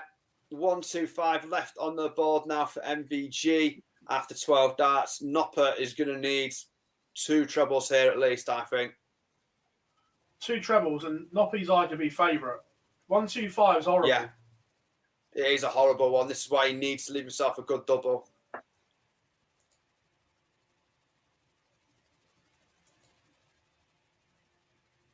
Slow getting the scores back here. Ooh, That's not bad at all. 134 to leave 64 on the board. And maybe slight favourite now, Phil. What do you think? Oh, he's not. Sorry. Forget it. Wow. Yeah, MVG is just... we just said how hard it is to take out 125, but not if you're MVG. 125, 99. Yeah, that's vintage MVG. You're right, mate. 99 average. Yeah, wow. The only annoying thing is where it's not on the stream, we don't know. Did he go 25, 60 top, or did he go ball 25 ball? This is MVG we're talking about. I think it would not surprise me one bit if he went for the second option, mate. Honest to God. Oh, that is vintage Michael Van Gogh. Danny Noppett's done nothing wrong there at all. And this reminds me very much of when they were on those streaks, and MVG used to do things like that in deciding legs. However, the world champion has done something there. 113 average. 6-2 win over Damon Heta. Hello. Just check it. Yeah, just checking now. Obviously, the board situation's changed. Do we need to select a few boards each, or? So I've got eyes on the Barney, Dolby, Damon, Bunting, and Eddowes, which is boards 1 and 2. Obviously, I'll let you have 3 because of Noppe. Just an update on that one. Barney missed 7 darts at a double in lead 7, but Dolby couldn't find treble, so came back and taken it out. Barney is then just broken Hollywood's throw, and he's now 5-3 in front with darts in hand and has started with a 140. In the other game, Stephen Bunting, Richie Eddowes. Eddowes has had opportunities, and then in this one, not been able to take and finds himself 4-3 behind. We are on throw, but Eddowes has got 52 with Bunting back on 157. So in the boards, I've got 1 and 2 at the moment. Do you want me to take 6 because it's got Clayton in there? And then, shall I take 6 and 5, Phil? Or do you want... Yeah, that's fine.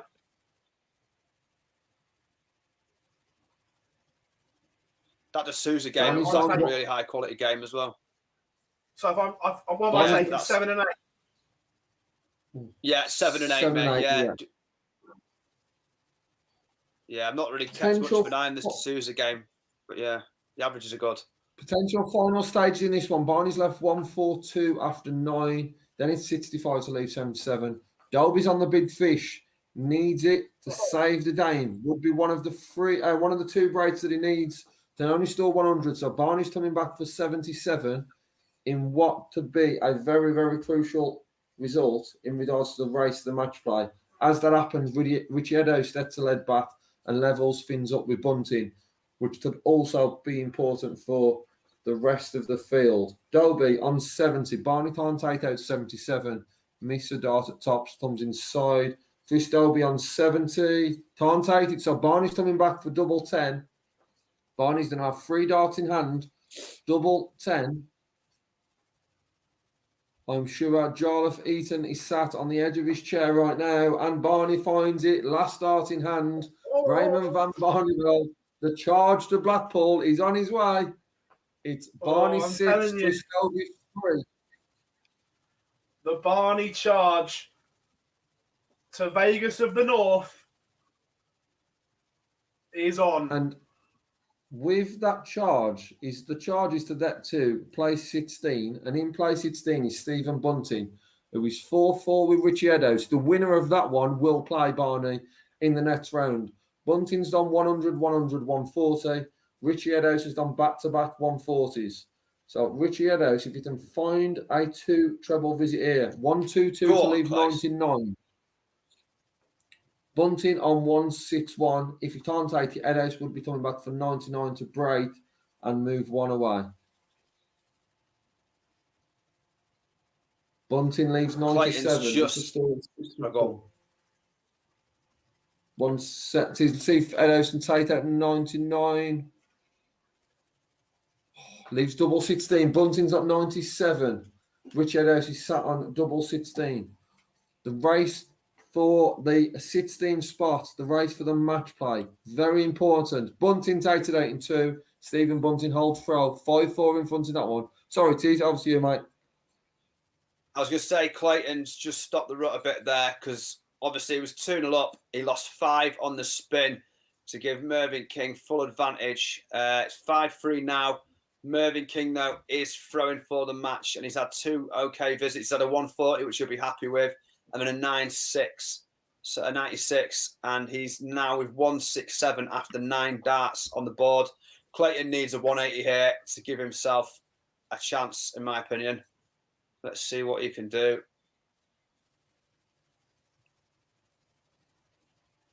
$81. So, yeah, Clayton is... Yeah, he's going to do well here. King 167 with the darts in hand. And he's left 36, so not a bad visit there. 1-3, 1 thrown. Clayton now, I mean, yeah, 154 left for Clayton, but Mervyn King with 36 on the board, you'd fancy he's going to take this out and he'll progress, and he does. 1 dart, always needed. And my tip for the day, unfortunately, crashes out. Johnny Clayton. Not a bad day from him, but Mervyn King, as we mentioned earlier, he's been a steady performer all day. So, yeah, congratulations, Mervyn. Dimitri Vandenberg in complete control against Vincent van der Voort. Massive gap in the averages. Dimmy averaging a ton. Vincent only 89, 4-1. This one's only going one way at the moment.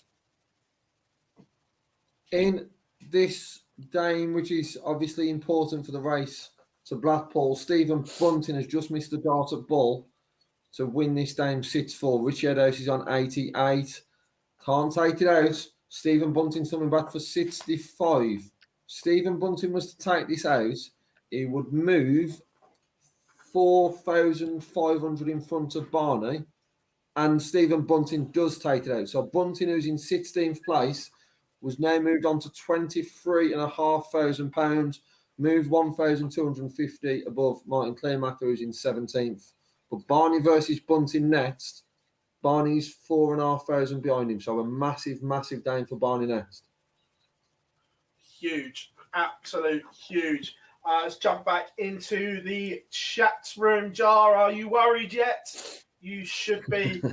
Weekly Darts Cast, first MVG Price game since Price became number one world champ. Yep, it is. Looking forward to that one, that's for sure, guys. Yeah, Liam, the bullet is on the march to Blackpool. Yeah, Stephen Bunting putting himself in a fabulous position to get to Blackpool. James says stacked quarterfinal lineup. Yep, absolutely.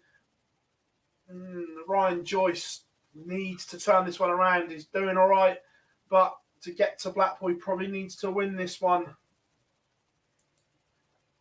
James says Bunting versus Barney, winner into the Grand Prix as it stands. Ooh. Interesting. Grand Prix as well. All to play for. Let's see if Darts rankings is updated yet. Yes, I've got Barney. Has. Yeah. Barney, 19,000. 22nd on that order of merit. He is edging closer. Talking of edging closer, D'Souza edges closer to potentially another title here. He has just beaten Kuyvenhoven in a really high-quality game there. 103 match average against Kuyvenhoven's 100 match average, but a pretty dominant display. 6-2 that ends, and De Souza is again on the rampage. So keep an eye on the special one today, guys, because for me, with the way he's played today, he could be the favourite here, potentially, to do it, because he's been, again, with the form that we've seen from the last few months and what he's shown today, he is going to be really difficult to stop. Do we think that surely the two streaming games have to be Bunting, Barney, MVG Price because of what's on them? Yeah, MVG Price, 100%. And to be fair, yeah, you'd want to see the Bunting game, wouldn't you? There's so much riding on that. They've got to be, yeah. Part of me would say even if there wasn't nothing on them, they'd be the two pits. Jose Mervington, Yeah. the other one, would probably be in contention, but then Ryan Joyce or Brendan Dolan, nothing like that, to be Brendan Dolan versus Dimmer. You would think that MVG and Price is going to be on there, and then yeah, Dimmy's through now. Especially today, this week, it's got to be Barney and Bunting. The one-sided one on board 8, Dimitri Vandenberg, 6-1 over Vincent van der Voort, and Brendan Dolan has got rid of Ryan Joyce, 6-3 as well. Joyce had the higher average, but lost. Vandenberg in complete control against Vincent van der Voort. Glenn says one right. Obviously, that's Price MVG. But Bunting Barney should be on the stream for what's on it. Yeah. Madness. And that's the one that Madness, I tell you.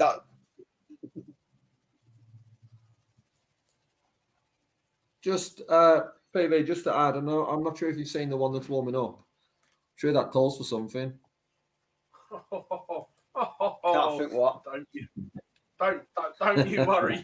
Don't you worry. We've got this sorted. Warming up now, ladies and gentlemen. Jar, get ready. Get your shirt.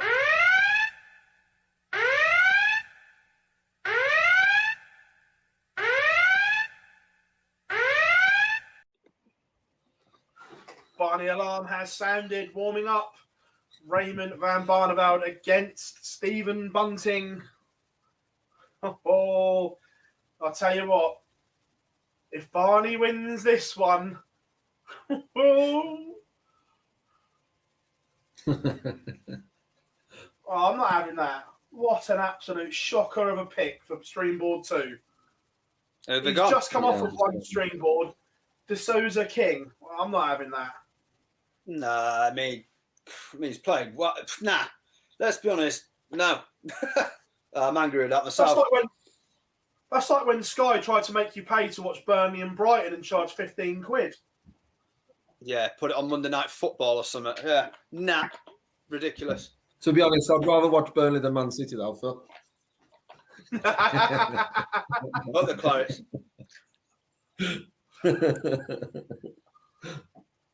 Oh my, what a shocker. Yeah, that stinks. How amazing is it going to be when Barney wins it today?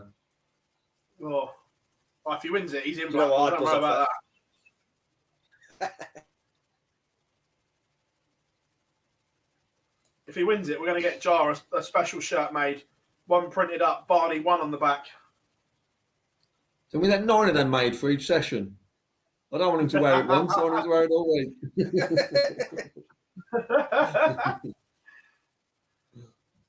He's going to tell me. He's going to tell us all. Oh, well. We'll be wearing our Which boards do you want for the next one, guys? I've stayed at the top end. You've got the streams, haven't you, Phil? Right? Have you both got streams? Yeah. I haven't got one Connect on the stream. Dark Connect's in front, though, so I can watch over the stream and just say how they finished it or whatever as well. But you boys take whatever, I don't mind. And I'll do whatever's needed. I'll take on, I mean, Vandenberg. I've got a feeling it's going to be a quick one for some reason. I've got a feeling that's going to be another 6-1, 6-2. Do you want to take that one then? Yeah, do you want to, what? Yeah, I'll take it. I'll do I'll go for a I'll week. do MVG Price because I'm going to watch it anyway. Yeah.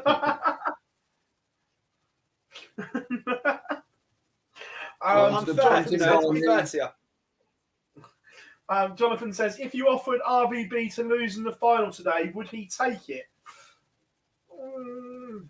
Yeah, I think so, because that closes the gap right up and he's in the mix with 3 days to go. Sorry. Yeah, looking at it now, if he was to lose in the final, it would be £750 off bunting. I believe, £750 off bunting. If you would have offered him that at the start of the day, he would have taken it. If you'd have offered it him now, I think he will, knowing that not only is he got to beat bunting, but he's also got to beat the winner of MVG and Derwin Price in the next one.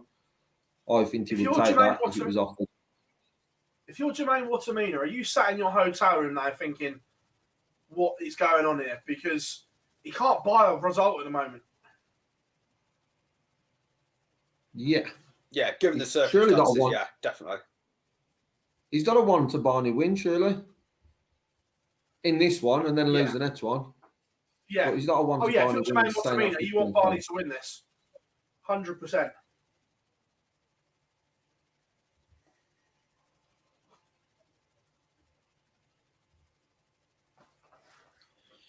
Tell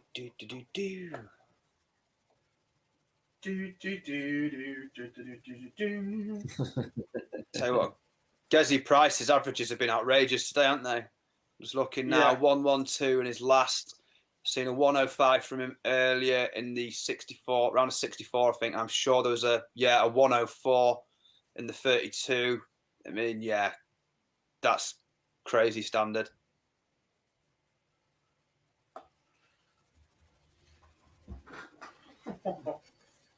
There it is, Streamboard 1, MVG Price. And a 103 earlier. Wow. Oi. What are we going for? Whilst we're waiting for the games to warm up, remember, everyone, drop us a like and make sure you subscribe to the channel. We are doing the giveaway on Thursday. The YouTube video is up for the signed Phil Taylor shirt. All you have to do is like the video, subscribe to the channel, and in the comments of the video, hashtag OD Darts. That is it. All you have to do.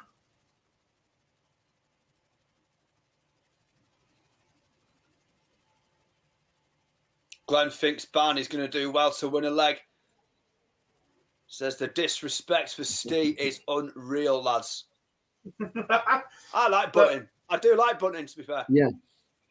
I like Steve. However, there's nostalgia around Barney, and I'm not going to lie, I want to see Barney back at the Winter Gardens. There you go. I said it. I like both players, but there's just something that the narrative behind Barney getting his tour card back and then getting to the Winter Gardens in his first year. There's just something about that telling that story is unreal. And I'd probably add to that the two places that are being are up for grabs, we'll say, probably for this week, if we believe that Searle's done it. My two pits out of, if we're looking from just 6 to say 26, my two pits would probably be, who I'd want to see there, would be Barney and Stephen Bunting anyway. I'd want to see the bullet there. But just because the race for it, and I'm totally agree, I'd love to see Barney at the match play. That's why to winning this, Bunting's still got a brilliant opportunity to qualify, even if he doesn't get a result today. He's got 3 days to earn the cup. You say who you'd want to see. I kind of agree, but putting in that bracket, who would you love to see? Adrian Lewis playing well on that stage all day long. Yeah. Sorry, I just looked at the 10 below. Yeah. You know, Lewis is a bit further down than that. I'm just looking at probably the more realistic ones. Adie's got to go on and win one, I'd probably say, but there's others who can just have good runs and make it. Steve, I'm not biased towards Barney. The boys will tell you in our chat, I'm not a huge Barney fan, am I? But it's just something around the whole nostalgia and the story around him getting back to the match play at the first opportunity. The boys will tell you, I'm not a huge Barney fan at all. I'll show you the screenshot so you don't stop talking about him. Owen says, cheers fellas, loving the coverage. Our pleasure, mate. Glad you are enjoying it.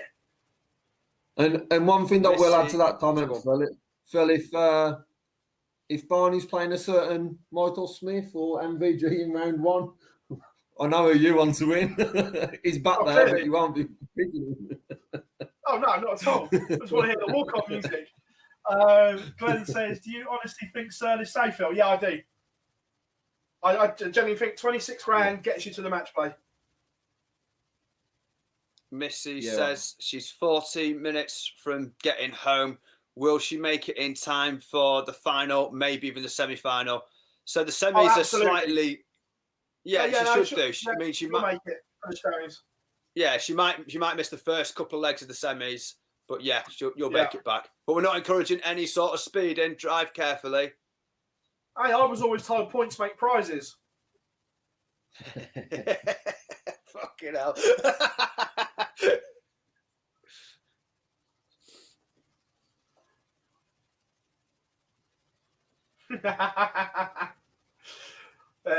Everyone knows my opinion on that one as well. It is. Everyone knows my love for Liverpool. Oh, absolutely adores them. It was ever since the Champions League final you started following them, wasn't it, Phil? Ironically, it's one of the best cities in the world. However, just the fans around where I live. Oh, why is there so many Liverpool fans in where you live? Because they were popular and doing well when these kids were born. Yeah. I was going to say we were underway in the Bunting Barney game, and Bunting's won the ball. Started 95-83. Barney started at 81-39. Yeah. Match play draw, we believe, is on Monday, Owen. Hopefully not too early, because I'll be recovering from England winning the Euros. So if it's to move that to a bit later, we'll need that wake up call from Dobber then.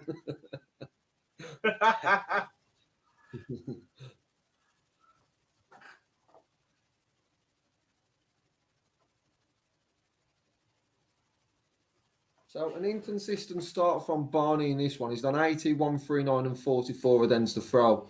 Stephen Bunting, 95, 83, 100, then 137. Bunting's left 86 after 12, with Barney not on a finish. So Bunting has done 86. Expect him to do 18, but I wouldn't expect him to do for ball. Not sure which way he's done, as it's for some reason not on the stream. But Stephen Bunting does take out 86 and he's 1-0 in front against Barney in what I would say is probably going to be the biggest game of today when we're looking at the race to Blackpool. We don't know which way he went, but I bet it had an 18 in it.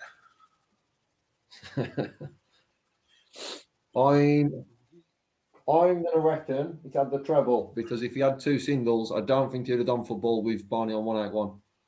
But no. Stephen says, what's the situation with tickets? Is it on full capacity? Look, Boris has made the announcement today. It was reduced capacity for the first 3 sessions, but then after that full, they were hoping to get more for the first 3. With the announcement today, we might find out more in the next 24, 48 hours. But that's one thing, credit to the PDC. They have been absolutely huge on what they've done, keeping fans informed all the time with tickets and everything like that. They've been absolutely tremendous with that. So as soon as they know, the fans will know. Matt, Dave, and everyone have been absolutely superb with that.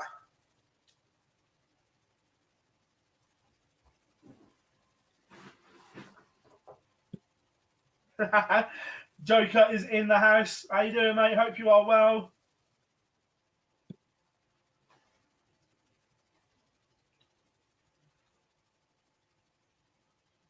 Glenn, I agree with what you're saying theoretically, but Rasmus got about as much chance of winning the lottery as winning one of these events, the form he's shown in the last 3 Super Series. Barney. Barney can't take out a 119, so Stephen Bunting's coming back for 48 for an early break in this one. Sorry to interrupt, Phil. Just see if you can take this out, mate. 48, and take their last start in hand.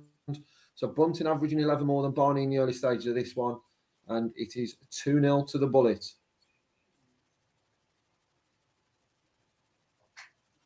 Here we go.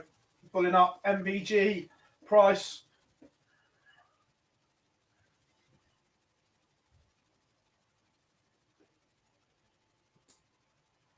What's he throwing there? How long has Vandenberg Dolan been warming up for? I called that one because I thought I'd get to go to the toilet quicker, but they've been warming up for about 15 minutes. And Price has won the ball. Yeah, you might want to know notice. I'm going to say. 230s, go now if you want, and we'll just make sure you're all right. I'm going this second. I'm literally doing it right now. Right, good lad. Right, I'll be back in 2. Just going to go clean up.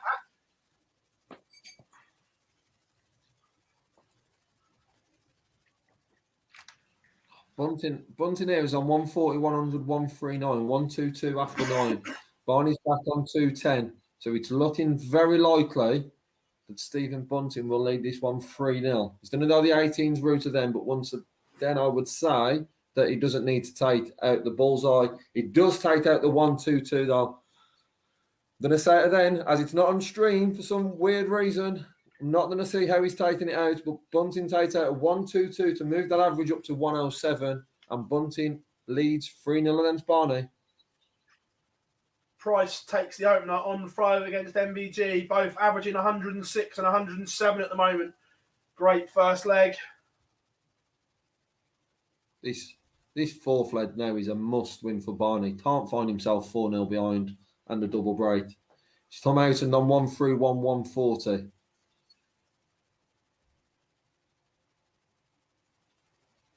Bunting responded with a 140 with his first visit, and he's done back-to-back now, so leaves 2-2-1. Good led by both players so far. What can Barney find here? Needs really 2 treble visit, only 84. Back on 146. Dan Bunting pressure that 146.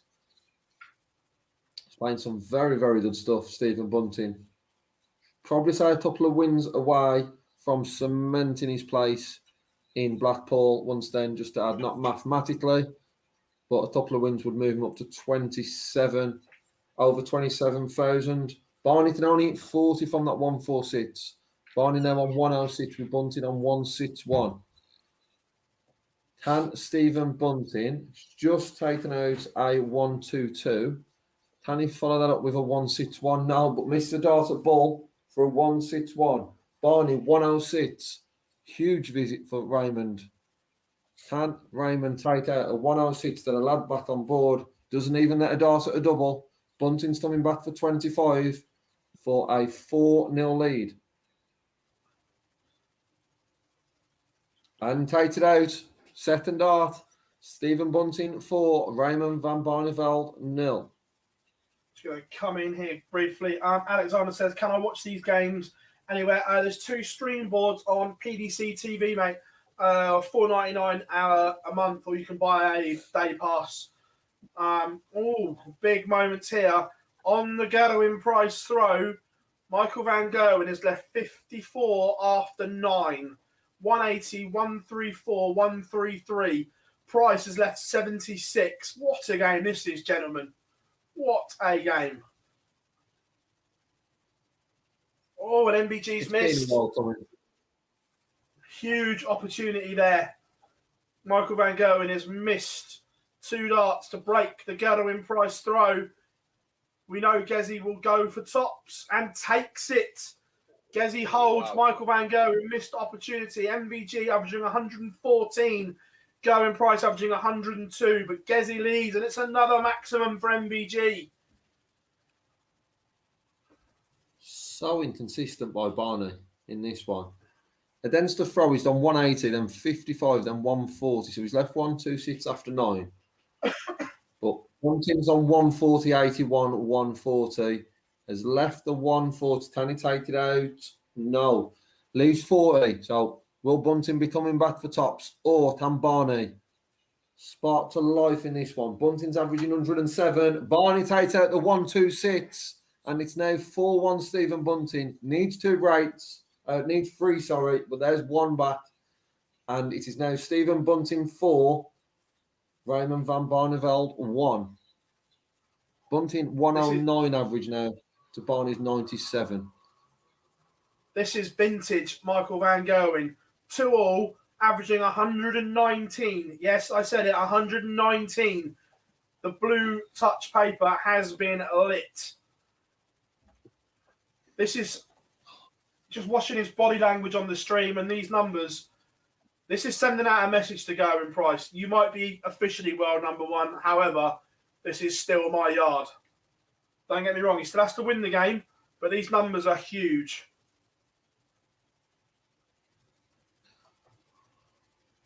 So inconsistent from Barney. On this lead, he started with just a 42. So after that break of throw, which was needed in lead 5, 42, 158. So 301 after 9.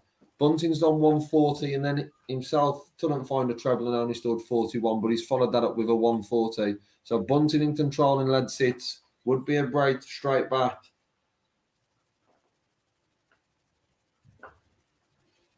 There's a break of Barney throw on here. 161.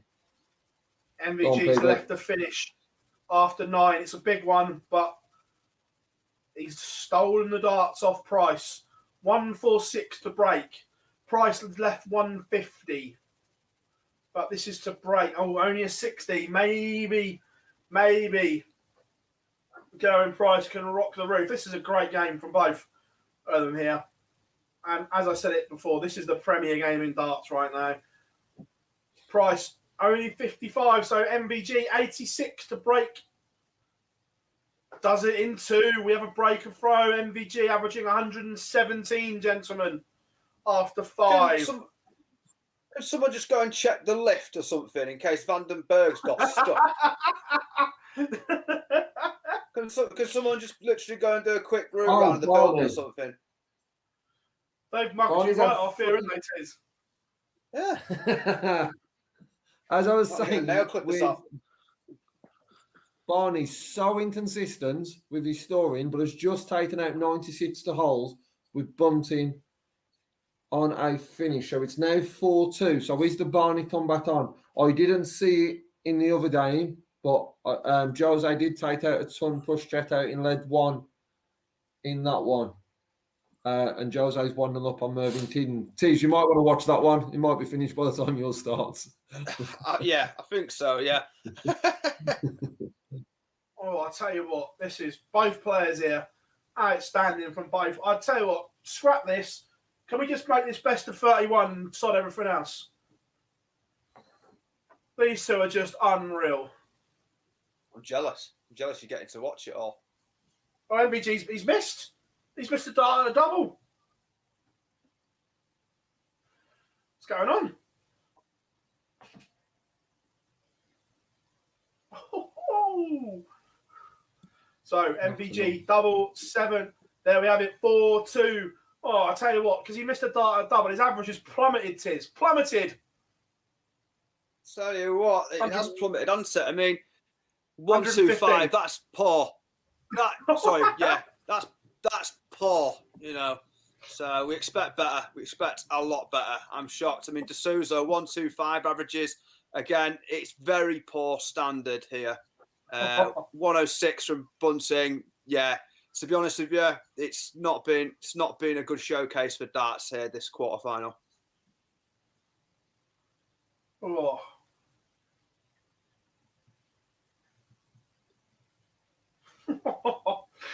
Oh, you two, can you please stop that? Right, start everything else. Just put this on PDC TV for the rest of the night. You two just play. Should be a new rule.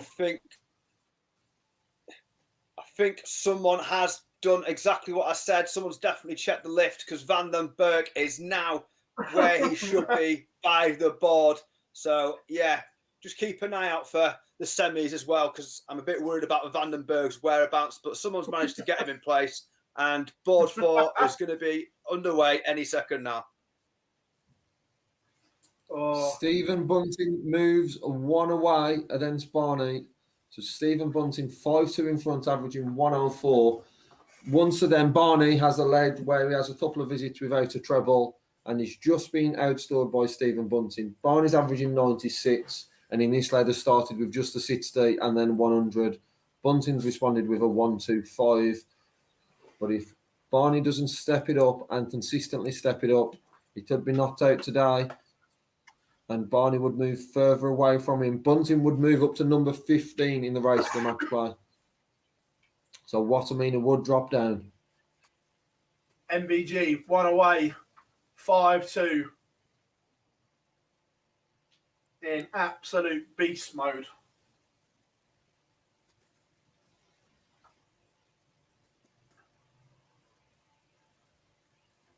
But Price is playing his part here in a fabulous game.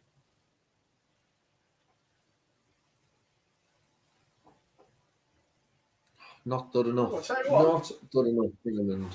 might be a slight Barney, opening here.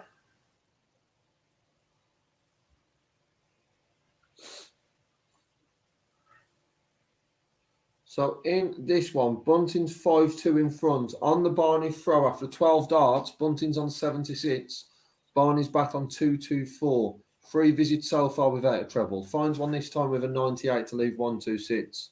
But Stephen Bunting has got 76 to wrap this game up and move him up to 15th. Andy takes it out. Big win for Stephen Bunting. Disappointing for Barney, but he certainly puts himself back in the mix for the race for the match play. But it is Stephen Bunting 6, Raymond van Barneveld 2.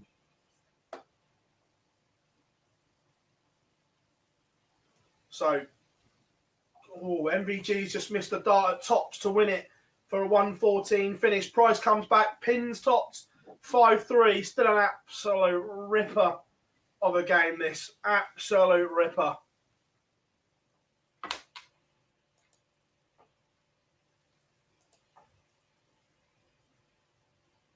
So, Price isn't done yet. This is not done. Price is playing his part in a fabulous game.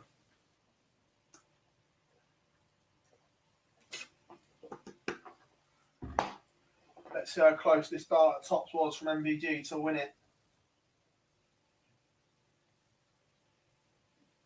Dragged it low.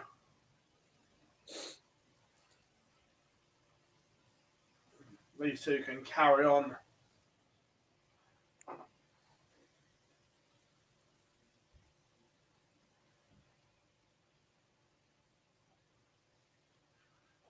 Absolute sensational.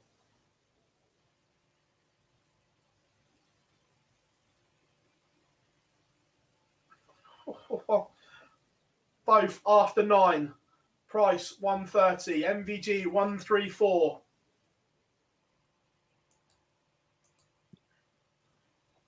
Price 94 to leave 36. Can MVG pin 134 to win it in style? No is the answer. So Gezi 36 to hold. It's not his usual MO. He's gone away from his beloved tops.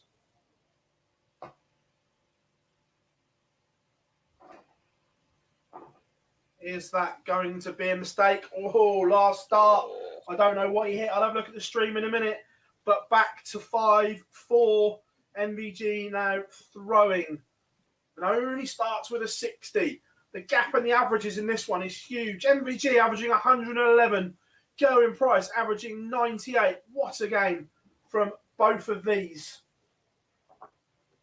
Did MVG get... No, he didn't get a match start. But this is fabulous, gentlemen. Absolutely fabulous. Just 2 seconds, Phil. I'll just fill people in on the scores that haven't got the screens available. Brendan Dolan's got off to a strong start. 2-0 up against Vandenberg. So he's obviously held and broke throw. So, yeah, just a quick score update there. 2-0 to Dolan. I'll tell you what, MVG has opened the door a little bit here. 2 treble visit and Price's favourite to break. Finds 2 trebles. What a game, gentlemen.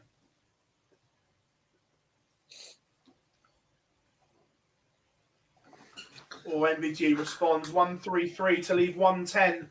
Difficult. Price 176. Can he find a 140 or a 136 when it really matters? The world number 1 finds a ton to leave 76. There's pressure on this 110 that Van Gerwen has got. Can you, Michael? Can you? No, you can't, is the thing. Price should get at least one dart to level this up and send us to a noble. One of the best top hitters in the world, and we are level at 5-all. What a game this is. Price has the darts.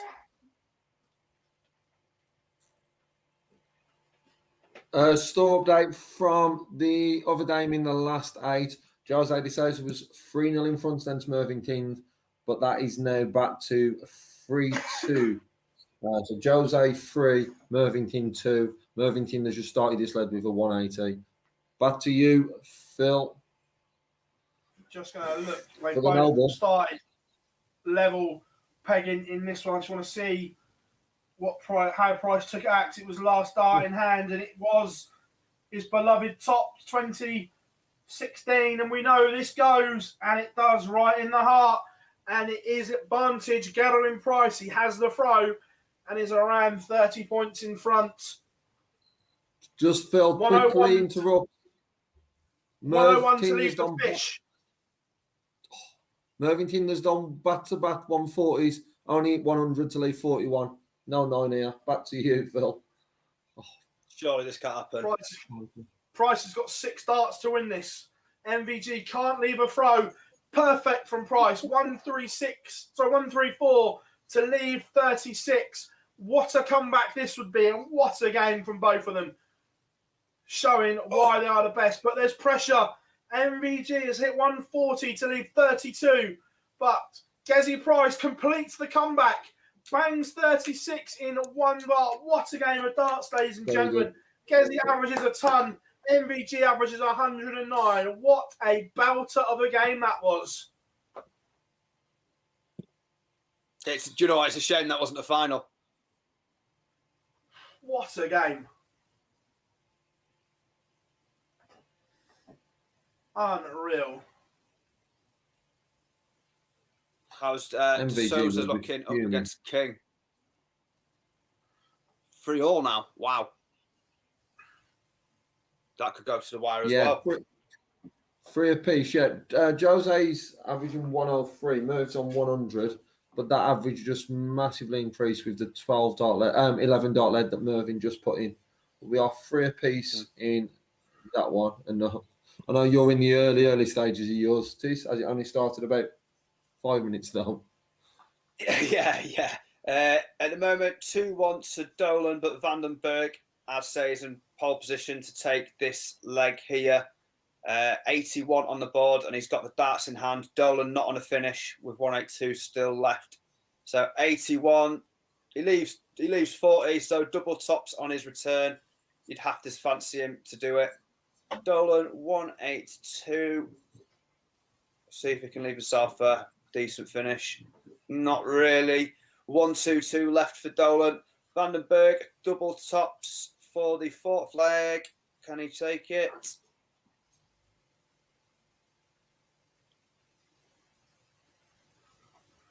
No, he's gone bust. He's bust out. So Dolan got a chance here to make this 3-1 on his throw.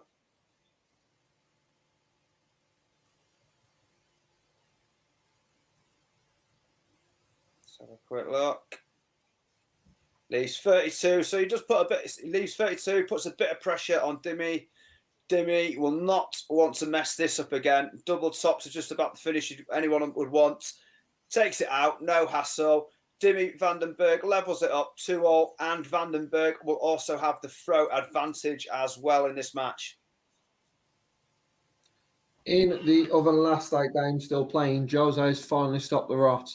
Was 3 up in this one. Is now 4-3 in front. Mervyn King pulled back those 3 leads, but it's Jose who leads this one 4-3. It is back on throw, and Mervyn started this one with an 82.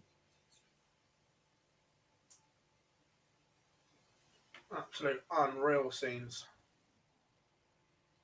And we have Jose's in lead 8. It can't happen very often, but we have Jose's first 180.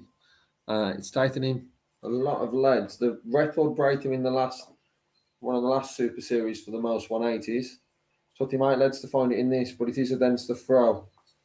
King can only do 82 and 140, so another big visit from Jose. 137 puts him in control of lead 8 and a potential break opportunity. Huge.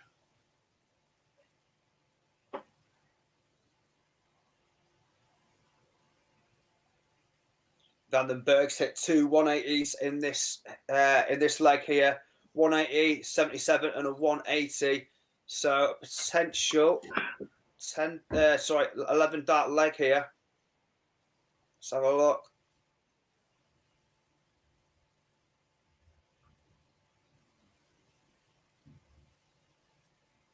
Leaves 16, but Dolan's way back on 241. So it looks as though Dimmy is about to make it 3 legs on the spin. Jose here doing very much Jose things. He's done 180, 137 to leave 184. He's then put in another 180 to leave double 2. So as I said, he hadn't hit one. He's then hit 2 in this lead, and then he's just bust double 2. So Mervyn King has got an opportunity to hold with a 105 checkout. Can Merv take it out? No, he can't. So Jose's coming back to them for double 2. Already missed start at it once, but takes it out this time. Break the throw. Jose moves 1 away. Mervyn King 3. Jose de Souza 5. Just by the look of it there, I'm watching on the stream. Merv King don't know if he misses an opportunity, but Jose let him have a poke at a 105 here, and don't know if he gets near it or not. I'll tell you in a second. Have we seen a De Souza miscount at all today? Oh, there's bound to be one somewhere. That's like saying, did I have a Chinese at the weekend? He hasn't been my side of the draw, so I haven't seen any in this game. I did miss the early stages though, but I haven't seen any in this game as of yet. But I'm sure there has been.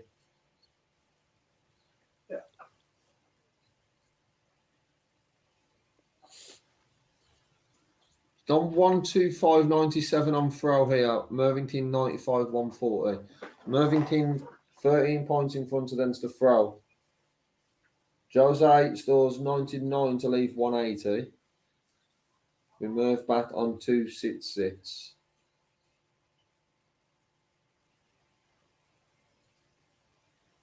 Back-to-back visit to 140 for Merv.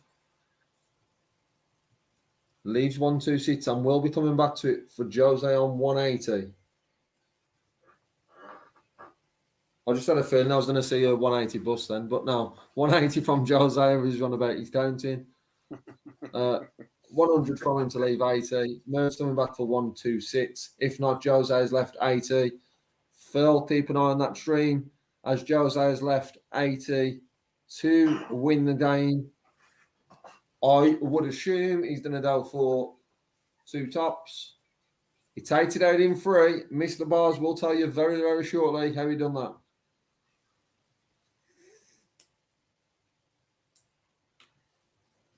I'll tell you shortly.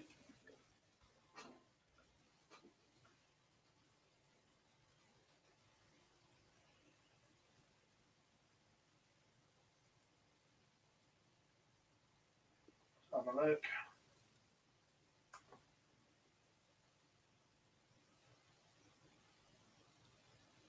He went tops, missed 2020, and then pins it. Yeah, he went tops, but pulled the first one low. Just dropped it low. So, to confirm, it will be Jose will take on the winner of the remaining game, Dimitri versus Brendan Dolan, and then Stephen Bunting will take on Derwin Price.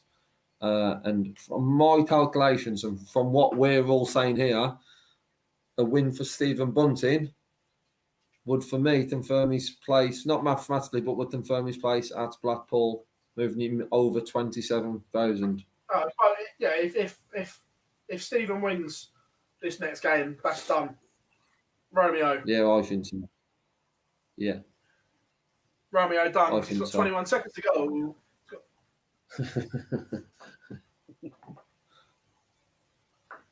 The youth of today Jimmy's won't get the looking- so solid crew gang, will they? 2 multiplied by 10 plus 1. Romeo done. I know. Dimmy's looking good, lads. It's the one that I picked. I prefer that to your Oasis lads. Yeah. Oh, Yeah, Gallagher's not been here, has he? Yeah, nothing wrong this is looking with Oasis guys. Absolutely not.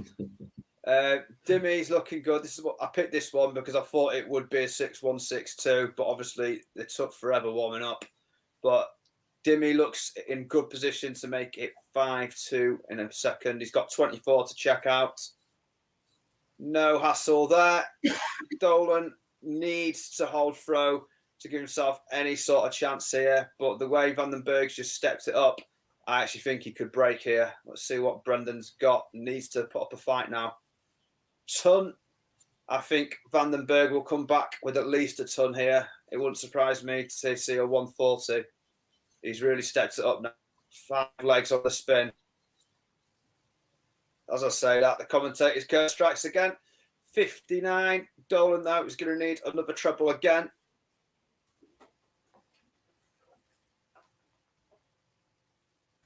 $59 from Dolan as well, and he's let Dimmy right back in it here. Dimmy, with 1 treble, will be feeling pretty confident. Let's see what he's got in store for us.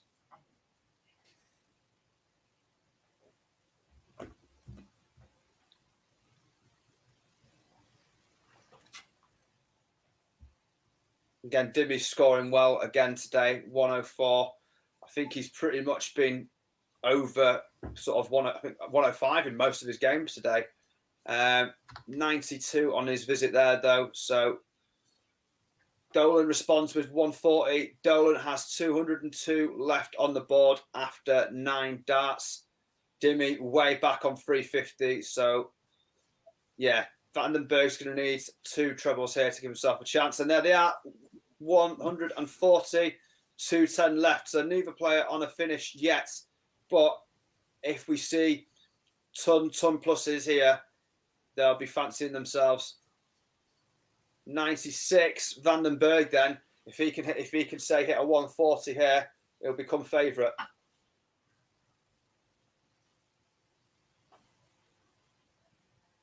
There it is, 140 to leave, 70.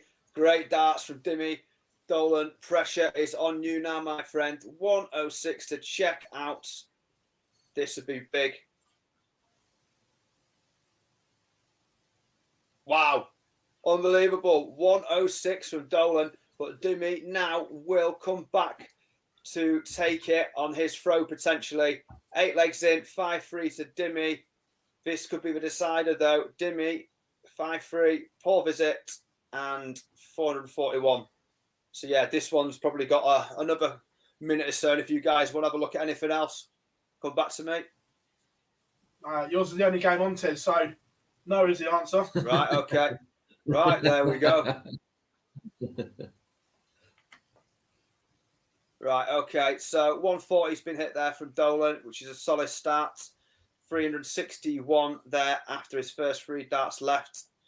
Dimmy replies with a 100, so he's on 341 after 6 darts. And remember, Dimmy has the throw to his advantage in this 9th leg, which could be the last leg of the match.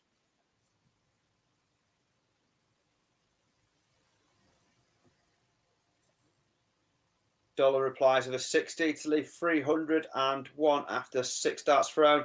And that's huge. That could be enough to potentially see this over the line now. 134 from Dimmy Vandenberg, which at this stage is crucial. That should be enough, I feel, to fend off Dolan, who hits 97 to leave 204. But Dimmy, with the darts in hand, and the arrows are pretty much running out now, it's getting to that stage in the leg. 140 from Vandenberg. Surely now that is going to be enough. 67 remaining for him when he steps back up to the hockey in his next visit. Dolan, responds with a 60. So he has left a finish, but that is very, very difficult to be taken out. Vandenberg, 67 for the match. And we'll wait for the scores to come back. Yeah, 3 darts, and he does it. Well done, Dimitri Vandenberg, averaging 104.63, and he has made it through to the semi-final. There we have it. We know the final 4 going to be Stephen Bunting against Gerwin Price, Jose de Souza against Dimitri Vandenberg, gentlemen. Great ties. Absolutely great ties. Yeah, absolutely superb. Right, there's probably going to be 5 or so minutes, so we are going to tee up a quick ad break, and then we're going to answer some questions that are in the chat room for you all as well, because it's what we do in between.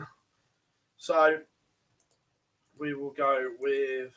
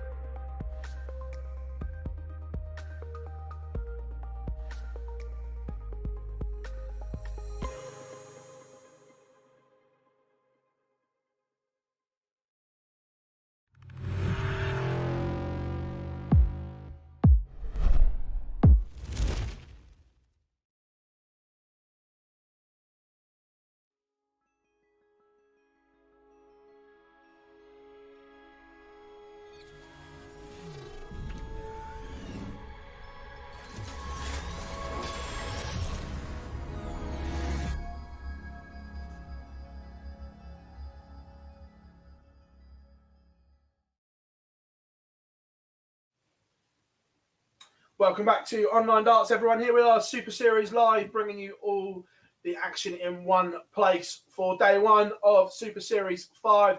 I'm Phil Bars, joined by Sam Tiz and Lee Boyce when he comes back from the loo. There he is.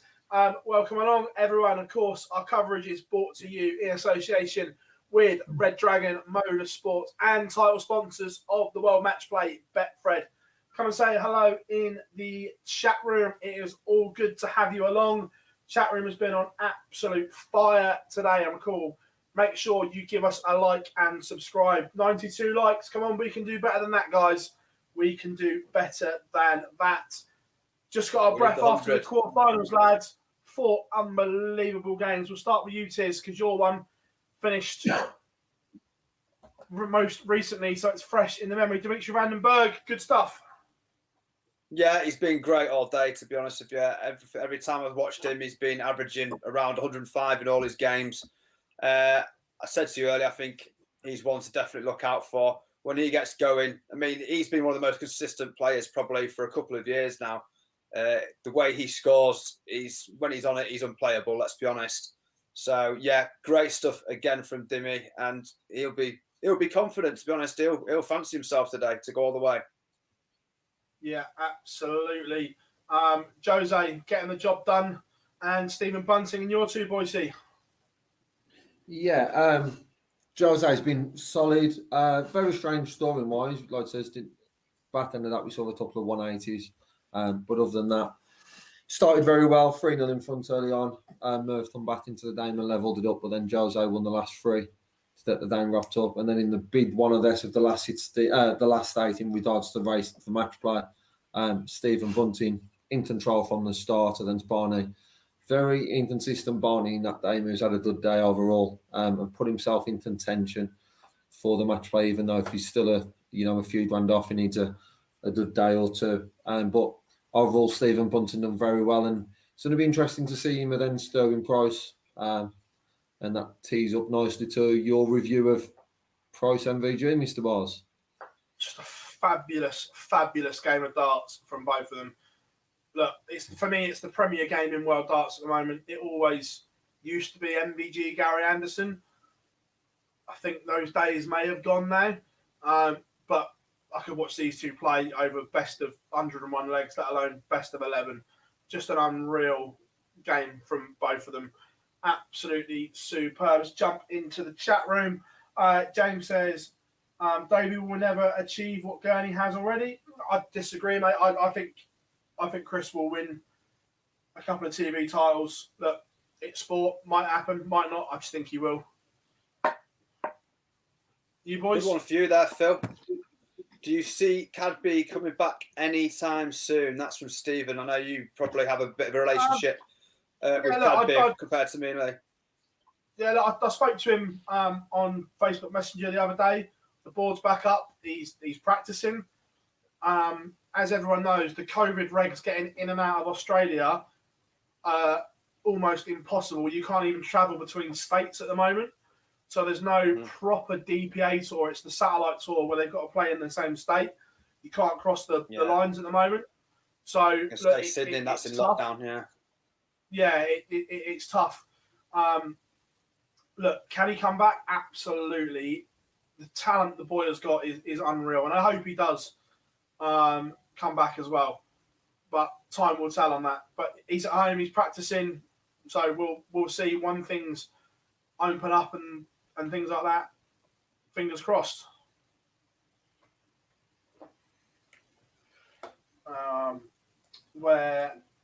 There was another one that I quite liked as well. From Glenn, I have a question. How many legs do you think Price will win in the semi-finals? 3 or 4? Unfortunately, Glenn, I think Gezi beats your man.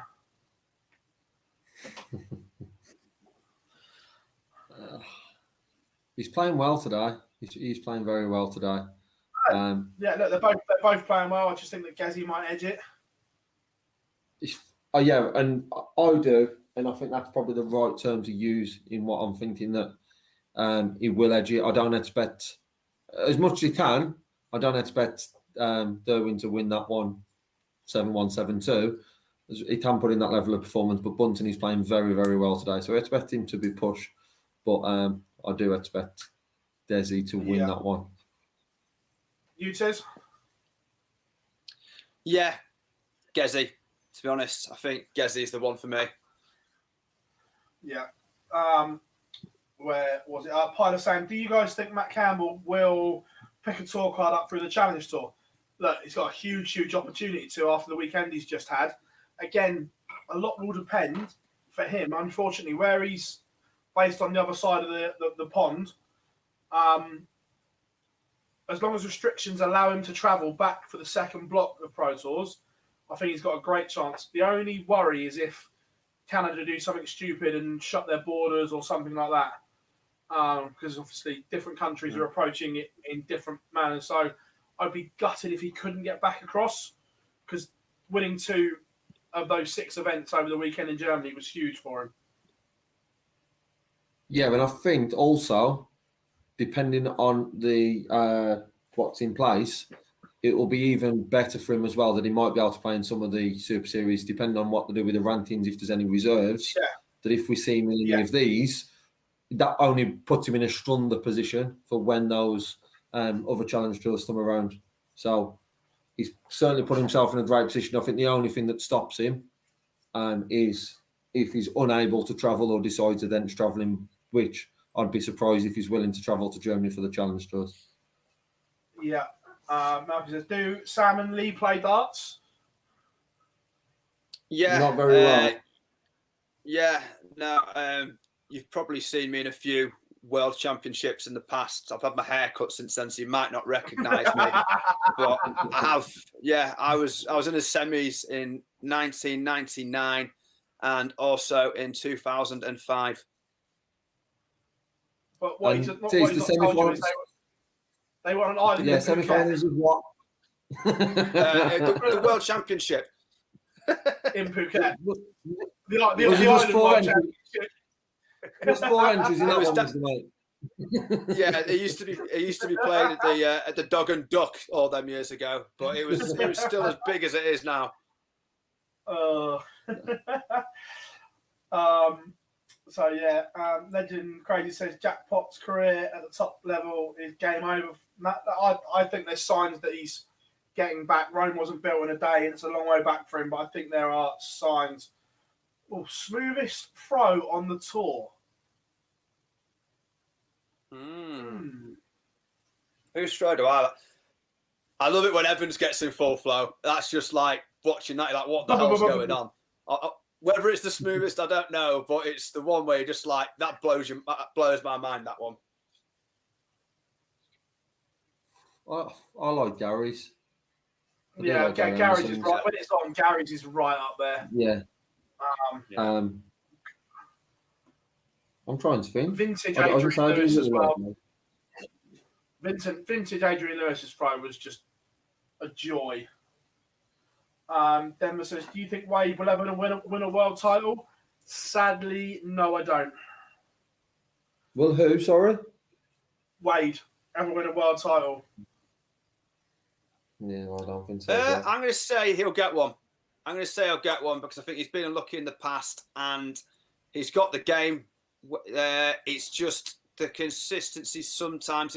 It's the one-off game that can let him down. But I'm going to say yes because I think his career deserves it. And yeah, I know he's not everyone's cup of tea, but I'd like to see it. I think he deserves it.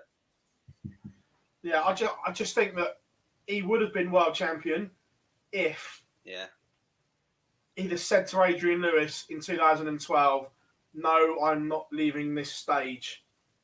The moment he left that stage, the world title went. That was his one because at that point he beats Adrian. Adrian's head's gone if he stays on stage, and for me, he would have beaten Andy Hamilton in the final. That's it. There's so much on the draws and stuff as well, isn't there? Who you come up against on the way.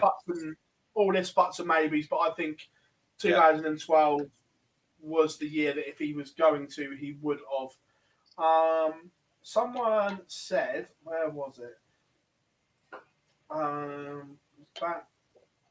Someone asked me if I'd ever had. Where was it? Stop there. If I'd ever had a bad interview off MVG, I think. No, look, I'm lucky that I get on really well with him. Don't get me wrong, I've seen him give some shockers to a few, but no, I've been lucky. I've never had a dud one off of him. But I have seen. I think what you'd class as bad and what the PDC would class as bad are completely different as well, because you can get the controversial interviews and you can put it out there, whereas the PDC they can't do it and they will panic when people are in that sort of frame of mind, whereas you are rubbing your hands together and thinking, yes, keep talking. I almost burst into full Grease then. Keep talking. Oh, keep talking. Yeah. Glenn says, beaten 100%. Look, everyone goes on about the beat and throw, but I don't like the follow through. It's kind of a jerk. It doesn't go fully extended. So that's why I'm not going for him.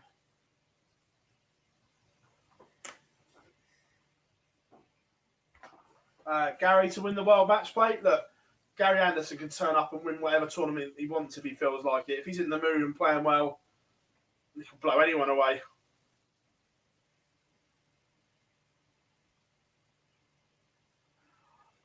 Yes, Ollie, but I'm not going to answer it. He says, are there any players who are in the order of merit for the world match play you wish weren't? Yes. Oh. if you listen often enough, you'll know the answer without Phil saying it. Wait a minute, I'll work out.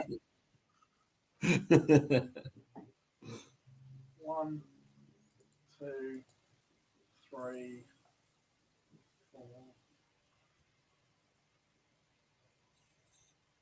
Maybe 6 or 7 at the moment. I'd probably take out. Yeah, I think I've counted 5 of yours.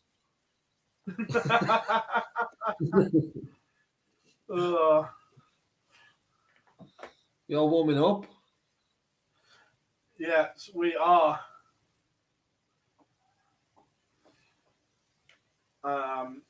So, quick one in the chat room. Predictions. Who makes the final? Jose against Dimi. Stephen against Gezi. Go, go, go. Score predictions, please, gentlemen, as well. Join the chat room. Where are we going? Over to you, Tiz. Right, for me, I will be going. Oh, crikey, this one's hard. I'm going to go Vandenberg for some reason. I've got a feeling De Souza is going to mess up and potentially cost himself. I think that's going to be an up and down game. I just think Dimi is going to find enough for some reason. And then, yeah, going Price, to be honest with you. I think, again, that could be a tighter game than we maybe give it credit for.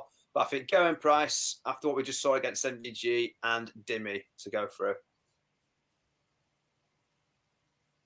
I'm going to go for Jose to win 7-4 and Derwin Price to win 7-5. 7-4, 7-5, Jose Price final.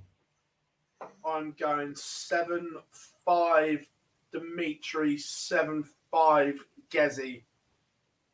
And quick one. I'm going to go exactly the same as you, Phil. Yeah. Someone asked, Denver says, who has the better A game, Anderson or MVG? Easy question for me, because one of those has the best A game ever in darts.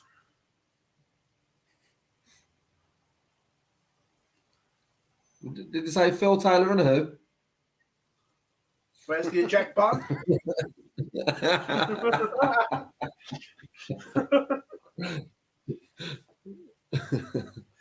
think it was James Wade you mentioned.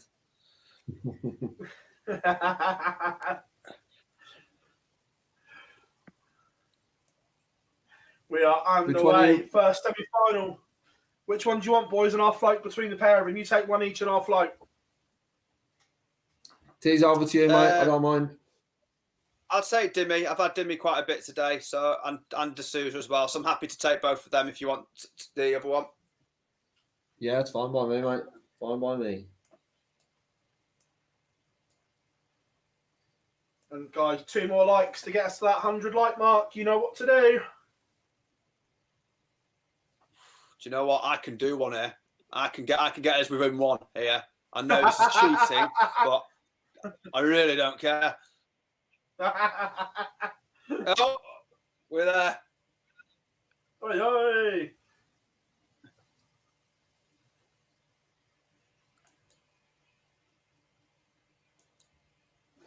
Oh, Derwin Price has just missed 3 darts at double 18.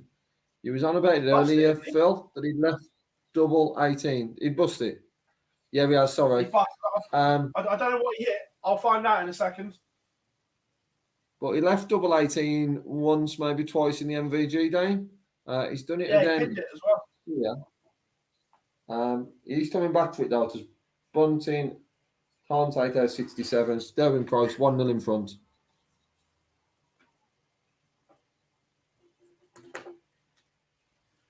He went inside 18s, inside 9s, and deliberately bust it. He's 1-0 in front now, and Bunting can only start with 60 with a response of 60 from Price.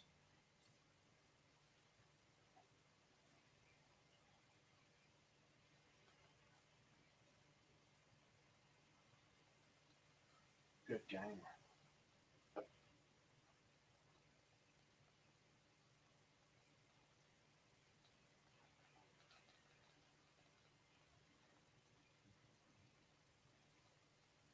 Right in the corner of double 9 as well. Just seen it on the stream. Right in the corner.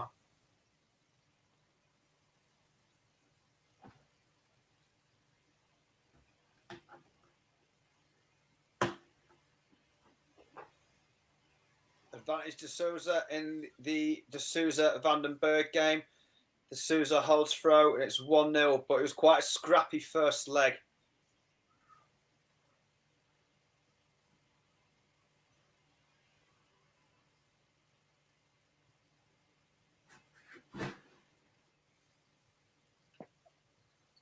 In this one, on Bunting's throw, Bunting's left 1-1 sits after 12. Derwin Price has left 102 after 12. Just putting in a 140. Bunting on 116. Can't take it out. So Price is coming back for a 102. Treble 22 tops or 20 treble 14 tops, I would expect. Stored 82. Bunting coming back for tops to level this one up. 1-1 in the early stages of this. Bunting comes inside with all 3 darts to leave 5. Derwin Price has got an early break opportunity. Double 10.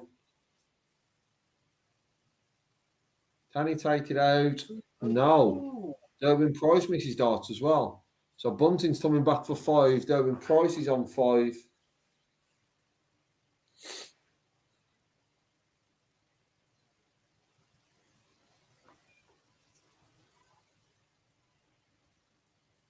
And we are at 1 apiece.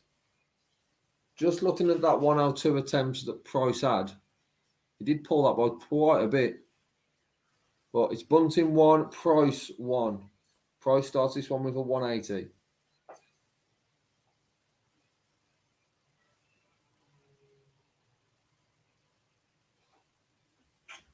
Oh! Rods at the ready, boys. The big fish has gone. The big fish has gone.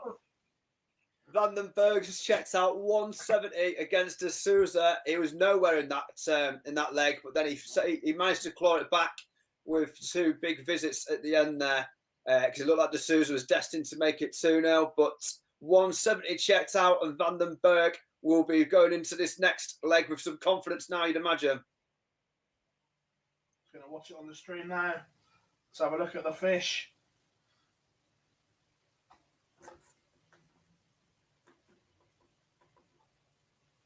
First start, clean as a whistle. Second one, oh, it's a beautiful fish as well. Beautiful. It's a big fish. Oh, Jay, Said he'd go into this one. Just reeled it in. Nailed it, Tiz. It was a whopper. That was a whopper. My arms are feeling tired now.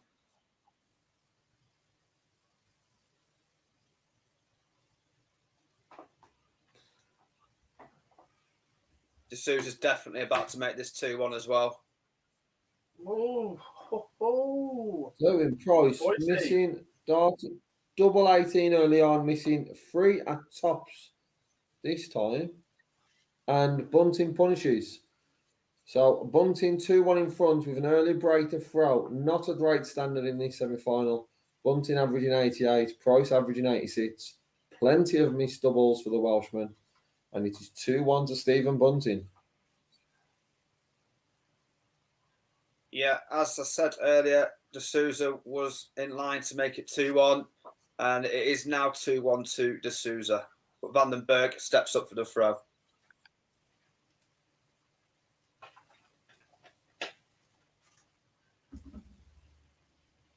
Nice little 140 to start with as well for Dimi.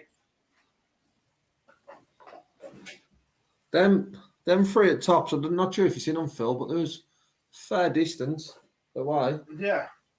The ones that Price missed, there was all in the unicorn that's on the board. But just seeing Price standing behind Stephen now, he's not happy with himself. He's berating himself. But he has got an opportunity here in lead 4 with Bunting only down 57, 96 and 58. Price can't really punish it though. 95, 100, but then a score of 54. As I said, very, very scrappy start to this game. Bunting sits himself. Out of 4 visits to the board of Stephen Bunting, he's only 1 treble. Price is only 2, but then he finds 2 in that visit to set up 1-1-2 with Bunting back on 230. So a break back opportunity.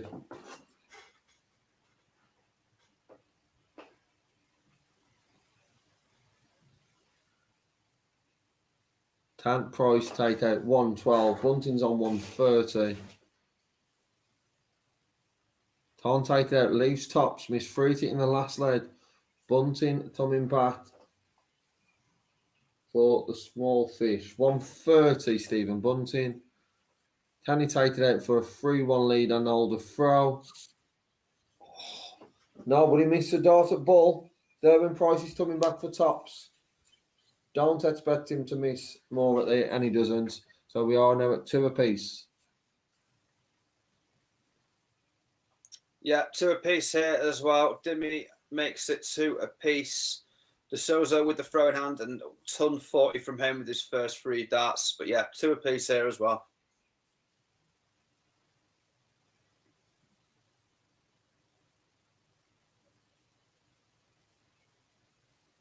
Cagey moments in both of these. Yeah, waiting for one play really to, start some scoring and see if the other one can follow. Because at the minute, it is very, very strappy. Just seeing some Derwin Price's darts, missing big numbers. And in this lead, he's done 1, 2, 3, 100. So he's in control of this lead at the moment. But not the greatest of standard from what we've seen today.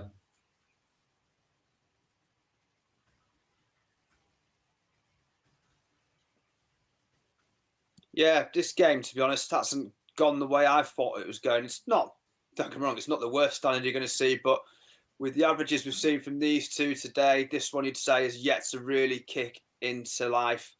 De Souza, 99 average, which isn't really bad, is it? To be honest with you, that is decent, but Vandenberg would be a little bit disappointed back on 92. But I think the way both of these players have played today, they'll both be hoping to be averaging in the tons in this game. But this is the sort of game, I think, to be honest, these are the sort of games that both players would probably not want to be playing against because they're both good scorers. It just makes it a really difficult sort of game where these two could just be going back and forth. It'll just be a constant rally, I think. I'd say I think neither player would be suited to playing against each other here. Agreed. Pressure on the Price. No, he takes it. Derwin Price leaves tops and takes it out. Pressure was on after Bunting left 41, but Derwin Price takes it out for a hold of throw and back-to-back leads. Finds himself 3-2 in front and then to the Bullet. And the Bullet starts this one with a 180. Hopefully, that will kick him into life and hopefully Price as well. And we'll see a better game. I say both been scrappy so far. And then both the 118 to start of this. 3-2 to Souza then. Vandenberg, though, with the throw. It seems to be a case of holding your throw at this stage. But let's just see how this one pans out. Vandenberg, 140 his first visit. De Souza with a 100 on his first visit. Ton 45 for Vandenberg. So again, it seems to be so important to hold your throw at this stage. If that's the case, it could work in the favour of De Souza because he will obviously have the darts to throw for the match if this goes into a noble leg. Stephen Bunting has done 180, 140, 165, left double 8 after 9. So we could see a 10 dart lead. Derwin Price is back on 183. Didn't see how many darts it was for him to take that out. Will inform me once I've seen it on the stream. But Stephen Bunting has levelled things up at 3 apiece with Derwin Price.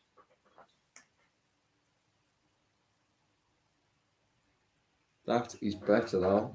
Derwin Price 125, Bunting just 58.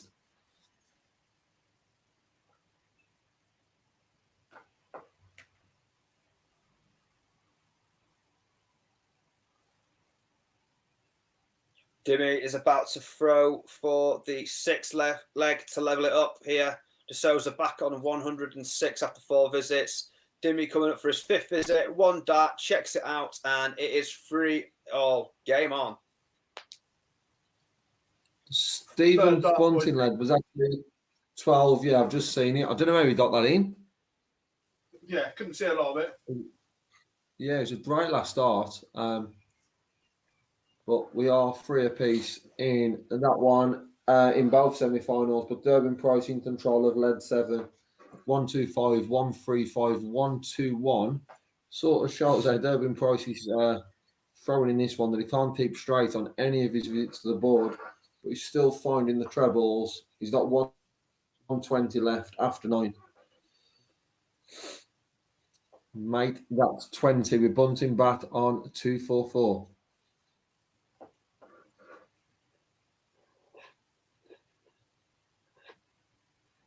Bit of pressure applied. 140 from Stephen Bunting. 10. Price, take out double 10. For a hold of throw. No, he can't. So he's come inside. Stephen Bunting got a 104. He's pressured that with a 140 in his 4th visit in this lad. He's got a 104 now for the second break for Bunting. Can he take it out? No, he can't. Leaves double 16. Price is on double 5. Not a nice treble, a nice double, sorry, to be left on, but Durbin Price take it out 4-3 to Durbin Price.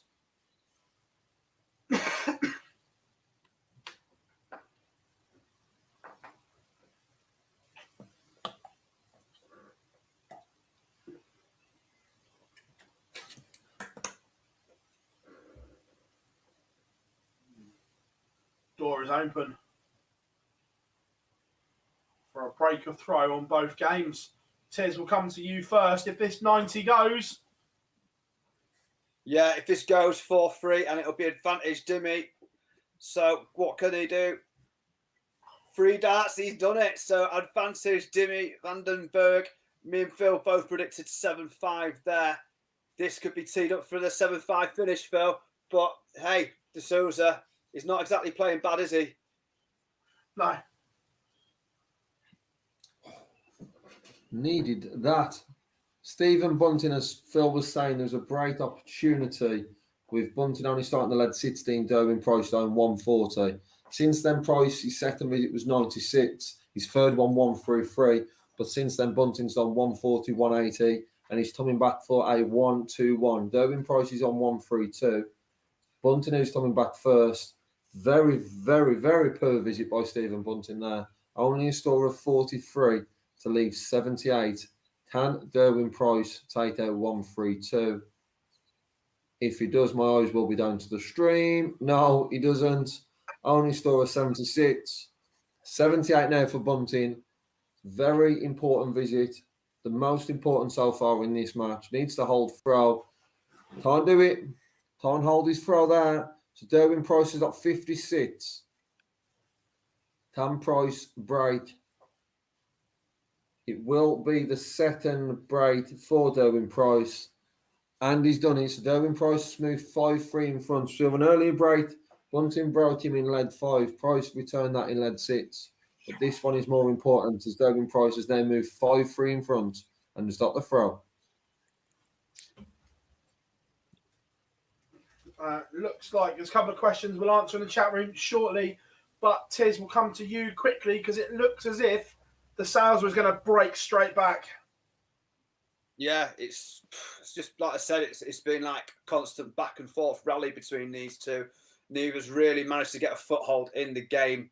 Like I said, it's just the two players that can just cancel each other out, which makes it just doesn't suit either opponent. That I think these are the sort of opponents that like to get 2 or 3 legs ahead in the game early doors and then just keep their opponents at bay. So this here is horrible for both of them, to be honest with you. It's not going to be comfortable.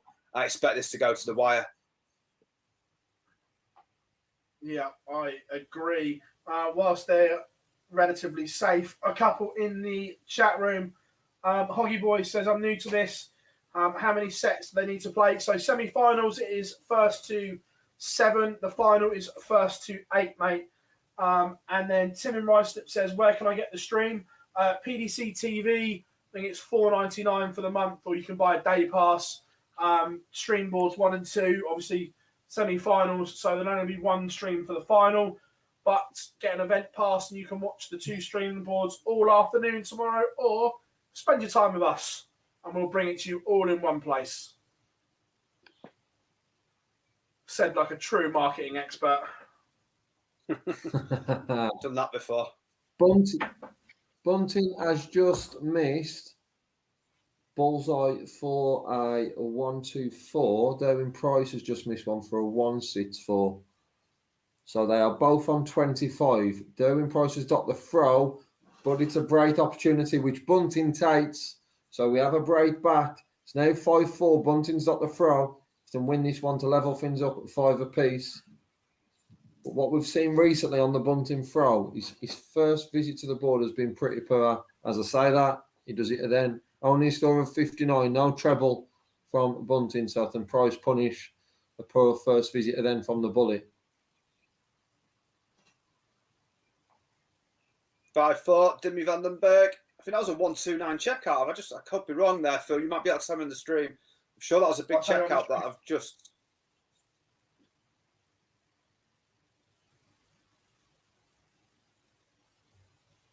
So he's broke throw again. And the averages are creeping up, 100 apiece. The 59 from the bullet isn't really punished with only an 84 from Desab, but then Stephen Bunting does 1-3-3. Derwin Price this time does 180.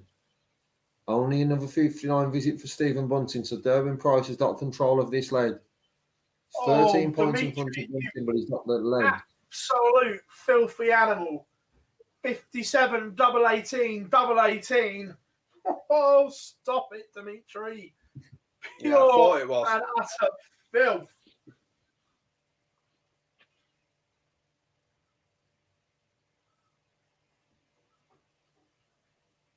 Poor scoring by both players. As Bunting only at 59. Price was in front only at 57. Bunting's then followed up with another 58. So Bunting's on 192. Derwin Price can only score 28. So Derwin Price is on 152. Stephen Bunting on 192. 140 here for Stephen Bunting to leave 52 would be huge. And only it sits there. So the last 5 visits to the board from both players, we haven't seen a treble. 59, 57, 58, 25 and 60. Feel like I'm calling out bingo numbers. Derwin Price can only hit another 60. So still no treble, but can Stephen Bunting take out a 1-3-2 to hold throw and level this up at 5-all?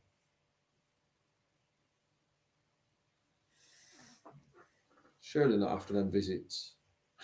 Yes, it does. The bullet takes out 1-3-2. 5-all. Phil, that your eyes on that stream. Don't worry, it is on there. 6-4. Dimmy is in control here. 6-4. D'Souza is going to need to take the next 3 legs. 2 of the next 3 legs will be on his throw if he can take the next 2 out. But at the moment, Dimmy Vandenberg has kicked into the third. He's kicked into second gear, probably third gear now. Realistically, he's found the extra gear. 101 average for him, but these last couple of legs, he has definitely stepped it up. And as I say that, a 1-2-1 as well with his first 3 darts. So Dimmy is in control. Top of the 25, 57 ball. And the way the marker was there from the 25 was perfect for the bullet. Yeah, just flicked off the flight. Yeah, Just sat there. Gently pressed against it. And this time, the bullet against the throw has left 170 after 9 with Derwin Price on 207. Derwin Price cannot find his scoring. And I've just seen him then go into the treble 5. Stores a 99 there, leaves 108. But the bullet is on the big fish. Can I reel one in this time? Tiz has already had one. 170 to move 1 away. Can the bullet take this out? No, it can't, but perfect setup play.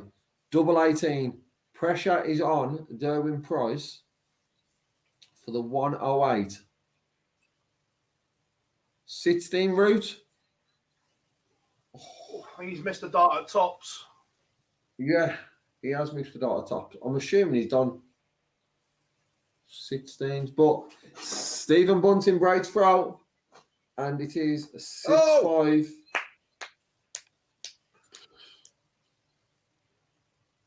You might have just seen it. Dimmy has just gone through 12 dart leg to finish it with. visits of 121, 100, 140, and back-to-back 140 to check out. That's unbelievable from Dimmy. When it mattered, he just stepped it up in the final stages of that game. I think he took the last 3 legs, and that's class, to be fair. 103 average. He's been all day. Him and Gezi Price, you'd probably say, have been the 2 best players today.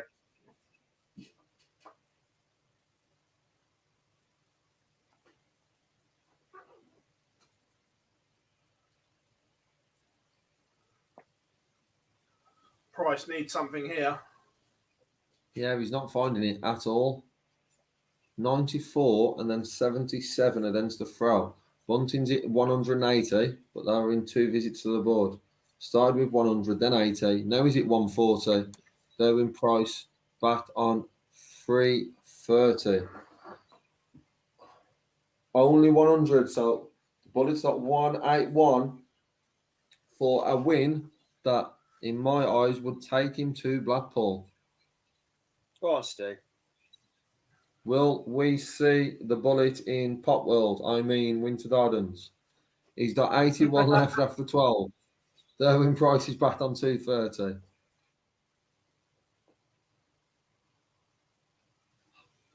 $140. Pressure applied by the Welshman.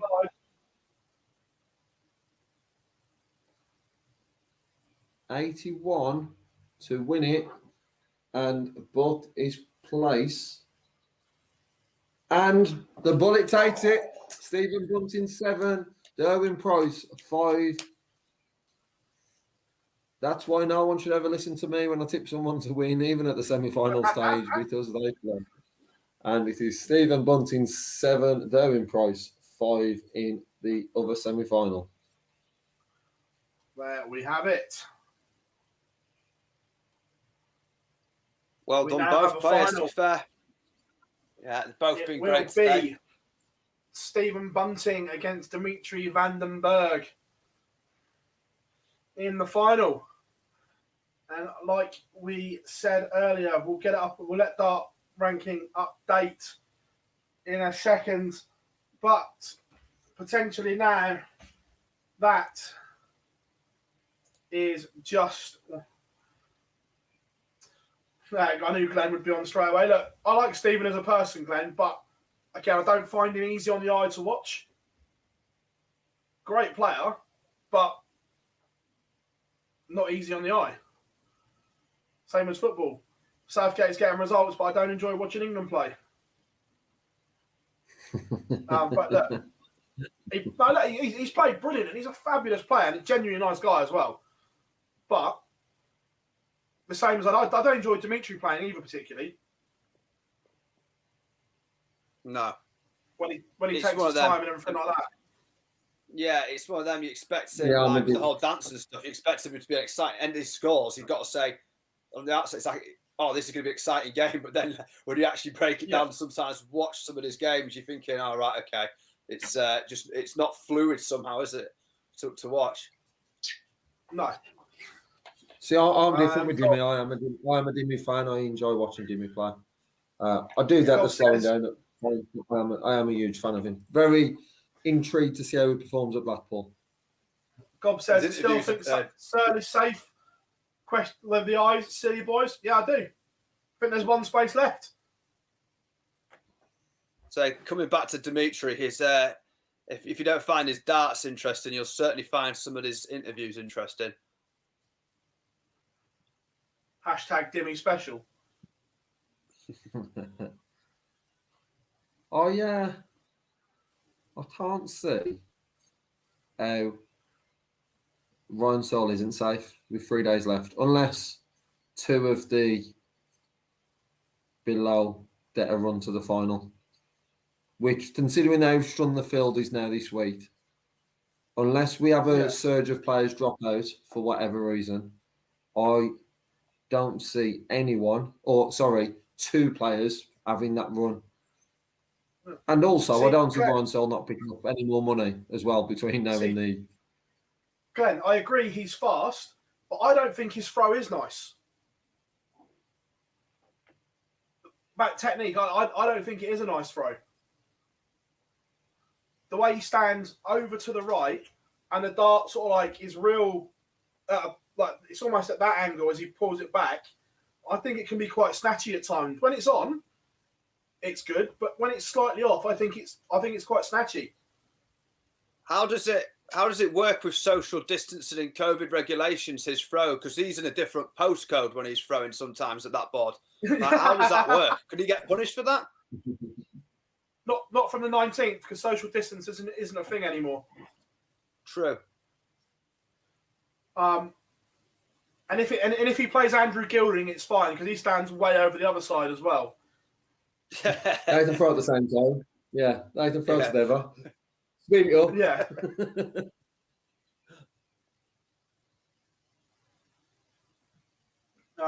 Joe says, if Bunting wins, this reminds me of when Beaton was outside. Not necessarily, man. I don't think as much because Steve did a lot of damage in the last Super Series. Although he was outside the 16, he was in and around it, where Beaton come from quite a way back. Missy says, did anyone see this final coming, really? Do me potentially. I'm not sure. I thought Stephen might go far, but... Yeah, Dimitri's been in and around finals and semi-finals for the last 3 or 4 Super Series. So, yeah, but would I have had Stephen for the final, being honest? No, I wouldn't. I do want to add, I'm sure in the last Super Series, I did tip Bunting to make it to the match play. I didn't tip him to get to the final, though. Slightly different. Yeah. Our pleasure, Connor. Great to have you along, mate. But yeah, no, literally, right, I think darts. Oh, we're in. Well, wait a minute, I'm just going to drag that across to there. Yeah. And if, like magic, on GFX2, if I go like that, there we have the race. Fancy work.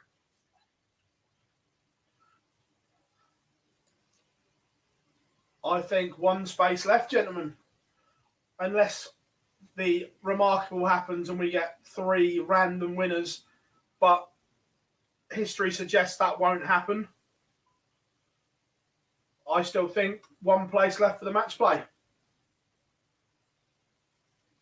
Yeah, I agree. It's a large jump. It's a if you look at someone like Clearmatter who's in 17th place, for him to jump over Ryan Searle, he's got to get to a final or have multiple semi-final. I just find it difficult to find someone touching Ryan Searle, like it says, unless they don't want to win it or reach final. There might be one, but then that means a lot of winners on unless here we as get well. 3 random winners, but that aren't already in it. So we're talking about players that potentially aren't in form, haven't had good seasons, or never won a Pro Tour in their life. The odds of getting 3 of them in 3 days, I'd take my chances with those odds, if I'm being honest. I know, Tiz, you're a gambling man and look at odds. I'd quite fancy those odds, wouldn't you? I'd take them. Yeah. That wouldn't happen. Yeah, I'd say so, mate. Like you said, history generally suggests it won't happen as well. I think there is going to be one up for grabs here. So I think we've pretty much said it is as good as through. Gob obviously said the same thing in the group. So yeah, I think there's 2 or 3, 4 names potentially there that can look to take that last spot. But yeah, I wouldn't back against the pin any more than one going up. Yeah. That can be changed. Look, it's not mathematical, just what we think. But yeah, I think it's only Jermaine that can be caught. Yeah. Do you think he does, Phil? Yes, I do. You think Claymaker's going to do it? So the problem is with Jermaine is he's not in any kind of form whatsoever. Uh-huh. How far did Martin get today? He went reasonably far, didn't he, today? I think he I'm sure his last 32 potentially. Yeah, he went out in the last 32 against MVG. So I mean, that's the draw you don't want, isn't it? Last 30. Yeah. Yeah, I'm no, not convinced. Glenn's that it will backtracking now. He become says, like I'm backtracking now. Sell gets in. Like we say, unless everything goes against what we can see on paper and stats, and 2 or 3 random people win one from nowhere, which can it happen? Mm-hmm. Of course it can. But history suggests that that's not going to happen. Yeah. That I think the winners will come from people that are either in the top 16 or already above Ryan Searle in that order of merit. Yeah. Maybe 1 freak winner, but not 3 in my opinion. Yeah, I agree. I'm not convinced that Watamina that's it. I'm just looking at who. If you look at the names down, Do you want who me to put it really back is up? in any type of form. Oh no, I've got it up, mate. I've see. Yeah, I'm just thinking who's in any type of form there that he's going to get that 3-4 grand. Yeah, that's what I mean exactly. It's like, yeah, I'm just thinking of one. That what I mean is 23.75 isn't enough. I agree with that, but can Barney follow up on the run that he's had today? We haven't seen him do that yet this year. Obviously, we've seen him win one, but then we haven't seen him follow up with anything. He's tended to dip off when we've done into 3 or 4 days of action. Yeah. I think very good day needed from him tomorrow. Yeah, look, time will tell, but and the other thing as well is I don't expect Ryan Searle to lose first round for the next 3 days either. No. Yes, he didn't have a great day today, but I don't expect him to lose first round for the next 3 days. Mm-hmm. Definitely not. Let us know in the chat room. What do you think? Do you think Ryan Searle is safe? I wasn't on earlier. For the Grand Prix. Yeah, to be fair, wait a minute. We'll put the Grand Prix race up. I didn't know that Ryan Searle lost with a 99.59 average and only won 1 leg against Andy Bolton. I wasn't on early on. I must have missed that one. Yeah, he's not going to come up against that every day in the first round, is he? No. No. That was just an unfortunate one. That's just, that's darts, isn't it? That's, you know what I mean? That is, We've seen a few today where the averages have been ridiculous, but we've seen some people that have been averaging, say, 10 or less that have gone through. That is just doubles for you. Yeah, right. Just going to put it up now for you. Here's the race for the Grand Prix, which has a slightly different twist to it. Barney on the race for the Grand Prix is right in the mix.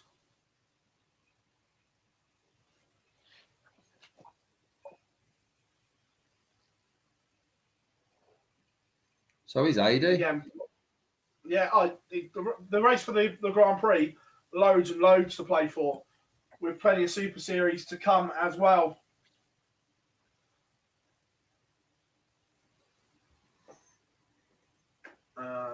Dirk, obviously top. Brendan Dolan, Damon Hatter, Danny Noppert, Luke Humphreys, Gabriel Clemens, Vincent Van der Voort, Callum Ridds. Mentor's the one you got to worry for there because he's not at anything.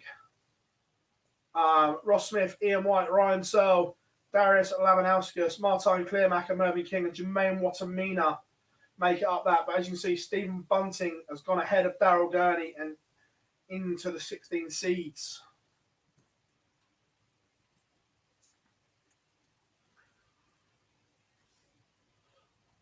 But, gents, someone has pushed the button.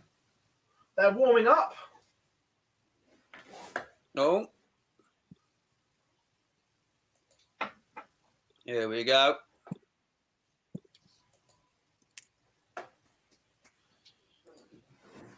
You two boys, do you want to do a leg each while I make the graphics for the winner? Once it kicks off. Yeah, go on, get it. Let's do that. Multitasking. Do first multitasking. I don't mind, Tees. I'll let you lead the way if you want, mate. Yeah, can do. I'm just having a quick look at some of the betting odds, what we've got in play now. So we can also have a quick look and just see if we think the prices are correct. So let's fire it up here. Let's see if we can find it. It's not currently available there. I'll have a look. 2 secs. I'm waiting for it to warm up. Can't blooming find it here. Can you bet on this? You should be able to. That's why there's like a 10-minute gap so they can get the odds up. I'm going to say, I don't know if they've put the odds up yet. I'm going to say, I'm sure you'd be able to bet on this because we looked at it early, didn't we? The outrights and stuff like that. I'm just struggling. They mustn't have put the live odds for the final.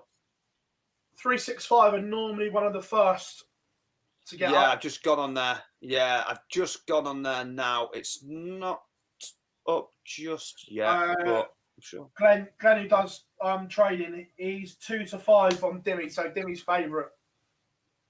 Dimmy's favourite, is he? 2 to 5. That's quite short, though.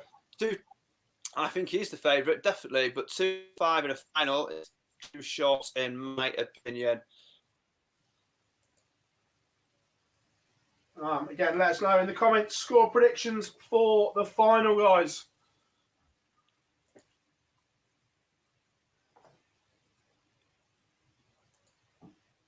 Odds are up on Ladbrokes and Coral, Tiz. On Ladbrokes and Coral, are they? So they'll be around the same sort of odds, won't they? 2 to 5.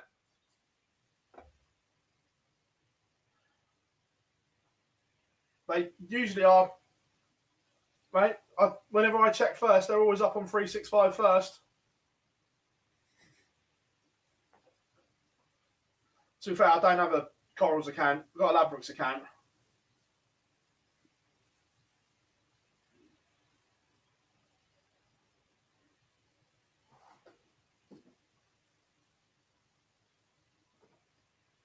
Do you know what? I'm going to go with it. I'm going to go with Stephen. I'm going to go with Stephen because of them odds. I'm going to side with him. Just beating Gezi Price. So I think the odds would suggest he's been written off, and I like an underdog. So I'm going to cheer for Stephen. Well, you are a Newcastle fan, so I get that.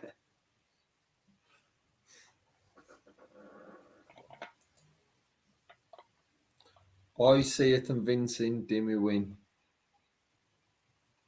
I wouldn't say 8-3. Convincing 8-5 maybe. Can't see anyone else going for Stephen in the chat. Strongly backing Dimmy. It seems to be about 10-11-0 to Dimmy in the predictions. Someone come to the dark side with me. Get on the bunting wagon, the bunting bus. The bunting bus, I like that. All aboard!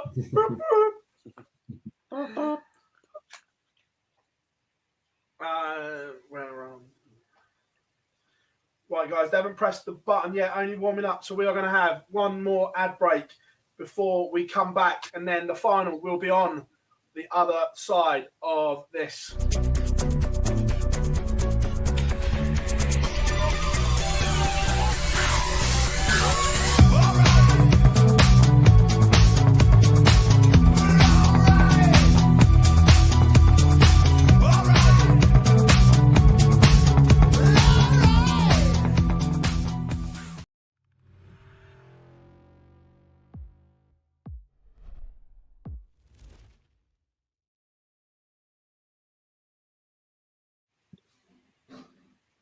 Welcome back to Online Darts, everyone. Here we are, day one of the Super Series on Super Series Live, brought to you in association with Red Dragon Motorsports. And, of course, title sponsors for the World Matchplay, Betfred, as this is the race for the Winter Gardens. It is final time. Stephen Bunting will take on Dimitri van den Berg. Stephen Bunting all but booking his place in the World Matchplay. Tiz, you've been here since around 1:30 with me. What a day it's been. Yeah, it's been class. It's been really good. I've been really impressed with the standard. Dimmy, you'd say, has been the standout performer of the day, in fairness. If you're looking at the averages, the scores and stuff like that, he's come up against some tricky opponents. He's definitely been the performer of the day. But at the same time, Stephen Bunting is there by merit as well. He's had to overcome Gezi Price in that last one. It was a scrappy old game. But, yeah, he's definitely been a great performance today. He's overcome Van Barneveld as well. So on this journey, he's had to overcome some absolute class in the later stages to get to this stage. The draw early doors, he probably maybe had favourable games in some of the early fixtures. But, yeah, honestly, the way he's come into his own as the tournament's progressed, he's definitely going to give it a real good go in the final here. I'm on the Bunting bus because the odds are suggesting he should be written off, where I don't think the odds are a true reflection on this game. I think it will be a bit closer. I think it'll be, I can't see it being more than a 3-leg gap. And I just think Bunting will take him close. And with the odds, I'd probably be tempted to go for Bunting as an outsider. And ladies and gentlemen, it is game on. Tim from Ruislip says, Smith to ever win a world championship? For me, yes. But you all know I was going to say that. I know you love Michael. As a world championship, I'm not sure. TV titles, yes, it's the TV title thing with Michael. He's got the game, but it's just once he wins one, yeah, the rest will follow. Yeah, exactly that. I think you're right. I think it's just, when some players just don't seem to get that break or the luck of it. It's just that one game, isn't it, that seems to have just been too much sometimes with him. But I would definitely like to see it. Yeah, so Tiz is going to call you, Boyce's back now as well. They're going to do a leg each while I get some graphics ready and made. Yeah, I'll do this first one, Boyce, because obviously you've been away. Not a bad start, to be fair here. Bunting leaves himself with 118 after 12 darts. Vandenberg is back on 260 after 9. So Bunting has got himself on a finish. A nice little ton 40 there, though, from Vandenberg to put it on 120. So they're pretty much neck and neck in this first leg. Bunting, 118 to check out on his 5th visit. Leaves 24. Bunting having the throw could also be pivotal in this match. He will have the throw to his advantage. But Dimmy with an opportunity to break here in the first. 120 on the board. Leaves 50. Bunting now 24. Double 12. How do you like it?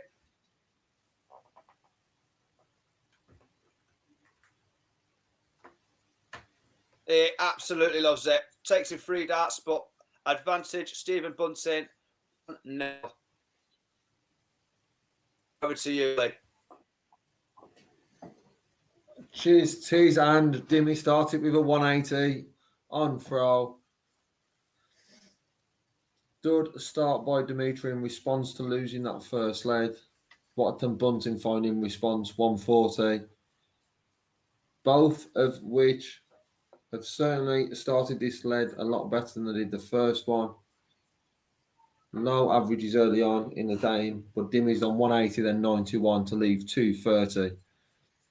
Bunting 140 with his first visit. Can he find another one or better to pressure the Dimmy throw? Just a 97. So Dimmy's 34 points in front and got the darts in hand. So favourite at this point to level this one up in the early stages.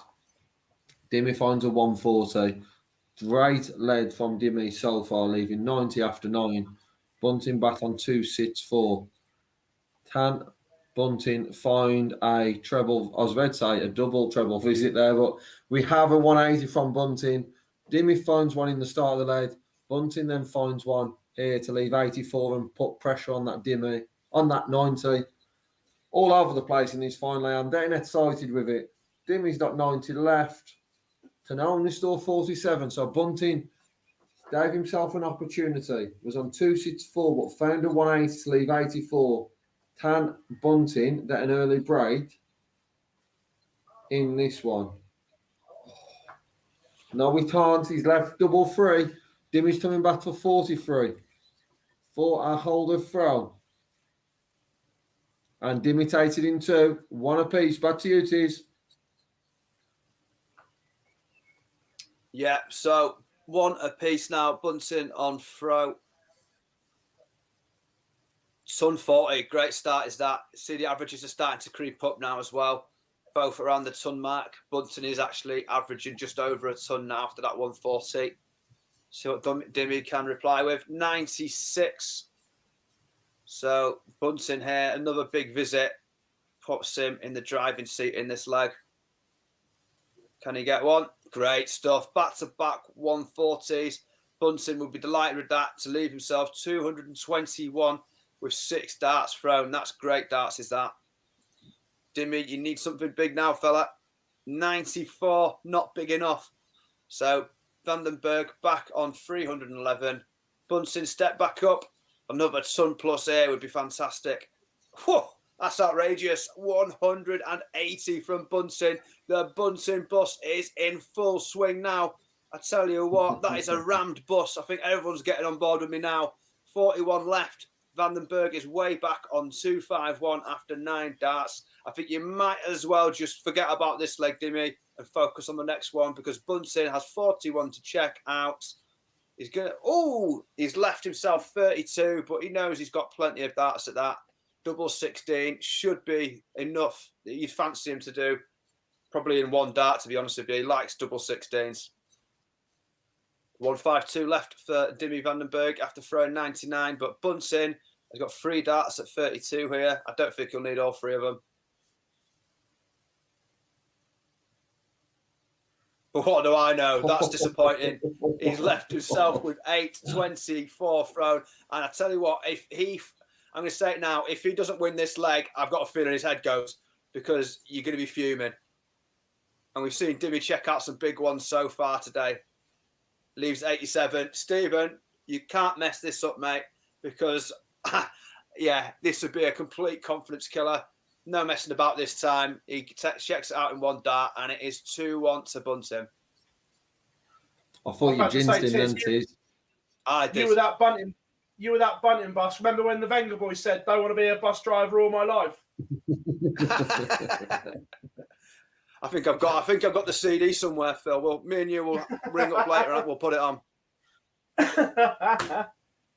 CD back in them days, I'm sure it's a tape that you've got, Tiz. Yeah. I think it might have been vinyl, you know. So I'm moving on from the vendor boys. I never thought I'd be saying that today, but moving on from the vendor boys in leg 4. Dimmy started here with back-to-back 100s. Bunting just 81. Can Bunting find something here to pressure those visits of just 100 from Dimmy? Yes, he can. 180 for Stephen Bunting. Puts himself 61 points in front in this leg. Dimmy on 301. Needs a 140 or around that to leave a finish. With Bunting back on 240, you'd expect him to after it in 180. Only a visit of 58 from Dimmy. So Bunting is now 3 points in front of Dimmy. So he's pinched the dart in leg 4.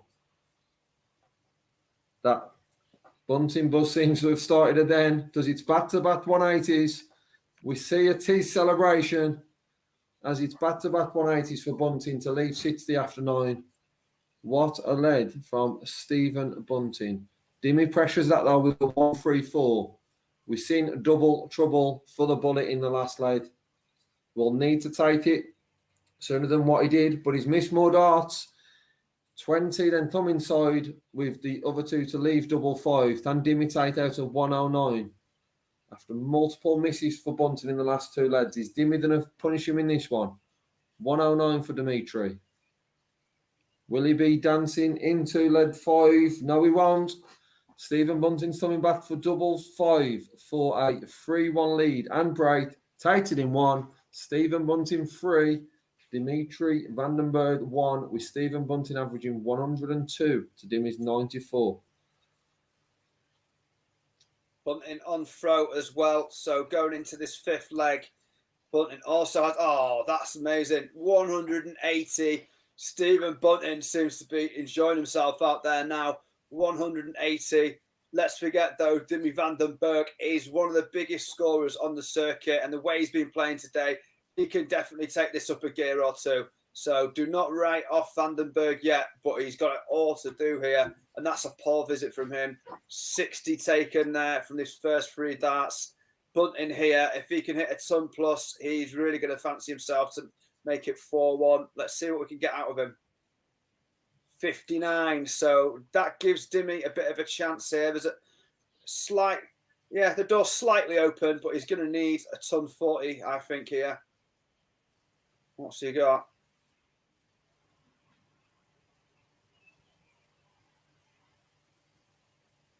$91. So firmly in Bunting's court now.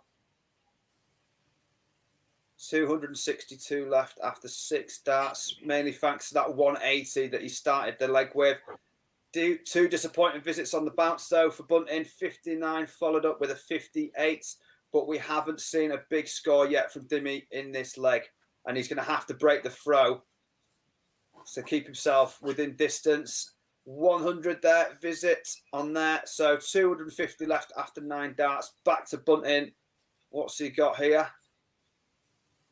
3rd poor visit in a row for Bunting. That's disappointing because after that 180, he'd have really fancied himself, but he has left himself with something.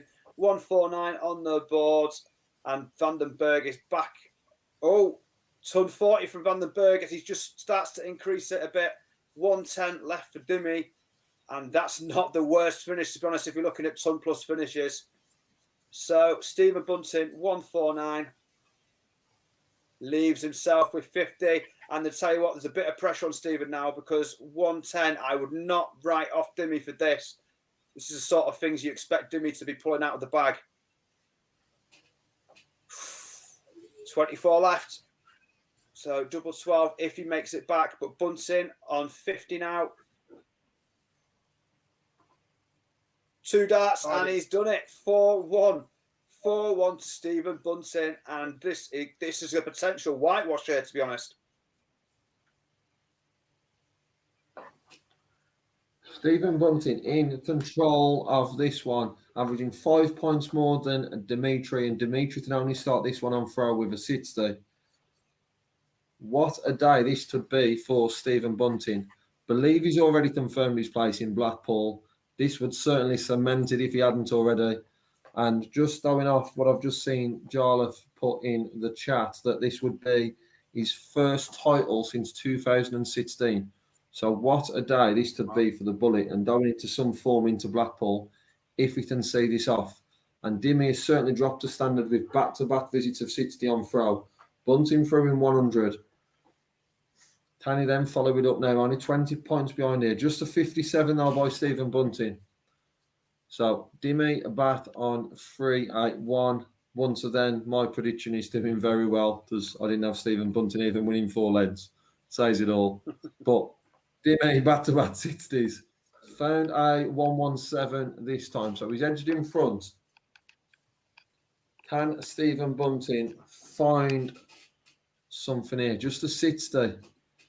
Once then inconsistent scoring by both players. Them averages started slow, but then was both around that 100 mark. Bunting's just below it now with Dimmy back on 94. That's sure to drop then after this leg. Can Dimmy find something? Just a 41. So 3 out of his 4 visits for Dimitri haven't included the treble, with scores of 60, 60 and 41 and a 117 in between those. Bunting not much better with a 78. Edges in front of this leg. Finds himself 17 points in front against Dimitri. Dimitri back on 2-2-3. To do with a treble. Finds one, 99. Dimitri on 1-2-4. Bunting back on 2-0-6. Bunting can find 2 trebles here to leave a 2-dart finish. Not quite, but 96. Rather have the 110 that Bunting's got than the 1-2-4 of Dimitri. But as we've said, Dimmy can do special things at special times and would certainly need this one. Only a 92 to leave double 16. Stephen Bunting, 110. And the 5-1 lead would move past that halfway mark for the title. 58 points stored. Dimmy's coming back for double 16. Can Dimitri close the deficit? And hold throw. Yes, he does. Stephen Bunting 4, Dimitri Vandenberg 2. That was a must-win leg as well. 5-1. I don't see a way back. Must-win that was for the Belgians. Yeah, agreed. Becoming very scoring's quickly. Yeah, Vandenberg's scoring's not got going yet, but Bunting's scoring's just dropped off a little bit in this sort of last leg and a half. As you see it again there, 60 from Bunting, 55 from Dimmy. This not been the final that we'd maybe hoped for in terms of standard, but Bunting won't really care at this stage because he has a 4-2 advantage on throw, and we've probably yet to see anything from Dimmy to suggest there's a fight back coming anytime soon. So Bunting's still in control, but Vandenberg can change it with a big score here. 44, that's awful. That's not good. That is not good at this stage. Yeah, this is a horrible leg of darts so far. But only 6 darts thrown from both players. And as we say that, Bunting responds with a 134. And in the context of this match, that's massive because this is to go 5-2 up potentially on throw. And at that stage, do you guys see Dimmy coming back? I mean, he's just hit 58 there now. So can you see Dimmy coming back at this stage? At the moment, it's only one break of throw to get level. Yeah. Mm-hmm. So, look, 5-2, or say he holds 5-3, doable. Double break, absolutely no chance. Because then he has to break Bunting 3 times. Yeah, Bunny's just hit 140 again to leave himself 110 for the second leg in a row. What do you think, Lee? Throw aside. I just can't see. Dimmy needs someone to spark him into life. We've not seen this from him all day in regards to level of performance. And just looking at the scores in this leg, it's very, as I say that. But overall, it's not been anywhere near the standard that Dimmy can play. No, it's not. Oh. So, let's give him a chance here. A moment to spark him into life is what he needs. Mm-hmm. This could be it. It's not, though. 58. It leaves himself with 48. Bunting to come back with double 10. Probably my favourite one to actually hit when you get a chance at a double 10. I just love him on the side of the board. Yeah, 2 darts, and he's done it. And back over to you, Lee, on Dimmy's throw. At the moment, Stephen's being allowed to dictate the play. He's doing everything on his terms at the moment, which is obviously great for him. At the moment, there's no pressure at all, particularly on his throw. Dimitri can't make any impact. Yeah, it's just very, very important lead now because I agree with you on the double break. But the one thing being is, as Jarlath mentioned, that how long it's been since someone's won a title, you want to be down into that lead 7-3, 7-4 maybe up. You don't want to be down there 7-6 because that pressure he wouldn't have felt in a final for such a long time. So for me, if you can hold it like this, but back to this 8th lead, as Dimmy's done 137, but Stephen Bunting has done 180 to leave 141 for what would be our first 9 of the day. And what a time it would be to do it. Dimmy can only hit 84. Dimmy's on 280. Bunting 141. Oh, he's got inside. He's got inside double 12. Stephen. Oh, he's gone inside. Dimitri puts in a 135, but as Phil Bars says, he's gone inside. Bunting left 12.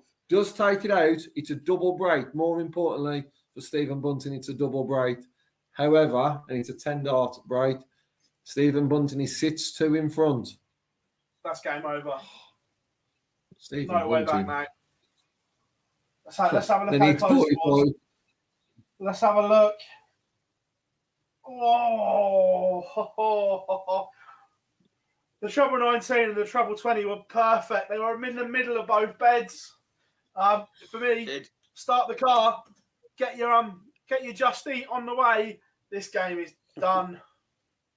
Yeah, I think so. I mean, I'm gutted about that 9 data now. That's all I can think about. The day deserved the 9 data. Yeah, it'd just been good to see it there, but not to be, unfortunately. Stephen edging ever closer, though. Remember, it's first to 8 legs. Stephen Bunting 2 legs away. And don't forget, he's also got the throw here, which could make it 7-2. But a little bit, 177. I was going to say a little bit of hope there for Vandenberg after 2 poor visits from Bunting. But then he steps Only up with a 107. Yeah. Oh, I tell you what, though. Vandenberg has left himself 130, so a potential break here. Bunting is not on a finish. He's on 219. Needs something big here. And it's not the worst. He's left himself 160, but not ideal. Vandenberg leaves himself. Go on. Because, no, just thinking, if Bunting wins this, that will probably get him in the slam. Yeah. Probably. A lot on this for Stephen Bunting. Vandenberg now to take out 25 to make it 6-3.